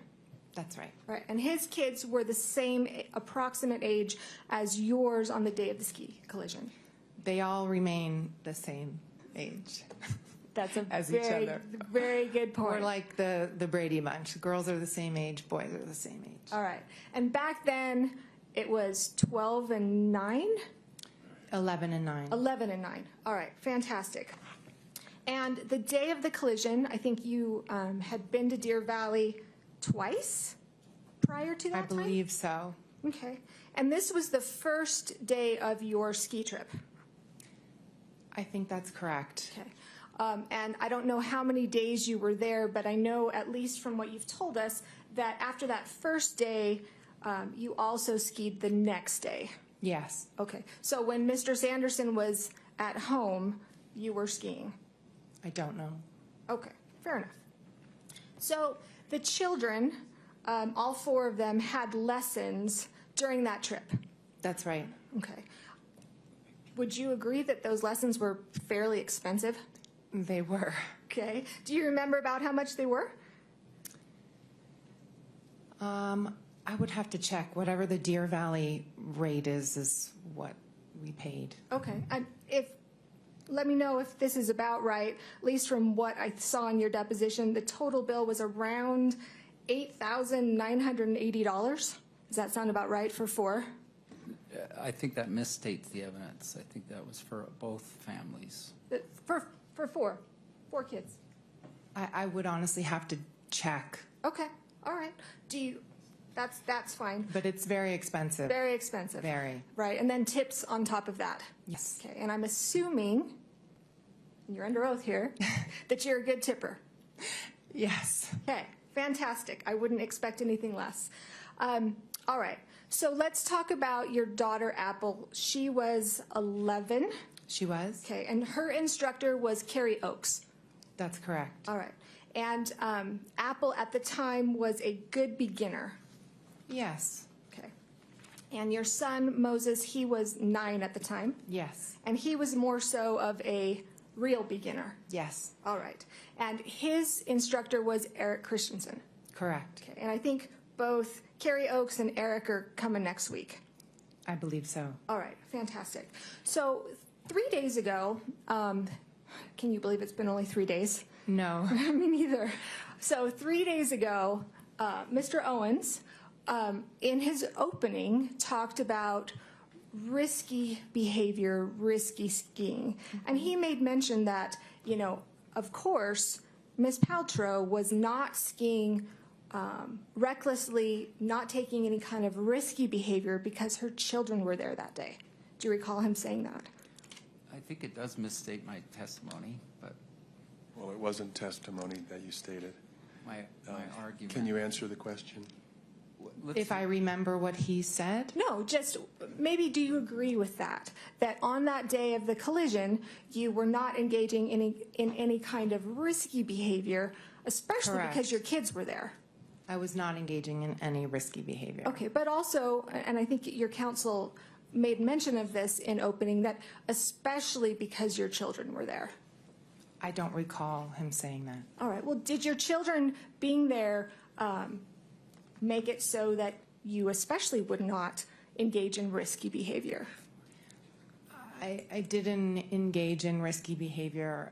I wouldn't with my children there or without my children there. Okay. And kind of in life, I mean, I'm a mom, right? I've got a couple kids, actually about your age, one of them, not your age, your daughter's age. Sorry, I'm not that old. When my kids are around, I kind of behave myself a little bit better, especially when they were younger, than on average. Would you agree with that? I've always been very open and honest with my kids, and I think, you know, they know me very well. Right. And would you agree that you have engaged in risky behavior with your children present? Your Honor, may we approach? Sure.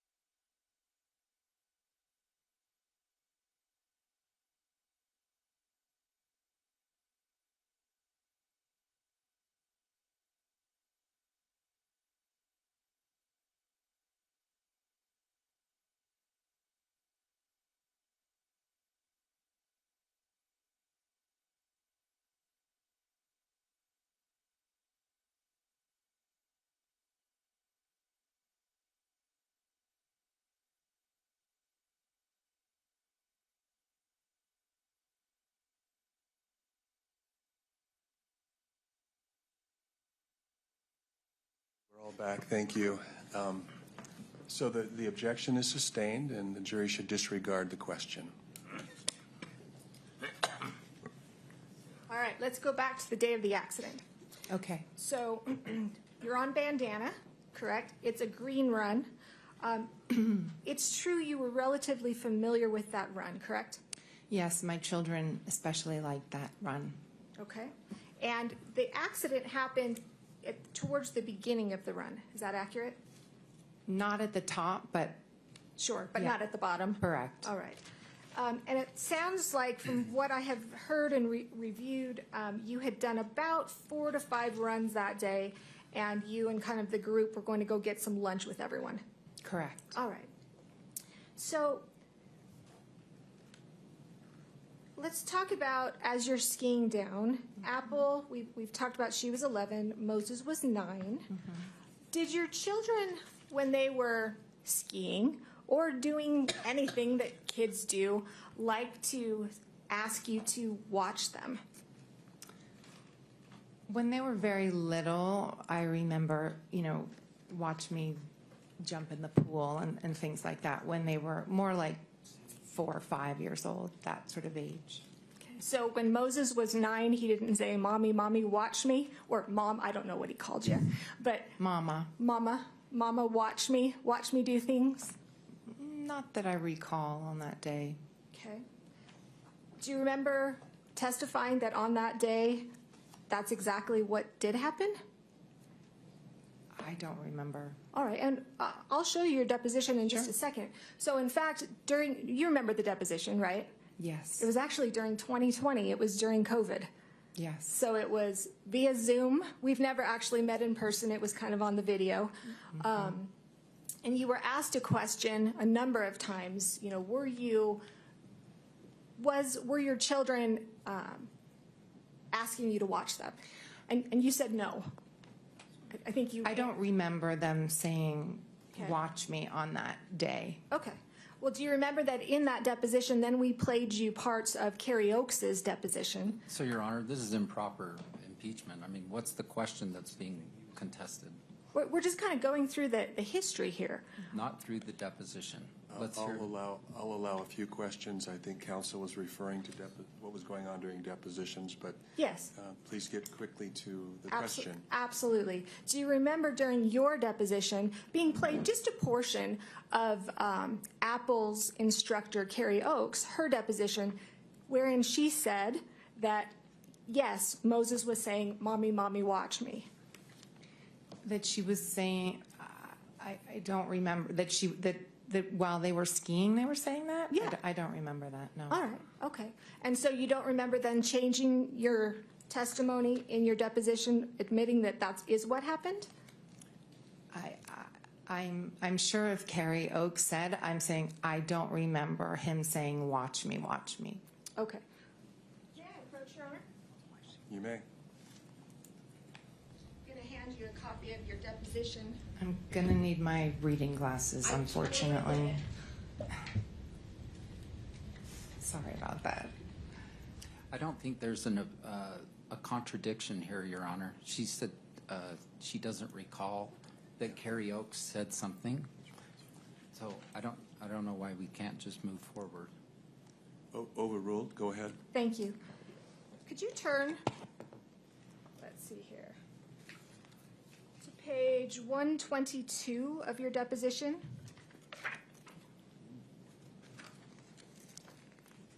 Yes. Okay. And I'm going to read the question that was given by Mr. Sykes. Everybody's going to know it's Mr. Sykes who asked the question when I read it. Then I'm going to have you answer. Now, Ms. Paltrow, and this is, I'm sorry, I apologize, I'm starting on line 4. Okay. Okay. Now, Ms. Paltrow, isn't it true, I'm just a country lawyer here, okay? Isn't it true that your kids wanted to watch you ski? Or, pardon me, that the kids wanted you to watch them ski. Isn't that true? And your counsel, he objected. How did you answer that question? Let's read the objection, Your Honor, if we're going to do this. The objection was vague as to time. Do you want me to rule on the I mean, If we're going to read it, then we should read the objection. Okay, read it. Yes, the objection said vague as to time. Yes. Yes, and then how did you respond? I said I can still watch my children ski and be skied directly into my back by someone, And then you continued. which is what happened. Exactly. So you were watching your children when you alleged that you were skied directly into your back by someone. My daughter was down the hill. My son was to my left. So I was skiing.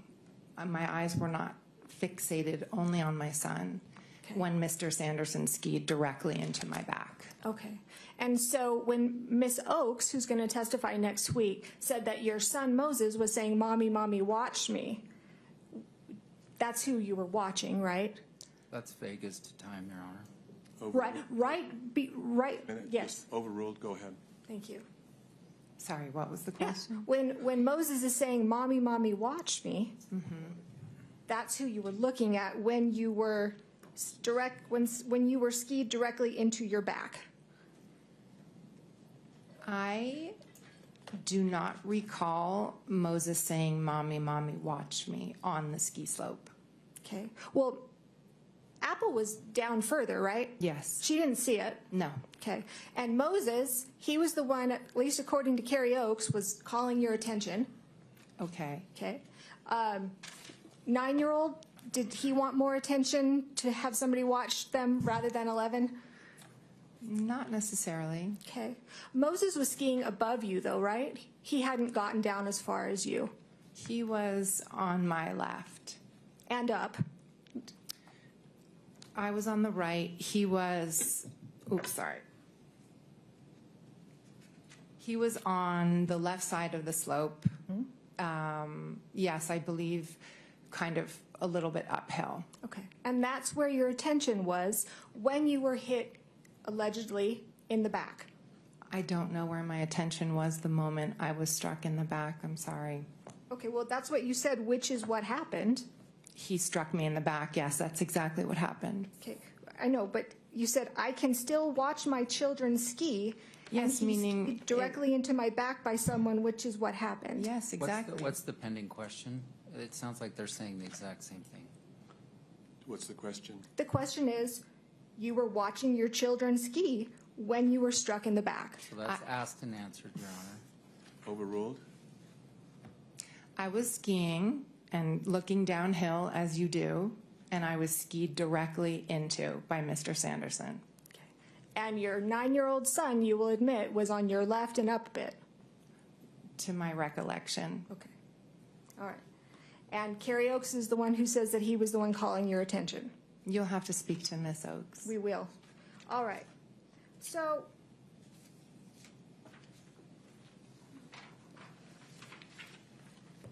I want to go through the accident a bit. Because we did this over video, we didn't really get to act it out a whole heck of a lot. But I want to just kind of talk with you first and see if this is your recollection of how it happened.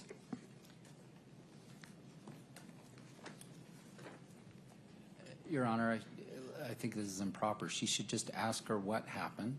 Then if she testified contrary to that earlier, then she cross-examines her with the deposition. And what's the objection? Improper use of deposition testimony. It's a party under Rule 32. It can be used for any purpose. You may proceed. Thank you. You were going along relatively slowly. Is that fair? Yes. Okay. I'm just going to kind of ask you a couple questions. So let me know if anything I say is not accurate. Okay. Okay. So you're going down relatively slowly when all of a sudden you heard a strange rustling noise behind you. Yes. Okay. And you felt like a rush of air in a strange way. Yes. Okay. And 2 skis slid in between my skis. That's correct. And all of a sudden, there was a body from the whole front of a body pressing into my back. That's right. Okay. Like, we'll talk about this in a minute.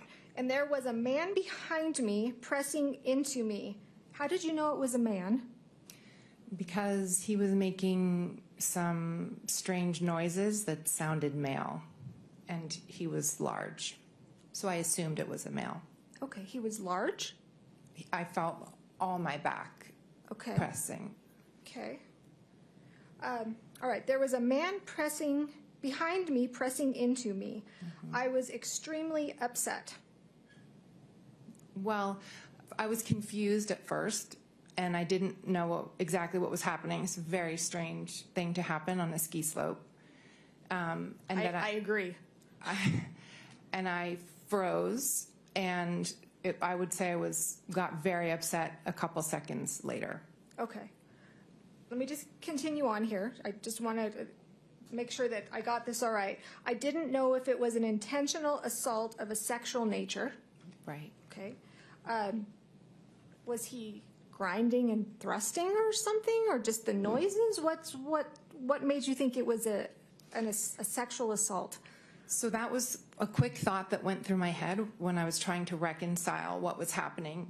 I was skiing, and two skis came between my skis, forcing my legs apart, and then there was a body pressing against me, and there was a very strange grunting noise. So my brain was trying to make sense of what was happening. I thought, is it a practical joke? Is someone like doing something perverted? This is really, really strange. My mind was going very, very quickly, and I was trying to ascertain what was happening. Okay. I think you said, I didn't know if it was an accident, but he was groaning and grunting in a very disturbing way. Yes, there was a sort of groan coming out of his mouth. Okay.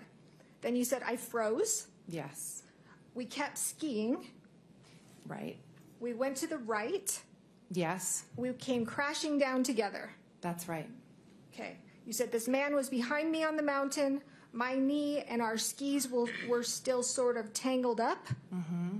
Yes. Is that yes? Yes, sorry. Okay. Our bodies were almost spooning, and I moved away quickly. Yes. And my knee splayed open, and I was completely in shock. Yes. Okay. All right. I'm going to stop there. Okay. And if the court and Ms. Paltrow, if you don't mind, since, again, when we did this over Zoom, would you mind stepping down and us kind of acting this out a little bit so I could get a good feel? Let's see. Can we approach, Your Honor? Sure.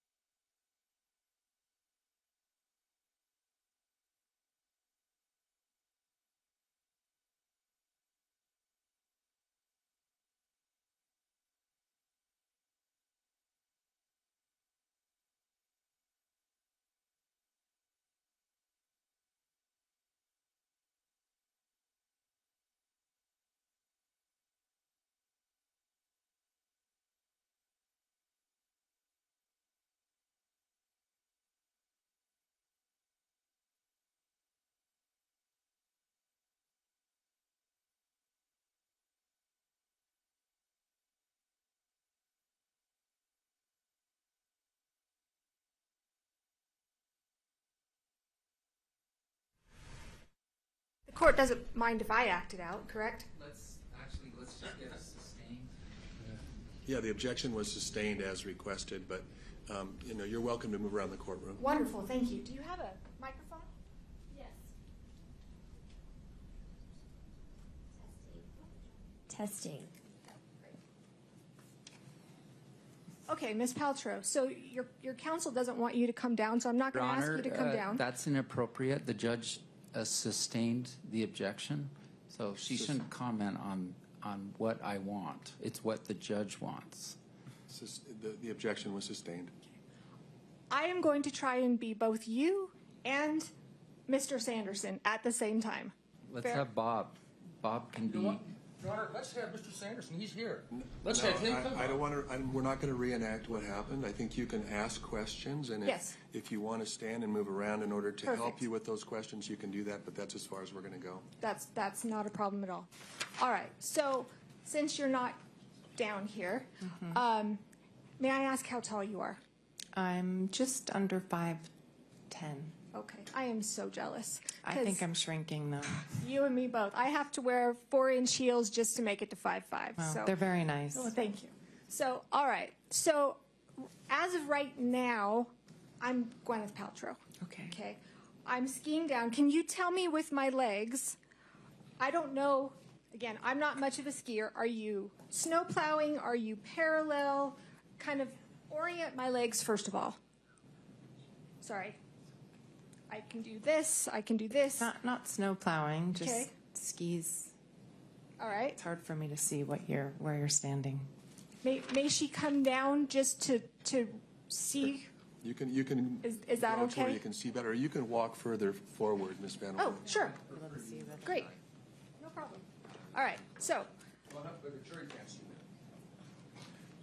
The jury, you can go ahead and stand or move wherever you feel you need to see what's going on here.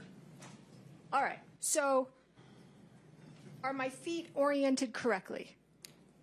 Yes. Go ahead and tell me how to move them. I think, skiing down, going to the right. Okay. So Okay, about probably a little bit further apart.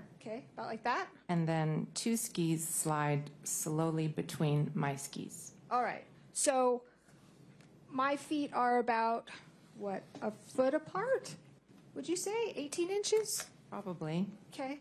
And you believe that 2 skis slid right between? That is correct. Okay. And so all of a sudden you see these 2 skis coming in between your Yes. legs.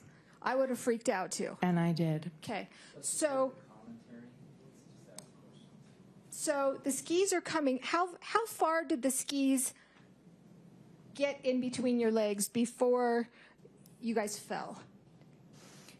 His body pressed up into my back. Okay. So I froze. I don't know exactly how far the skis would have come through. Okay. Because then I noticed his body pressing against my back. Okay. And then it was probably a few good seconds, and then we fell to the right. Somebody must have caught an edge. Okay.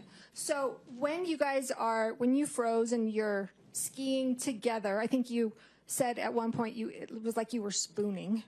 Well, when we fell down, we fell. I fell on his body. He fell on the ground. And so it was kind of like a spoon on the ground. Okay. So Your Honor, the defendant has come into the well of the court here. I think it's fine. I think it's fine. okay. Well, now that Mr. Sanderson is here, and I don't need you to do anything, Terry, but just for comparison's sake, I'm in my heels. We're about the same height, about 5'5" with heels. It's roughly. Oh, tell me I'm taller, please. Okay, so we've got Mr. Sanderson that's about 5'5" that comes in back of you, and you said that you felt something huge. What was your word behind just you? a big body. A big body. All right. And was it just the front of his body that touched the back of your body? I couldn't see in the back of my head. Sure. But I felt a body press against my back. But there was no grabbing, like he didn't like grab your waist or grab your No, arms? not at all. No. Nothing like that? Nothing. Okay. All right.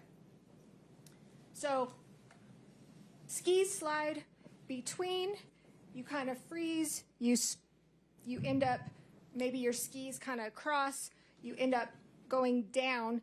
Would you agree that Mr. Sanderson fell to the ground and then you fell on top? I don't know if it was simultaneous. I don't remember. Right. But you didn't fall and hit the ground, correct? I don't remember exactly where I hit, Okay. but I fell over All right. And with Mr. Sanderson. right. And Mr. Sanderson fell and hit the ground. Yes.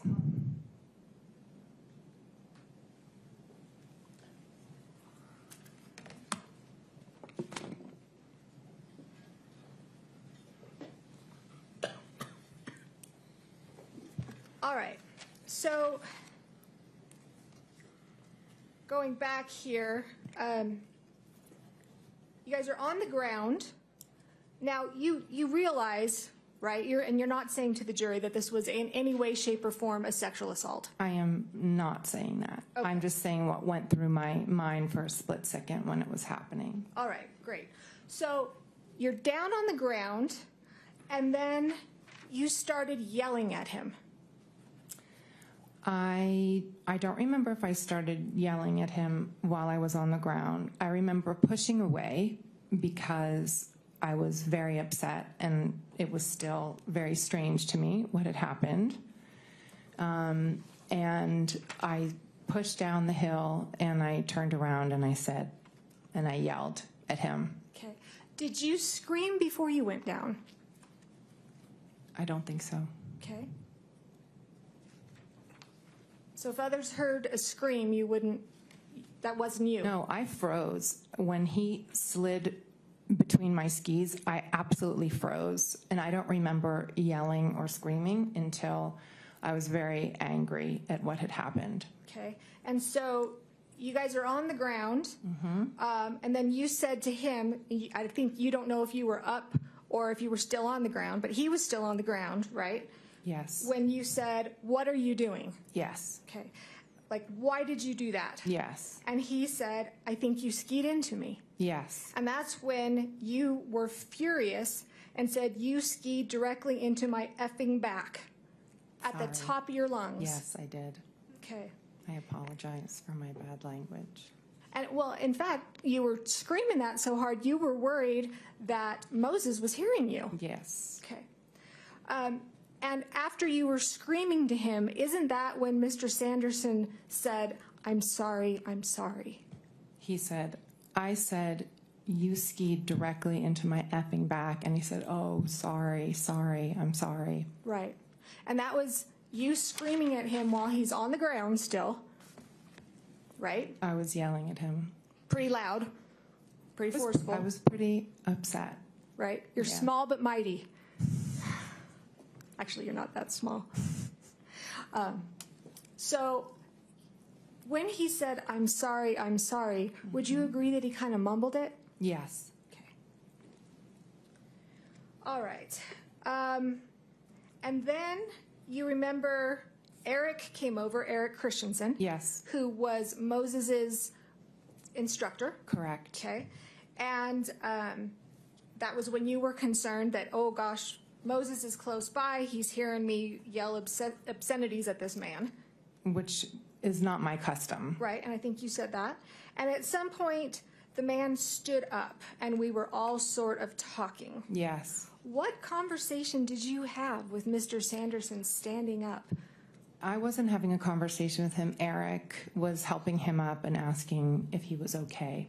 Okay. Eric eventually yanked him up, right? He pulled him up. He helped him up. Okay. He didn't get up on his own accord. He helped him. And were you still standing right there when he helped him? I believe I was, yes. You sure you hadn't skied down a little bit? I might have skied down a little bit. My son was down a little bit, and my now husband came over at some point. Okay.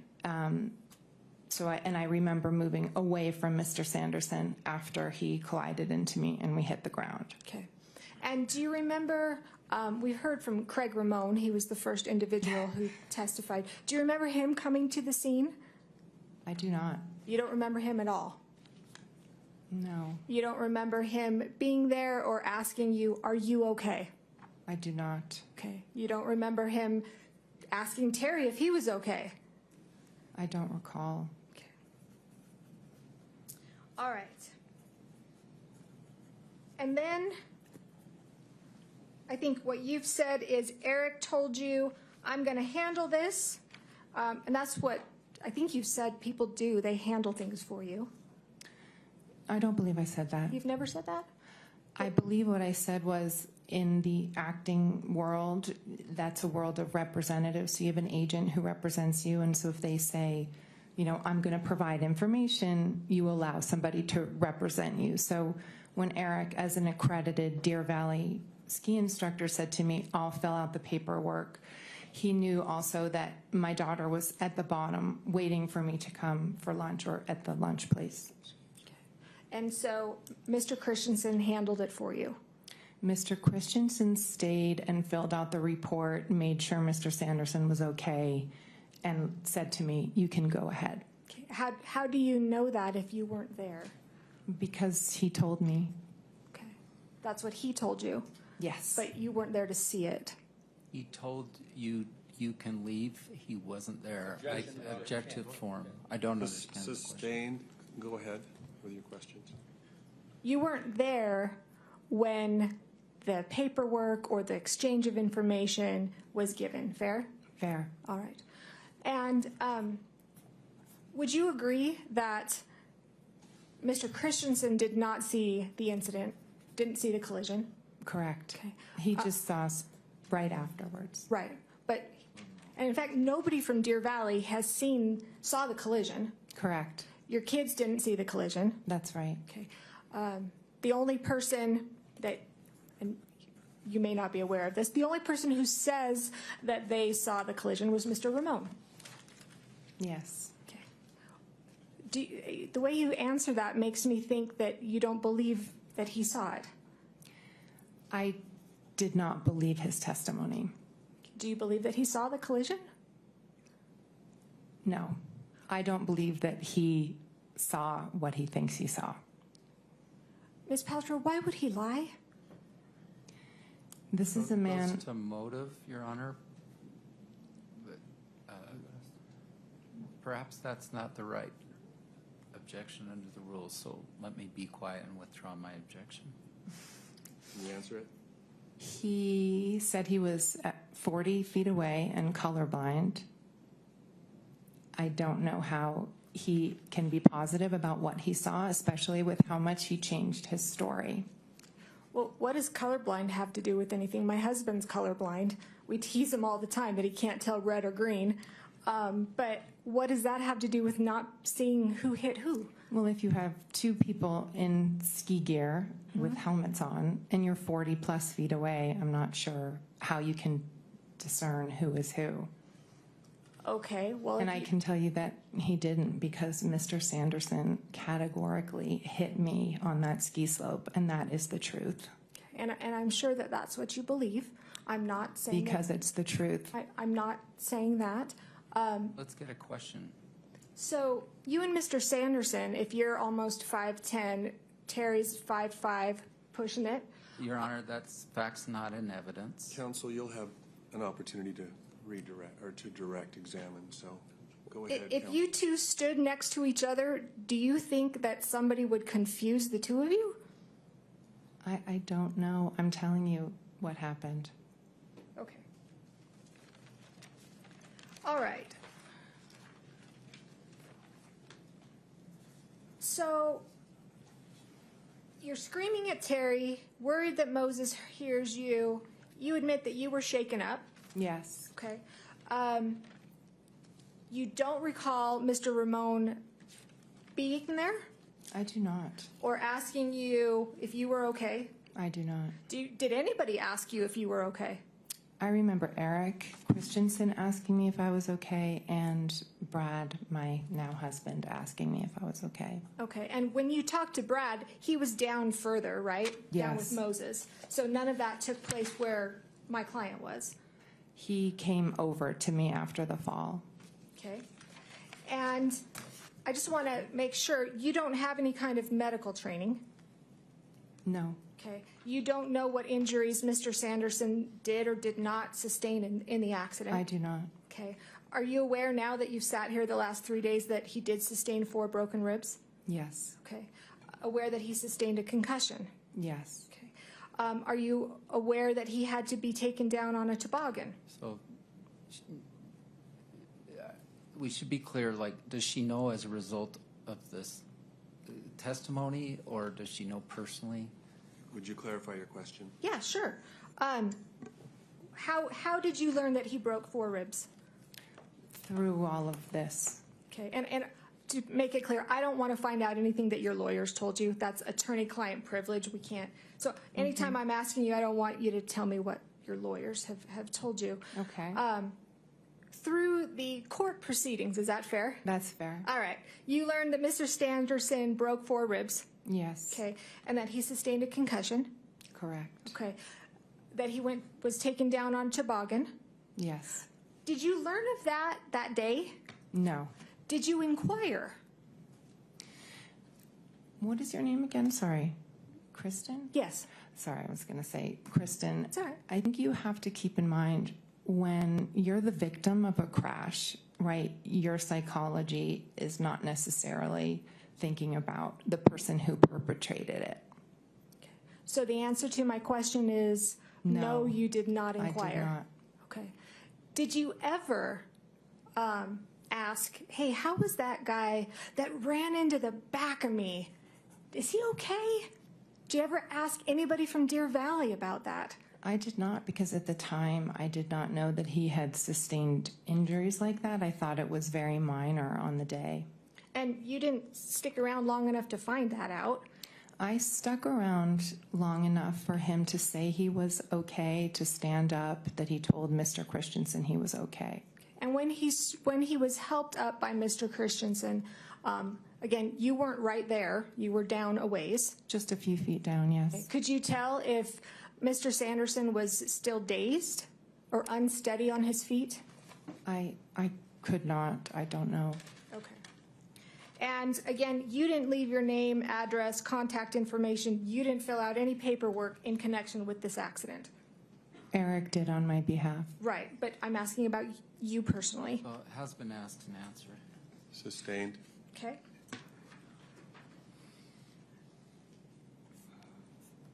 After the incident, you skied down, went to lunch, and then my understanding is you got a massage. So after the accident, I met all the rest of the kids at lunch. We all gathered, we had lunch, and I still felt very shaky, and my knee was bothering me, my back was bothering me, so I decided to go in early and get a massage. Okay. You never did seek any kind of medical treatment for your knee or your back? No. Okay. Now, at the scene, before you skied down and had lunch, there was no indication that Mr. Sanderson knew who you were. Is that fair? I don't know. Okay. I think, well, you testified there was no indication of that. You were wearing goggles, a helmet? Yes. Okay, kind of looked like everybody else on the slope? That's always my intention. Okay. Probably had a better ski outfit, though, I bet.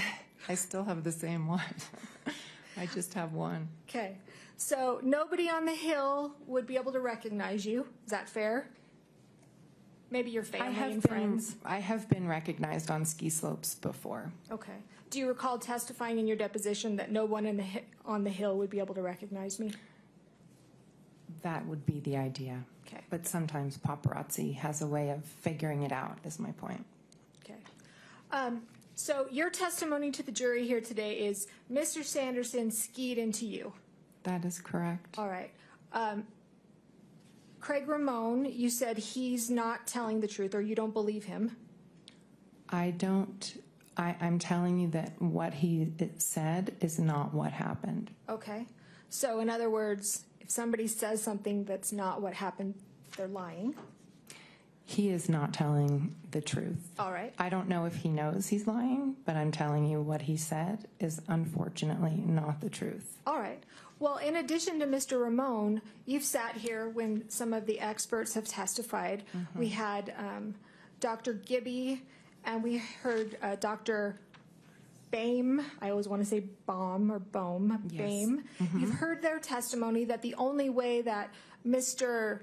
Sanderson's ribs could have been broken where they were is that if he was hit from behind. You disagree with that? I think it misstates their testimony. I guess I'm not sure what the objection is, but it's overruled. The jury will have to remember what the testimony was. That means you get to answer. You disagree with their testimony? Absolutely, I disagree. Okay. What medical training do you have to disagree with that? I'm just telling you the truth of what actually happened. Okay. That's all I can do. All right. And you don't have any other witnesses who sought to support your position, correct? Well, I have a lot of witnesses who saw the split seconds afterwards and the positions of the bodies on the mountain, which would indicate very clearly who hit who.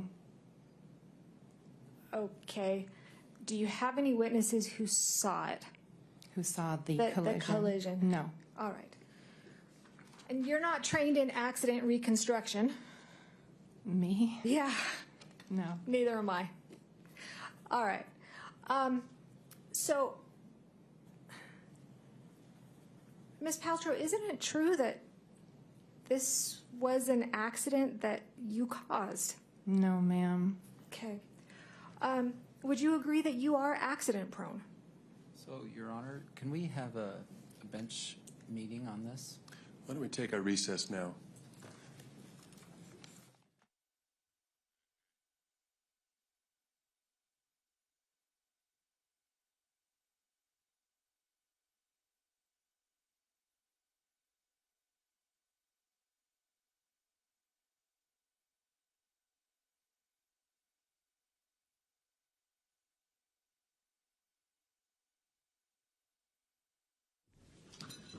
Mr. Owens? Yes.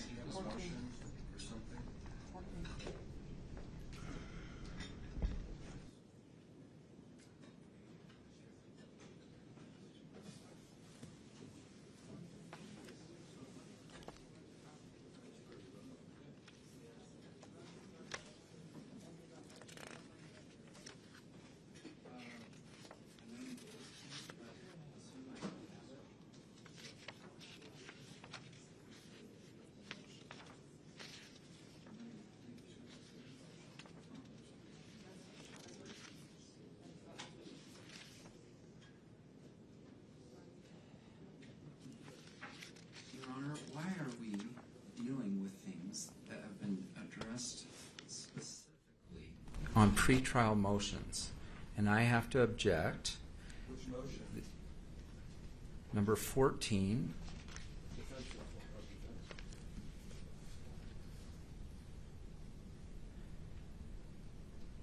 Previous unrelated injuries.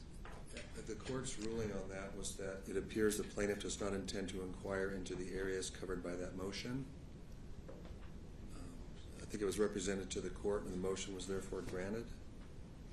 The ruling would be revisited if the defendant opens the door to these areas of evidence at trial. What's the relevance? Let's say she's clumsy. There's been no testimony that clumsiness in any way contributed to the accident. Your Honor, we also mentioned during that court hearing that questions were asked repeatedly in Ms. Paltrow's deposition if she was accident prone, to which she said, no, I am not, which she has admitted a number of times that she is. So this is all impeachment evidence, and that's when the court said, okay, that's impeachment. Please provide that information to counsel, which I did. He has all of the articles, etc., and the video where Ms. Paltrow went on Jimmy Kimmel saying, yes, I am accident prone, I am always running into things, which is I'm a moron, which is very relevant to this case. How? Yeah. Because we believe that that's exactly what she did, is she ran into things like she always does. She was asked if she ever said that.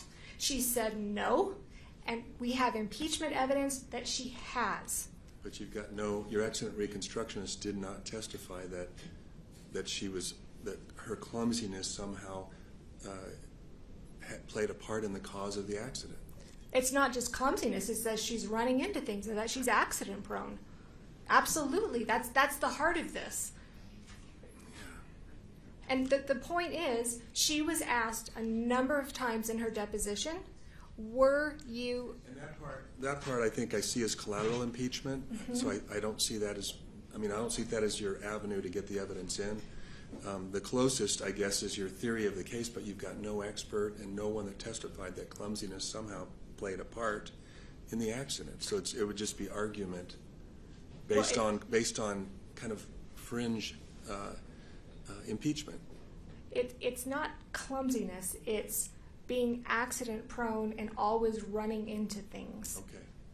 Which is what we contend she did in this case. All right. Let me hear from Mr. Owens. We shouldn't pretend that we have not had this fight before. I'm in deja vu from 2 months ago when when you already ruled on this. The judge, Your Honor, said the ruling will be revisited if defendant opens the door to these areas of evidence at trial. That's part of page 13. I didn't even have the motions around because we've already had it granted, so why would we need to go dig and find out what our motion said? So, Your Honor, Ramon didn't testify that she looked clumsy, for instance. Ms. Paltrow never says, did not say, I've never been clumsy. Anyway, you've ruled, and we're in deja vu here. I've ruled, under Rule 404, evidence of a person's character or character trait is not admissible to prove that on a particular occasion the person acted in conformity with the character or trait. And under the court's motion in limine decision, it indicates on page 13, motion 14 pertains to her public appearances and previous unrelated injuries. That's the previous instances of that I believe that Ms. Van Orman's referring to. And the court's order says it appears the plaintiff does not intend to inquire into the areas covered by these motions, and the motions are therefore granted. The ruling will be revisited if the defendant opens the door. If that occurs and the plaintiff wishes to present any of the categories of evidence, he must first address this with the court out of the presence of the jury. And I guess there wasn't any request. Is that what your motion that is pending relates to, that you want a clarification? No, that's regarding the ski expert. Okay. But what about prior inconsistent statements, Your Honor? I'm entitled to ask her if she's testified. She's lied under oath a number of times, and I want to be able Your Honor, to show the jury that... slanderous, and I want it withdrawn this moment. Well, she has testified inconsistent. Just a moment. Well, counsel, I'm talking, okay? Have a seat. Okay, when the statement that you just made, do you want to rephrase that? Yes, absolutely. She has made prior inconsistent statements. During her deposition, Ms. Paltrow was asked a number of times, 3, 4, 5 times. That may be on this issue. That Yes. may be, but to me, without some witness tying it into the essential elements of this case, or the essential issues in this case, I see it as collateral impeachment. So. Even the fact that Mr. Ramon has testified that she skied into Mr. Sanderson, as in she is also walking into walls, etc. The ruling was, my understanding was that the plaintiff was not going to inquire into the areas covered by the motions, which included that the previous unrelated injuries or other instances of conduct. So I'm going to stand by my ruling. I haven't revisited it. I think it's a good ruling. So. I'd like an apology, Your Honor. There was, and I am sorry, all I'm saying there were inconsistent statements. I am not trying to slander Ms. Paltrow or nor say that she's lying by any which way, form. We accept. Thank you. My client says she accepts that. Okay, thank you. Let's take a short break and come back maybe 5 after.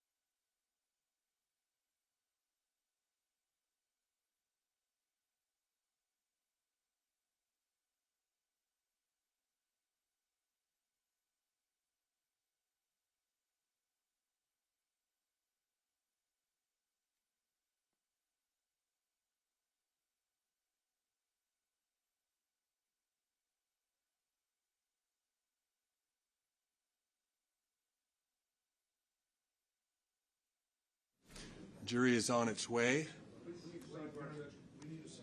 Okay, come on.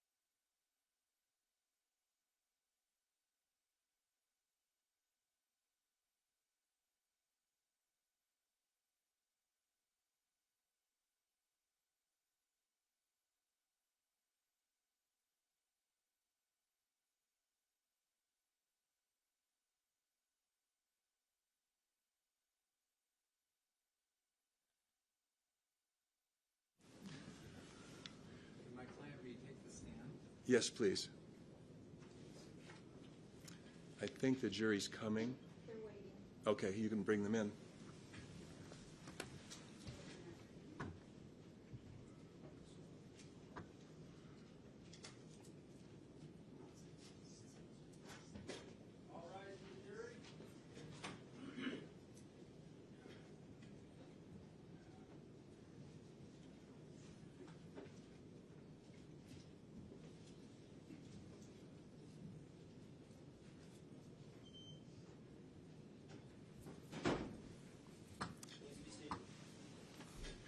Ms. Van Orman, you may proceed. Yes, thank you. So, Ms. Paltrow, I want to shift gears a little bit and talk about kind of, this was where my whole... Get on the record that my objection was sustained. I'm sure it was on the record whenever it was there. I don't recall. Okay, I think we just said that now would be a good time for a bench meeting, but The objection was sustained. Okay, I'm moving on, shifting gears. Right. So, Ms. Paltrow, the reason I got involved in this case in the first place was your counterclaim. So I want to talk with you about the counterclaim.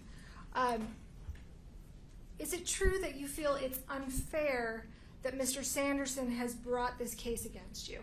I do. Okay. And he has deterred you from enjoying the rest of what was a very expensive vacation? Well, I lost half a day of skiing. Uh-huh. Yes. Right. Okay.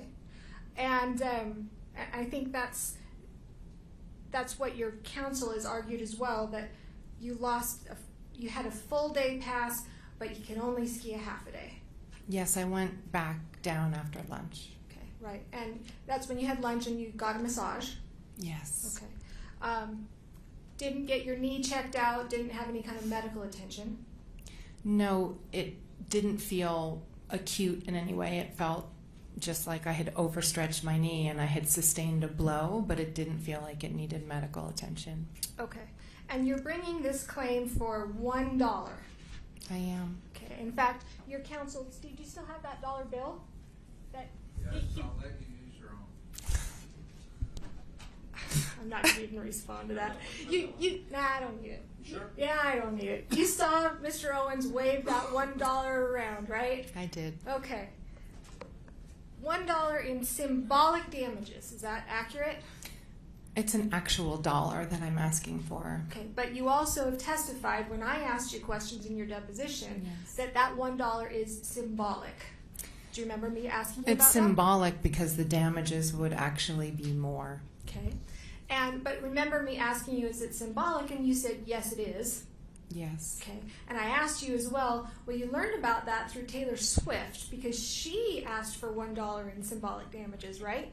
And I think I said at that point I had not been familiar with it, but I since am.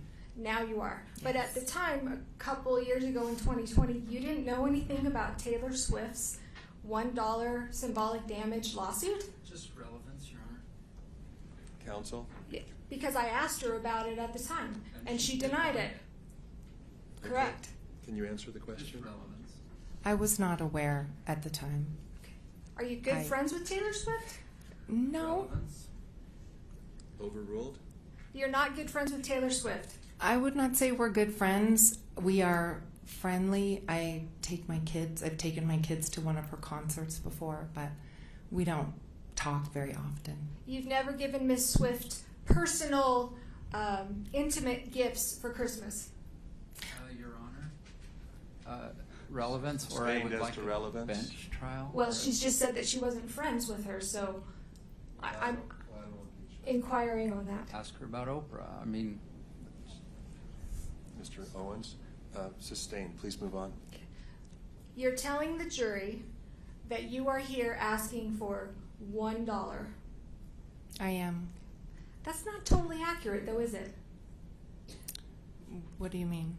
Well, the jury isn't going to be deciding this, but you're also asking the judge to award you attorney's fees for over hundreds of thousands of dollars. Isn't that true? Your Honor, the judge has made a ruling on this issue that it will be a separate event. Sustained as to relevance. The relevance is, Your Honor, that they have... If you want to argue the relevance, we should do it up here. Absolutely.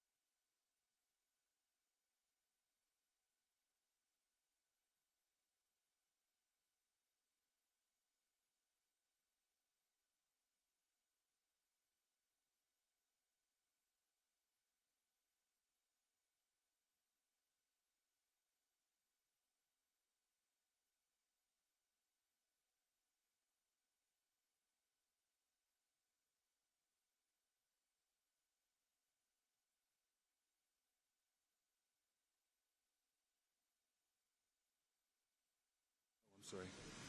Yes? Okay. Objections overruled? Thank you. And I'll restate it because I know it's been a little while. So it's not true, Ms. Paltrow, that you are just asking for $1. You are also asking, and this is not for the jury to decide, but this is for the court to decide later, you're asking for your attorney's fees in this case, which could be quite substantial. Is that not true? So It's a I'm yes- it's a asking yes for or no. $1 for me and Mhm. then reimbursement of attorney's fees, which is a separate thing, And that could be a substantial amount, correct? potentially. Okay. And when your counsel got up waving that $1, don't you think that's a little bit of a mischaracterization? I have one more question on this issue, and this is now 3. Overruled. Go ahead. Don't you think that that's $1? That's a mischaracterization, isn't it? I took it as I would receive that $1, which is all I am asking for. Ms. Paltrow, isn't it true that you've misrepresented a number of things today to this jury? Absolutely not. No other questions. Mr. Owens? You've been here every minute of this jury trial, true? True. And you're intending to be here every minute next week? I am. Have you enjoyed yourself? I've learned a lot. Who hit who? Mr. Sanderson hit me.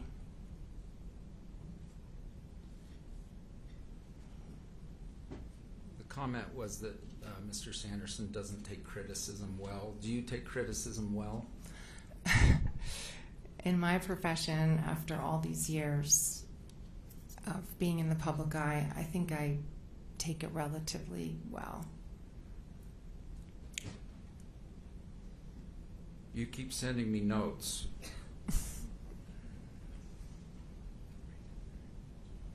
I didn't cause these damages. That's right? absolutely correct.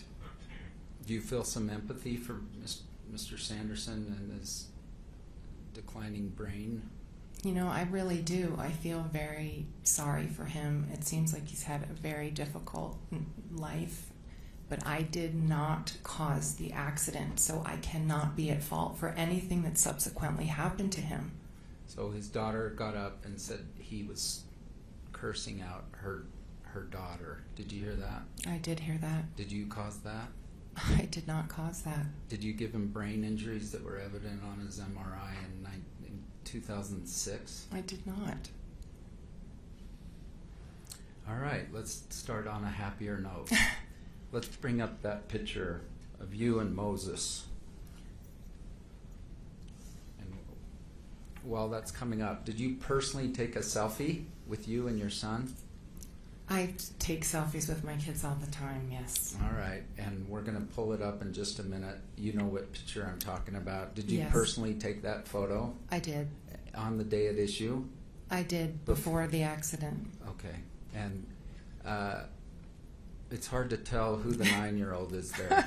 Thank you. Are you on the right or left? I'm on the right. And Moses is on the left? Yes. And are you going up the ski lift? It looks like it.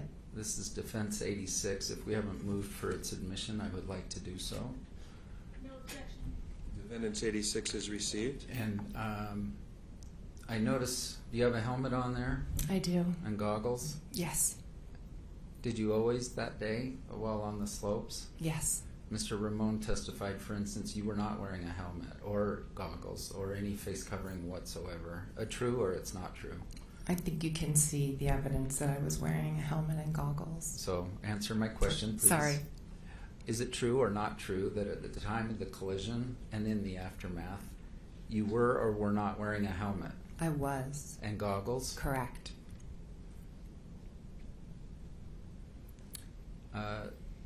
Did you ski at all that day without a helmet? No.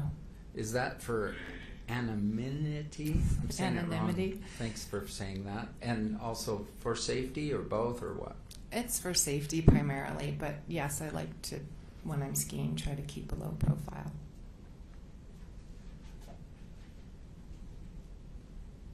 You were asked about, well, let me back up even further. Okay.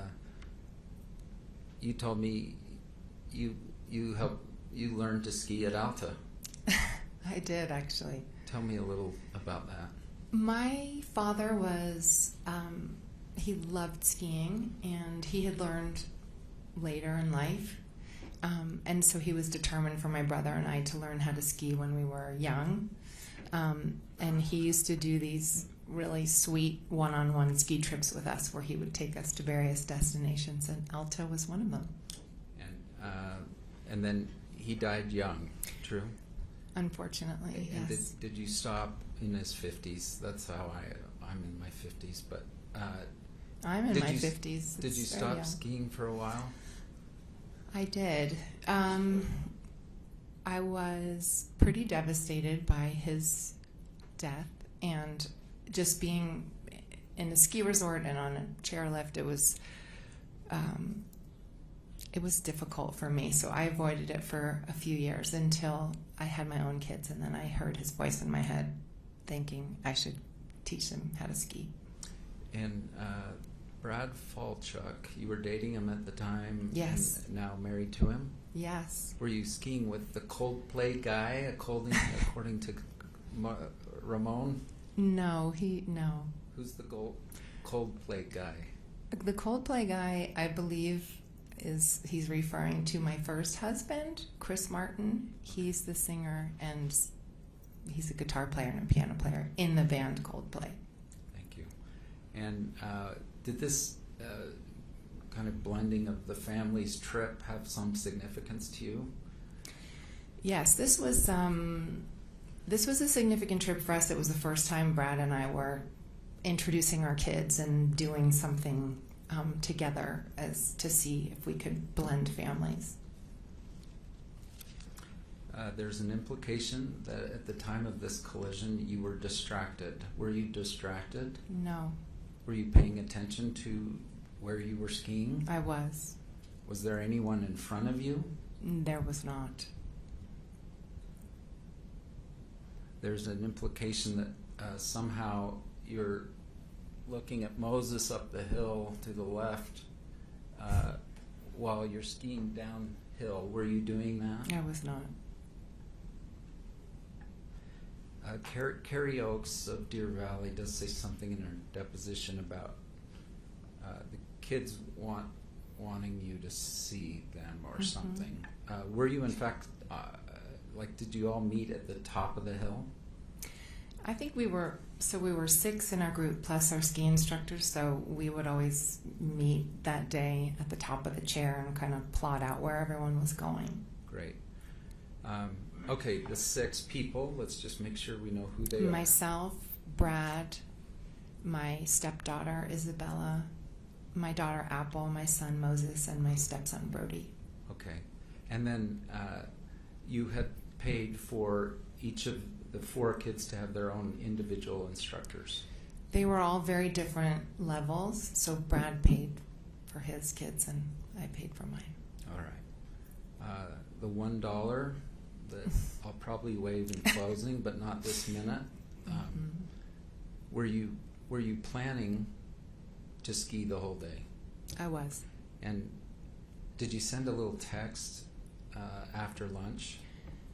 Yes. Can you bring this up? And I'm going to get this board. Has it been admitted? So good question. D110 is the text. Any objection? No objection.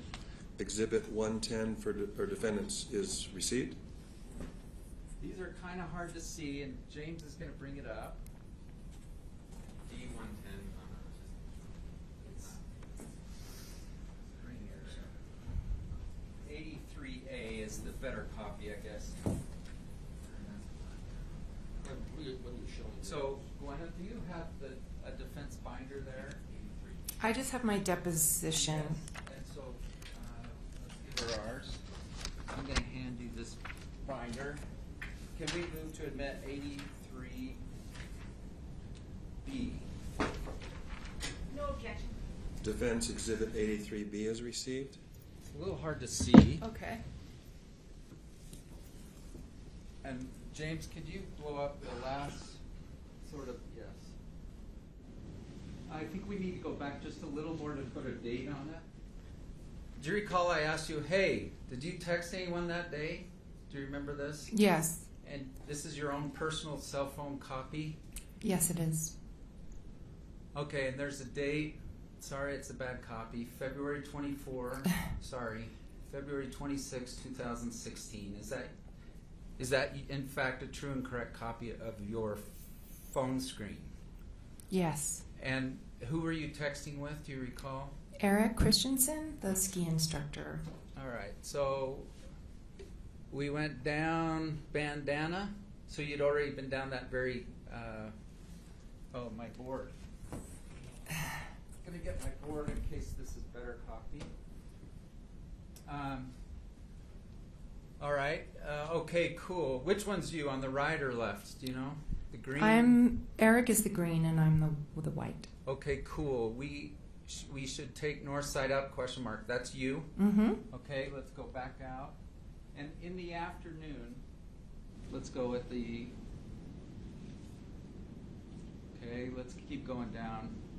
Oh, let's go Ruby left. So you're coordinating a little bit? Yes. On the mountain in real time, correct? Yes. And then, sorry, James, I'm testing you out here. Moses wants to know if you are still skiing and where. All right, so it's 2:29, and this is, no one's thinking lawsuit yet, right? No. And that's you on the left with the G, and Yes. it says, can you read it? It says, I came in. That guy sort of hurt me. I'm going to get a massage at 3. Gigi is here if he wants to come. Okay, Gigi was helping with the kids? Yeah, Gigi was our babysitter. All right. Did you go in earlier because you had been hit? I did, yes. Did you personally pay for a ski pass at Deer Valley? I did. And was it a full day pass? It was. And was it, is the monetary difference between the full day pass and the half day pass more than $1? It is.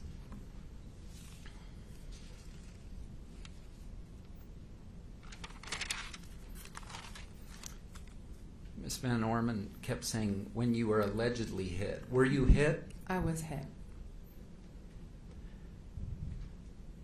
The definition of an assault is an unauthorized touching. Yes. Did Mr. Sanderson touch you in an unauthorized manner? Objection, Your Honor. May we approach? You may.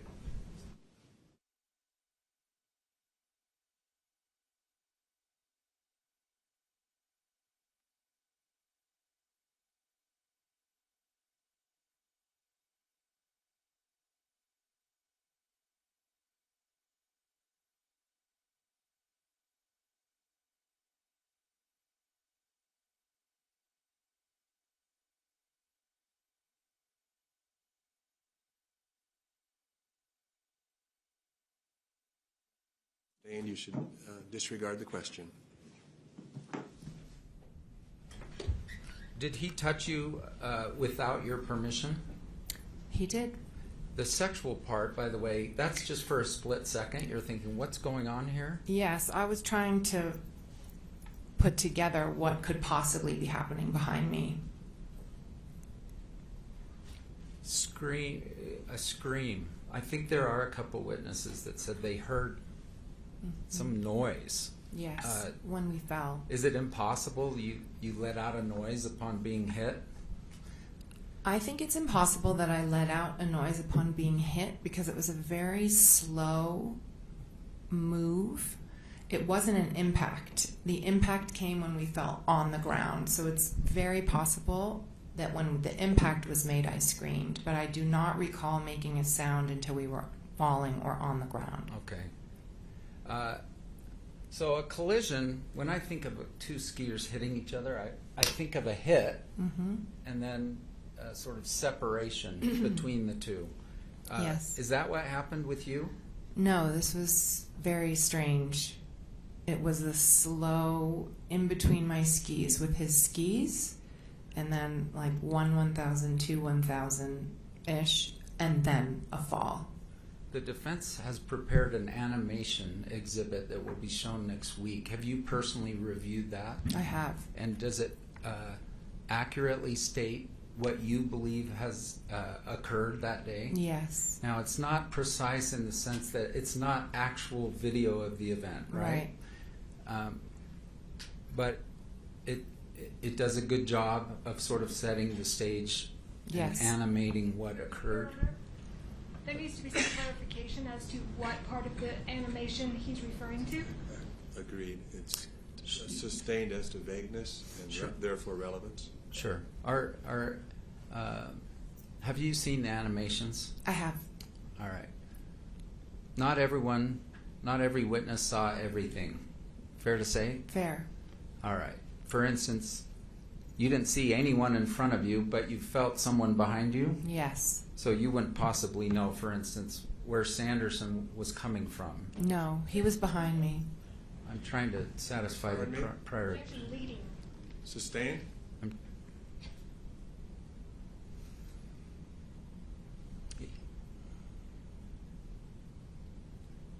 Does the animation fairly represent your story? It does.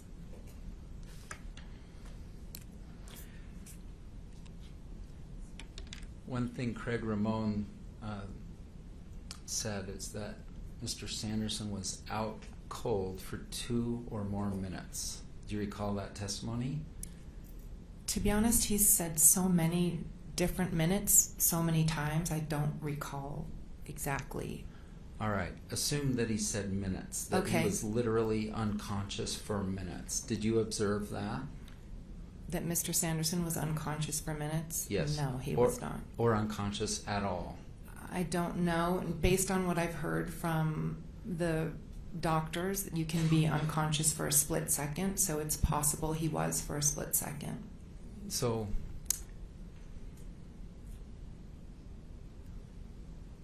where were you as you go down the hill? On the right side of Bandana. Was there a reason you were there? I just tend to try to, especially on a crowded run, I was trying to ski, a little bit to the side and make turns. Were you being an aggressive skier? Like, I'm gonna go No. as fast as I can to get This down? is a green run with lots of families. Absolutely not.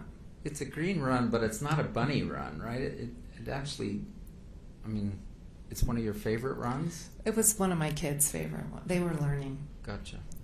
Because it comes down quite a ways. It does. It's a nice long run. And was this toward the top, do you recall? It was toward the top, but not at the top, if that makes sense.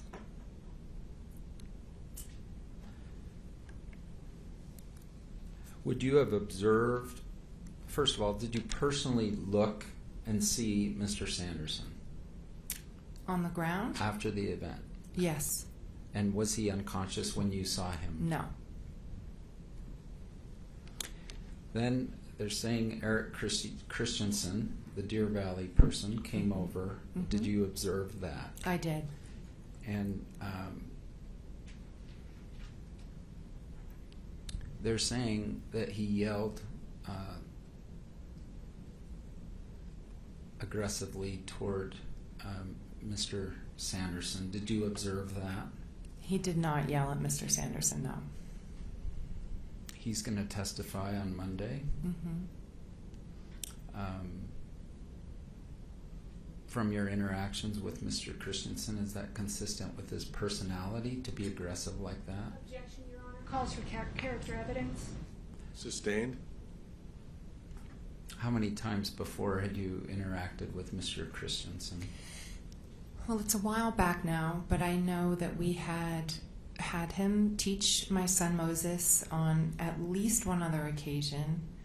He was always incredibly kind, very patient. My son was a beginner and frustrated that he couldn't ski better faster, and Mr. Christensen was incredibly patient and sweet with him. He's a high school art teacher, I guess, on the side, or Yes. one of the other. He makes pottery. There was an early comment about a hit and run. Did you hit and run? Absolutely not. and Deer Valley was dismissed on that, was a prior party and was dismissed. Do you recall that? That's correct. I think there was an allegation that Eric Christensen did some funny business with the paperwork to protect you, his paying client. Objection, Your Honor. Relevance? Sustained. Did you expect Eric Christensen to falsify his paperwork? Of course not.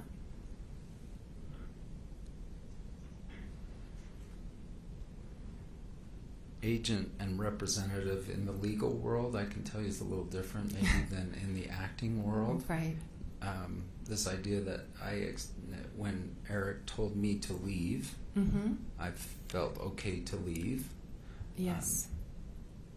Just comment on that. Was that a cover-up?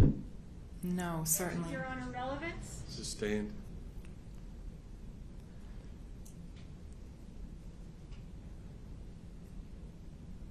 Was Eric Christensen your legal representative on the mountain? Objection. Relevance? Overruled on that. Go ahead. No, he was not.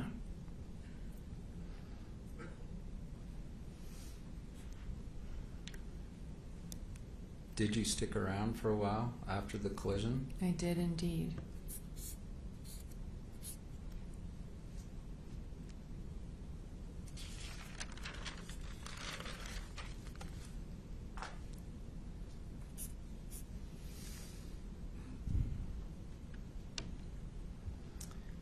Going back to the $1, Eric Christensen, you had paid Eric Christensen to take teach your son how to ski that day for the full day. True. Yes. And was his attention diverted as a result of your collision? Yes, for a while.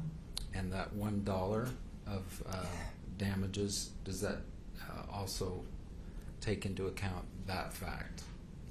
I haven't quantified, if you break it out, what a Deer Valley ski instructor makes per hour, but I think it's more than $1. The comment was the word symbolic was used, but did you in fact lose $1 or more as a result of the collision? I did. Did you hurt yourself? I'm sorry. Did Mr. Sanderson hurt you by hitting you? He did. And please explain. Well, when we fell over, my right knee felt like it had been overstretched and my back hurt. All right. And you got a massage but did not seek medical care. Is that what I understand? I did not.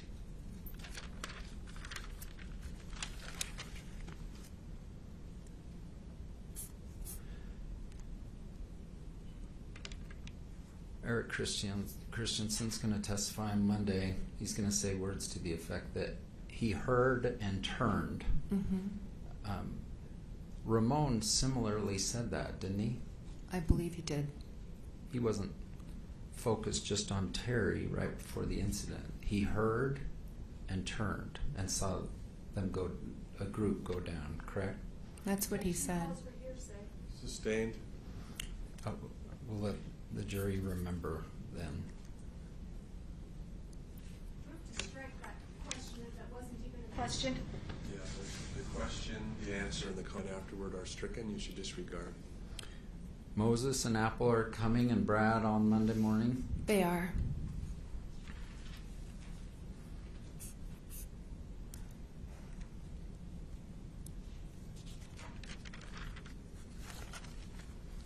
Missing school to do it?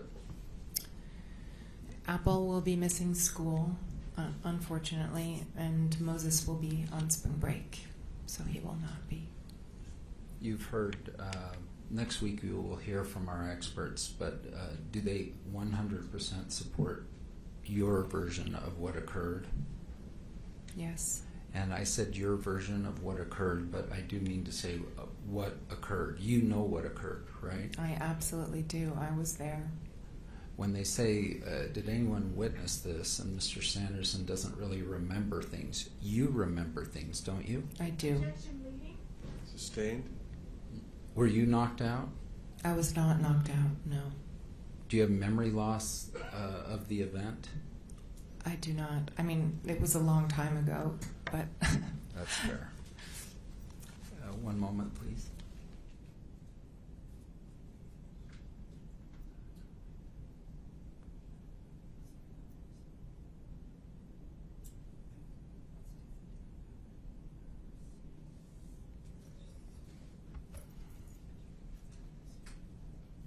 Just one quick thing. We're going to bring up a Deer Valley receipt that actually shows the amount paid.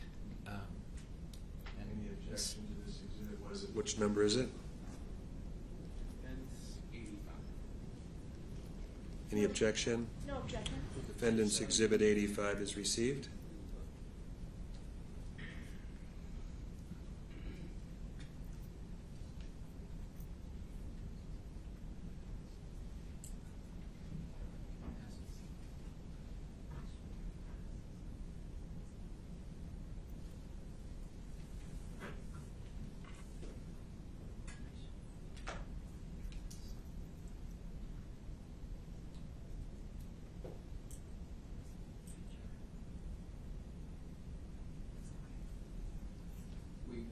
We want to protect an address if we needed to, but it turns out we don't need to. So there's been no objection, and James, would you bring that up? There's an address there, maybe enlarge so D85, move for admission if we haven't, and then, is this your actual receipt from Deer Valley? Yes. And it's in that binder in front of you if you need to look at it. What number is the Yes, exhibit? let me come get that. And cross your arm. You may. B5. Okay.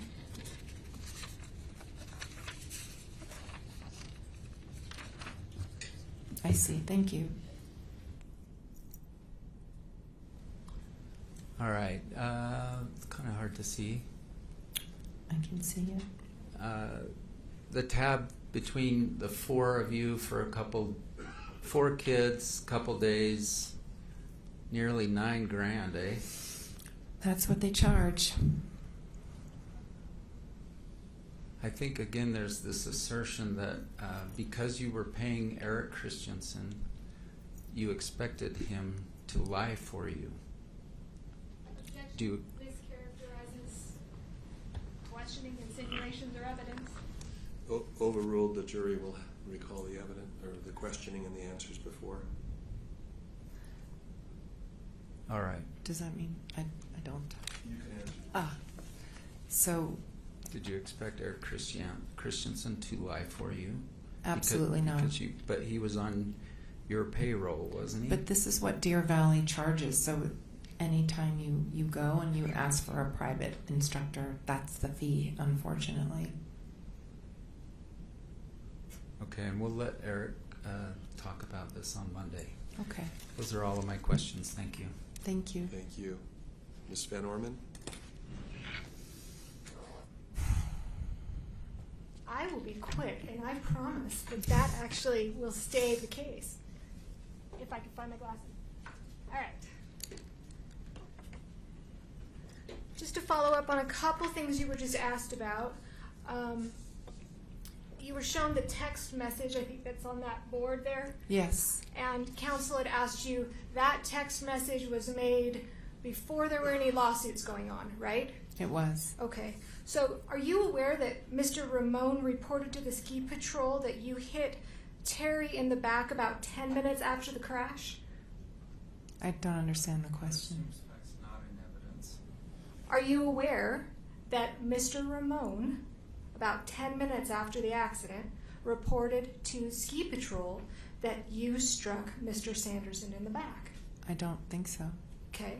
If that report was made 10 minutes after the crash, that was long before a lawsuit was even contemplated as well, isn't it? Yes. Okay. You mentioned about keeping a low profile. You like to keep a low profile When skiing. When you're skiing, correct.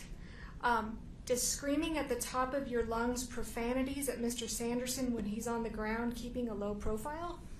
After an incident like that where you feel hurt and violated, unfortunately, adrenaline can take over and emotion as well. Okay. And counsel had asked you about touching you without your permission. I just want to make clear, as we didn't do the little Dance. Thank you. Yeah, the little dance. But when I tried to reenact it with myself, which is, I'm sure I'll get crap for that later from my children, it was the front of his body that you believe touched you, right? Yes. Not his arms, not his hands. Correct. Okay. And when you guys fell to the ground, you landed on him. He did not land on you. That's right. Okay. All right. You screamed when you fell?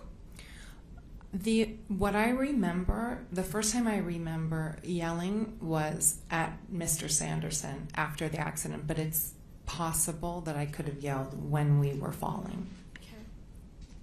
And then you've described and you've kind of put with your fingers how Mr. Sanderson's skis went in between yours. Do you have any explanation how somebody, if you're moving, because you were moving, right? Yes. He's moving. Yep. How somebody could, I'm just going to call it thread the needle, stick. How can somebody, as they're moving down this hill, have the ability to put their skis in between yours when they're like 18 inches apart? I don't know, but that's what happened. Okay. You testified that this was a crowded run? There were people on the run. Okay, but you've just said when I asked you questions earlier, nobody was in front of you. Nobody was directly in front of me, no. Okay. Were there people in your vision in front of you? There were people on the run. Okay. It was crowded. It was, I think it was moderately crowded on that day. Okay. And some of the people were your daughter and Carrie Oakes down below, and your son and Eric Christensen to the left and up a little bit. I believe so. Okay. And you've mentioned that Mr. Christensen was kind and patient with your son. He was. Okay. Very much so. All right. You did pay him a lot and tip him well. I paid Deer Valley Resort. I don't know what the resort pays their instructors, so that would be a question for them. Do you tip Mr. Christensen well? I hope so. Okay. Me too. But I would hope also if you're going to use this, you'd had him as an instructor before, right? Yes. Okay. You would expect him to be kind and patient with your son. Well, he was kind and patient the first time, which is why we asked to have him again. Okay. Great. You said that you stuck around, but while you stuck around, you never asked Mr. Sanderson if he was okay. Correct, because he had hit me and I was very upset. All right. You still didn't think it would be appropriate to ask somebody if they're all right? Mr. Christensen asked if he was okay, and he said he was. Meaning Mr. Sanderson. I think you said that he mumbled it. He said, I'm okay.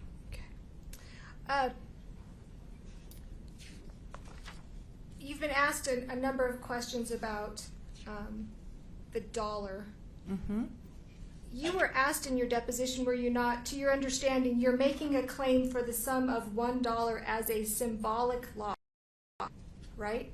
Yes. And you said correct. Yes? That's right. Okay. And then I also asked you in your deposition, are you telling me now you're making a claim for more than the sum of $1? Do you remember what your response was? I don't remember. You said no. That's not the case, though, is it? Your Honor, it's a yes or no. That's an improper question. She gave the answer. Overruled? It's a yes or no. Are you making a claim more than $1 in this case? Now I am, yes. Thank you. No other questions. Mr. Owens?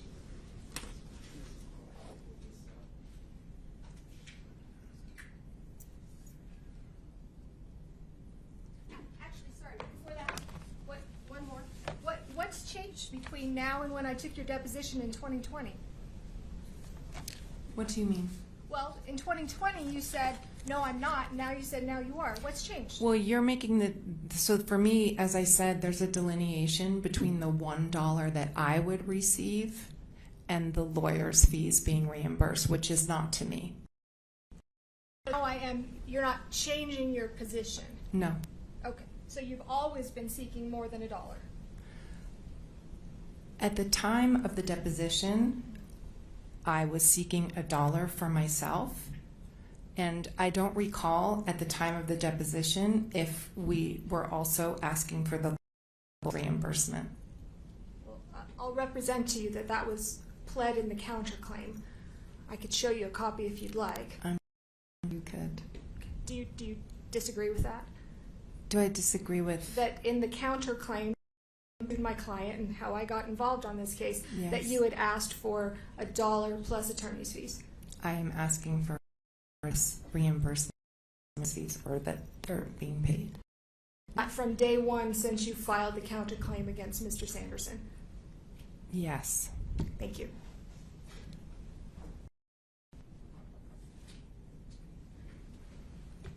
We're going to pull up T3, which I think has been admitted. It's the Deer Valley report by Eric Christensen.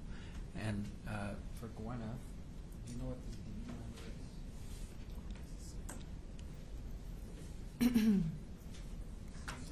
is? So, can I come? May I? You may. I'm going to just show you D3 here. Okay.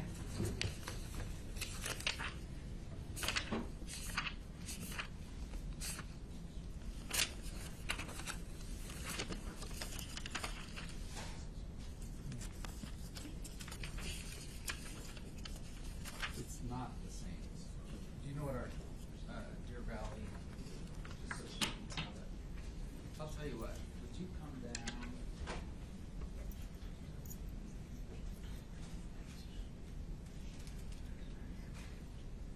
I have a laser here, if I need it. It's a little red thing. Did you see this on the first day of testimony? And James, maybe do the top third. This is Christensen's report. Yes. It says male skier took her out from behind. Is Yes. that what happened? Yes. This report is accurate? Very. I didn't see it, but heard her scream as she went down. Do you dispute that? I don't. I skied directly to her. Did he do that? He did, yes. The man was behind her. Both were in discomfort. Is that all true? Yes. During lunch, she talked of being stiff and sore. Is that a true statement? It is. Can we go to the second, third now, please? I'm glad you can see it on your monitor. We had a hard time getting those going. All right, I'm going to look here. It says on the right there, a patroller came by to check on everyone. Do you have a memory of that? I don't. All right. I'm afraid. And then the bottom third, please. Your Honor, I'm going to object that this goes beyond the scope of my read, direct, cross, etc. Your Honor, I'm addressing this because she was asked additional questions about sort of who hit to. First thing male skier stated was that she, meaning you, appeared right in front of him. All right. Did you hear that? No. Do you dispute it occurred? No. Thus admitting he was the uphill skier. He was. She never saw him because he came in from behind. Correct. Did you see Mr. Sanderson in front of you? No, he was behind me. Did you have a lash in your eye or otherwise have some eyesight problem? Nope, I still have 20/20. I need reading glasses though. Were you blind in one eye and limited in the other? No.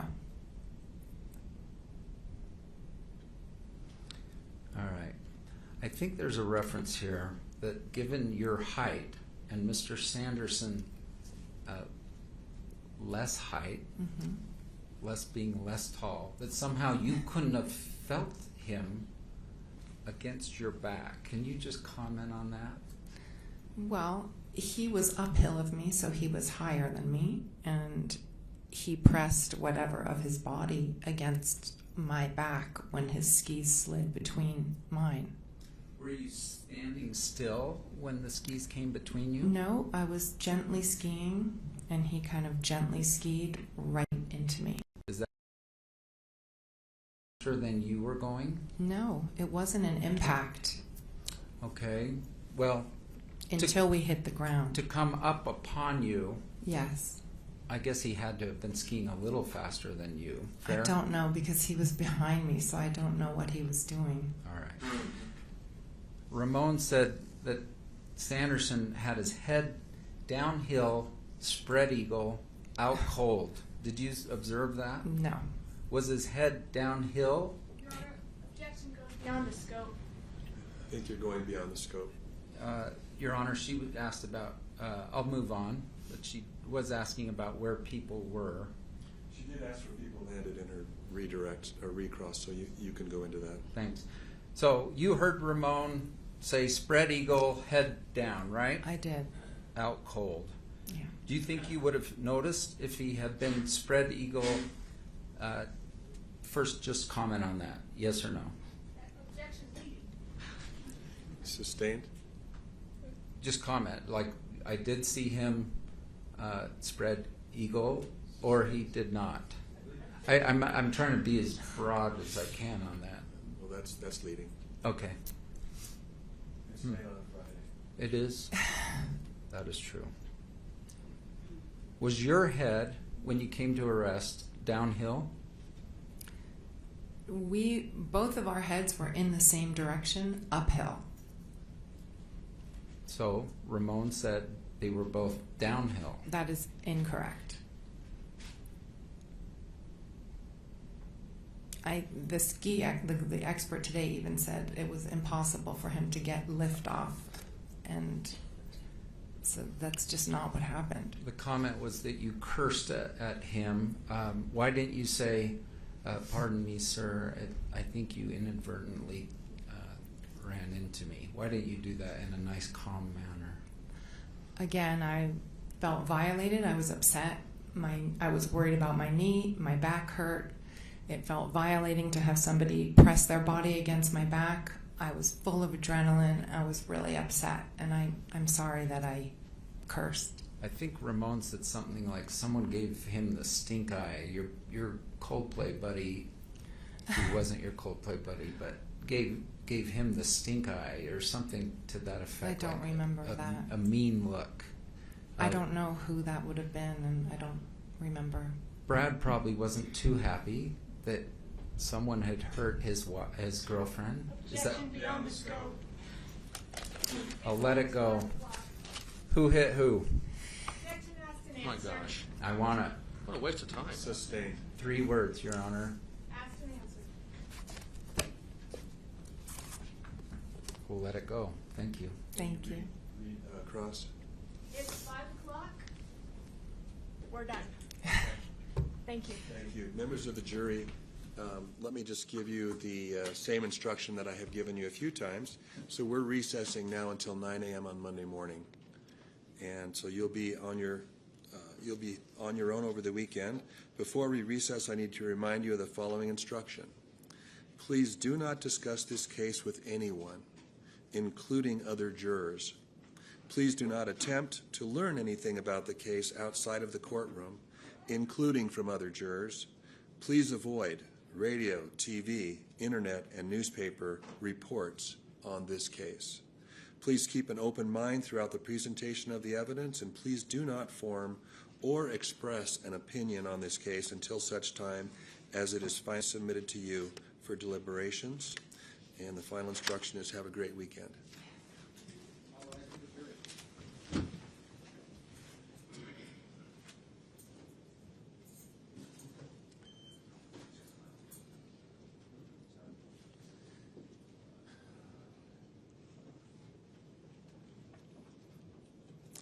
step down, and you can leave too.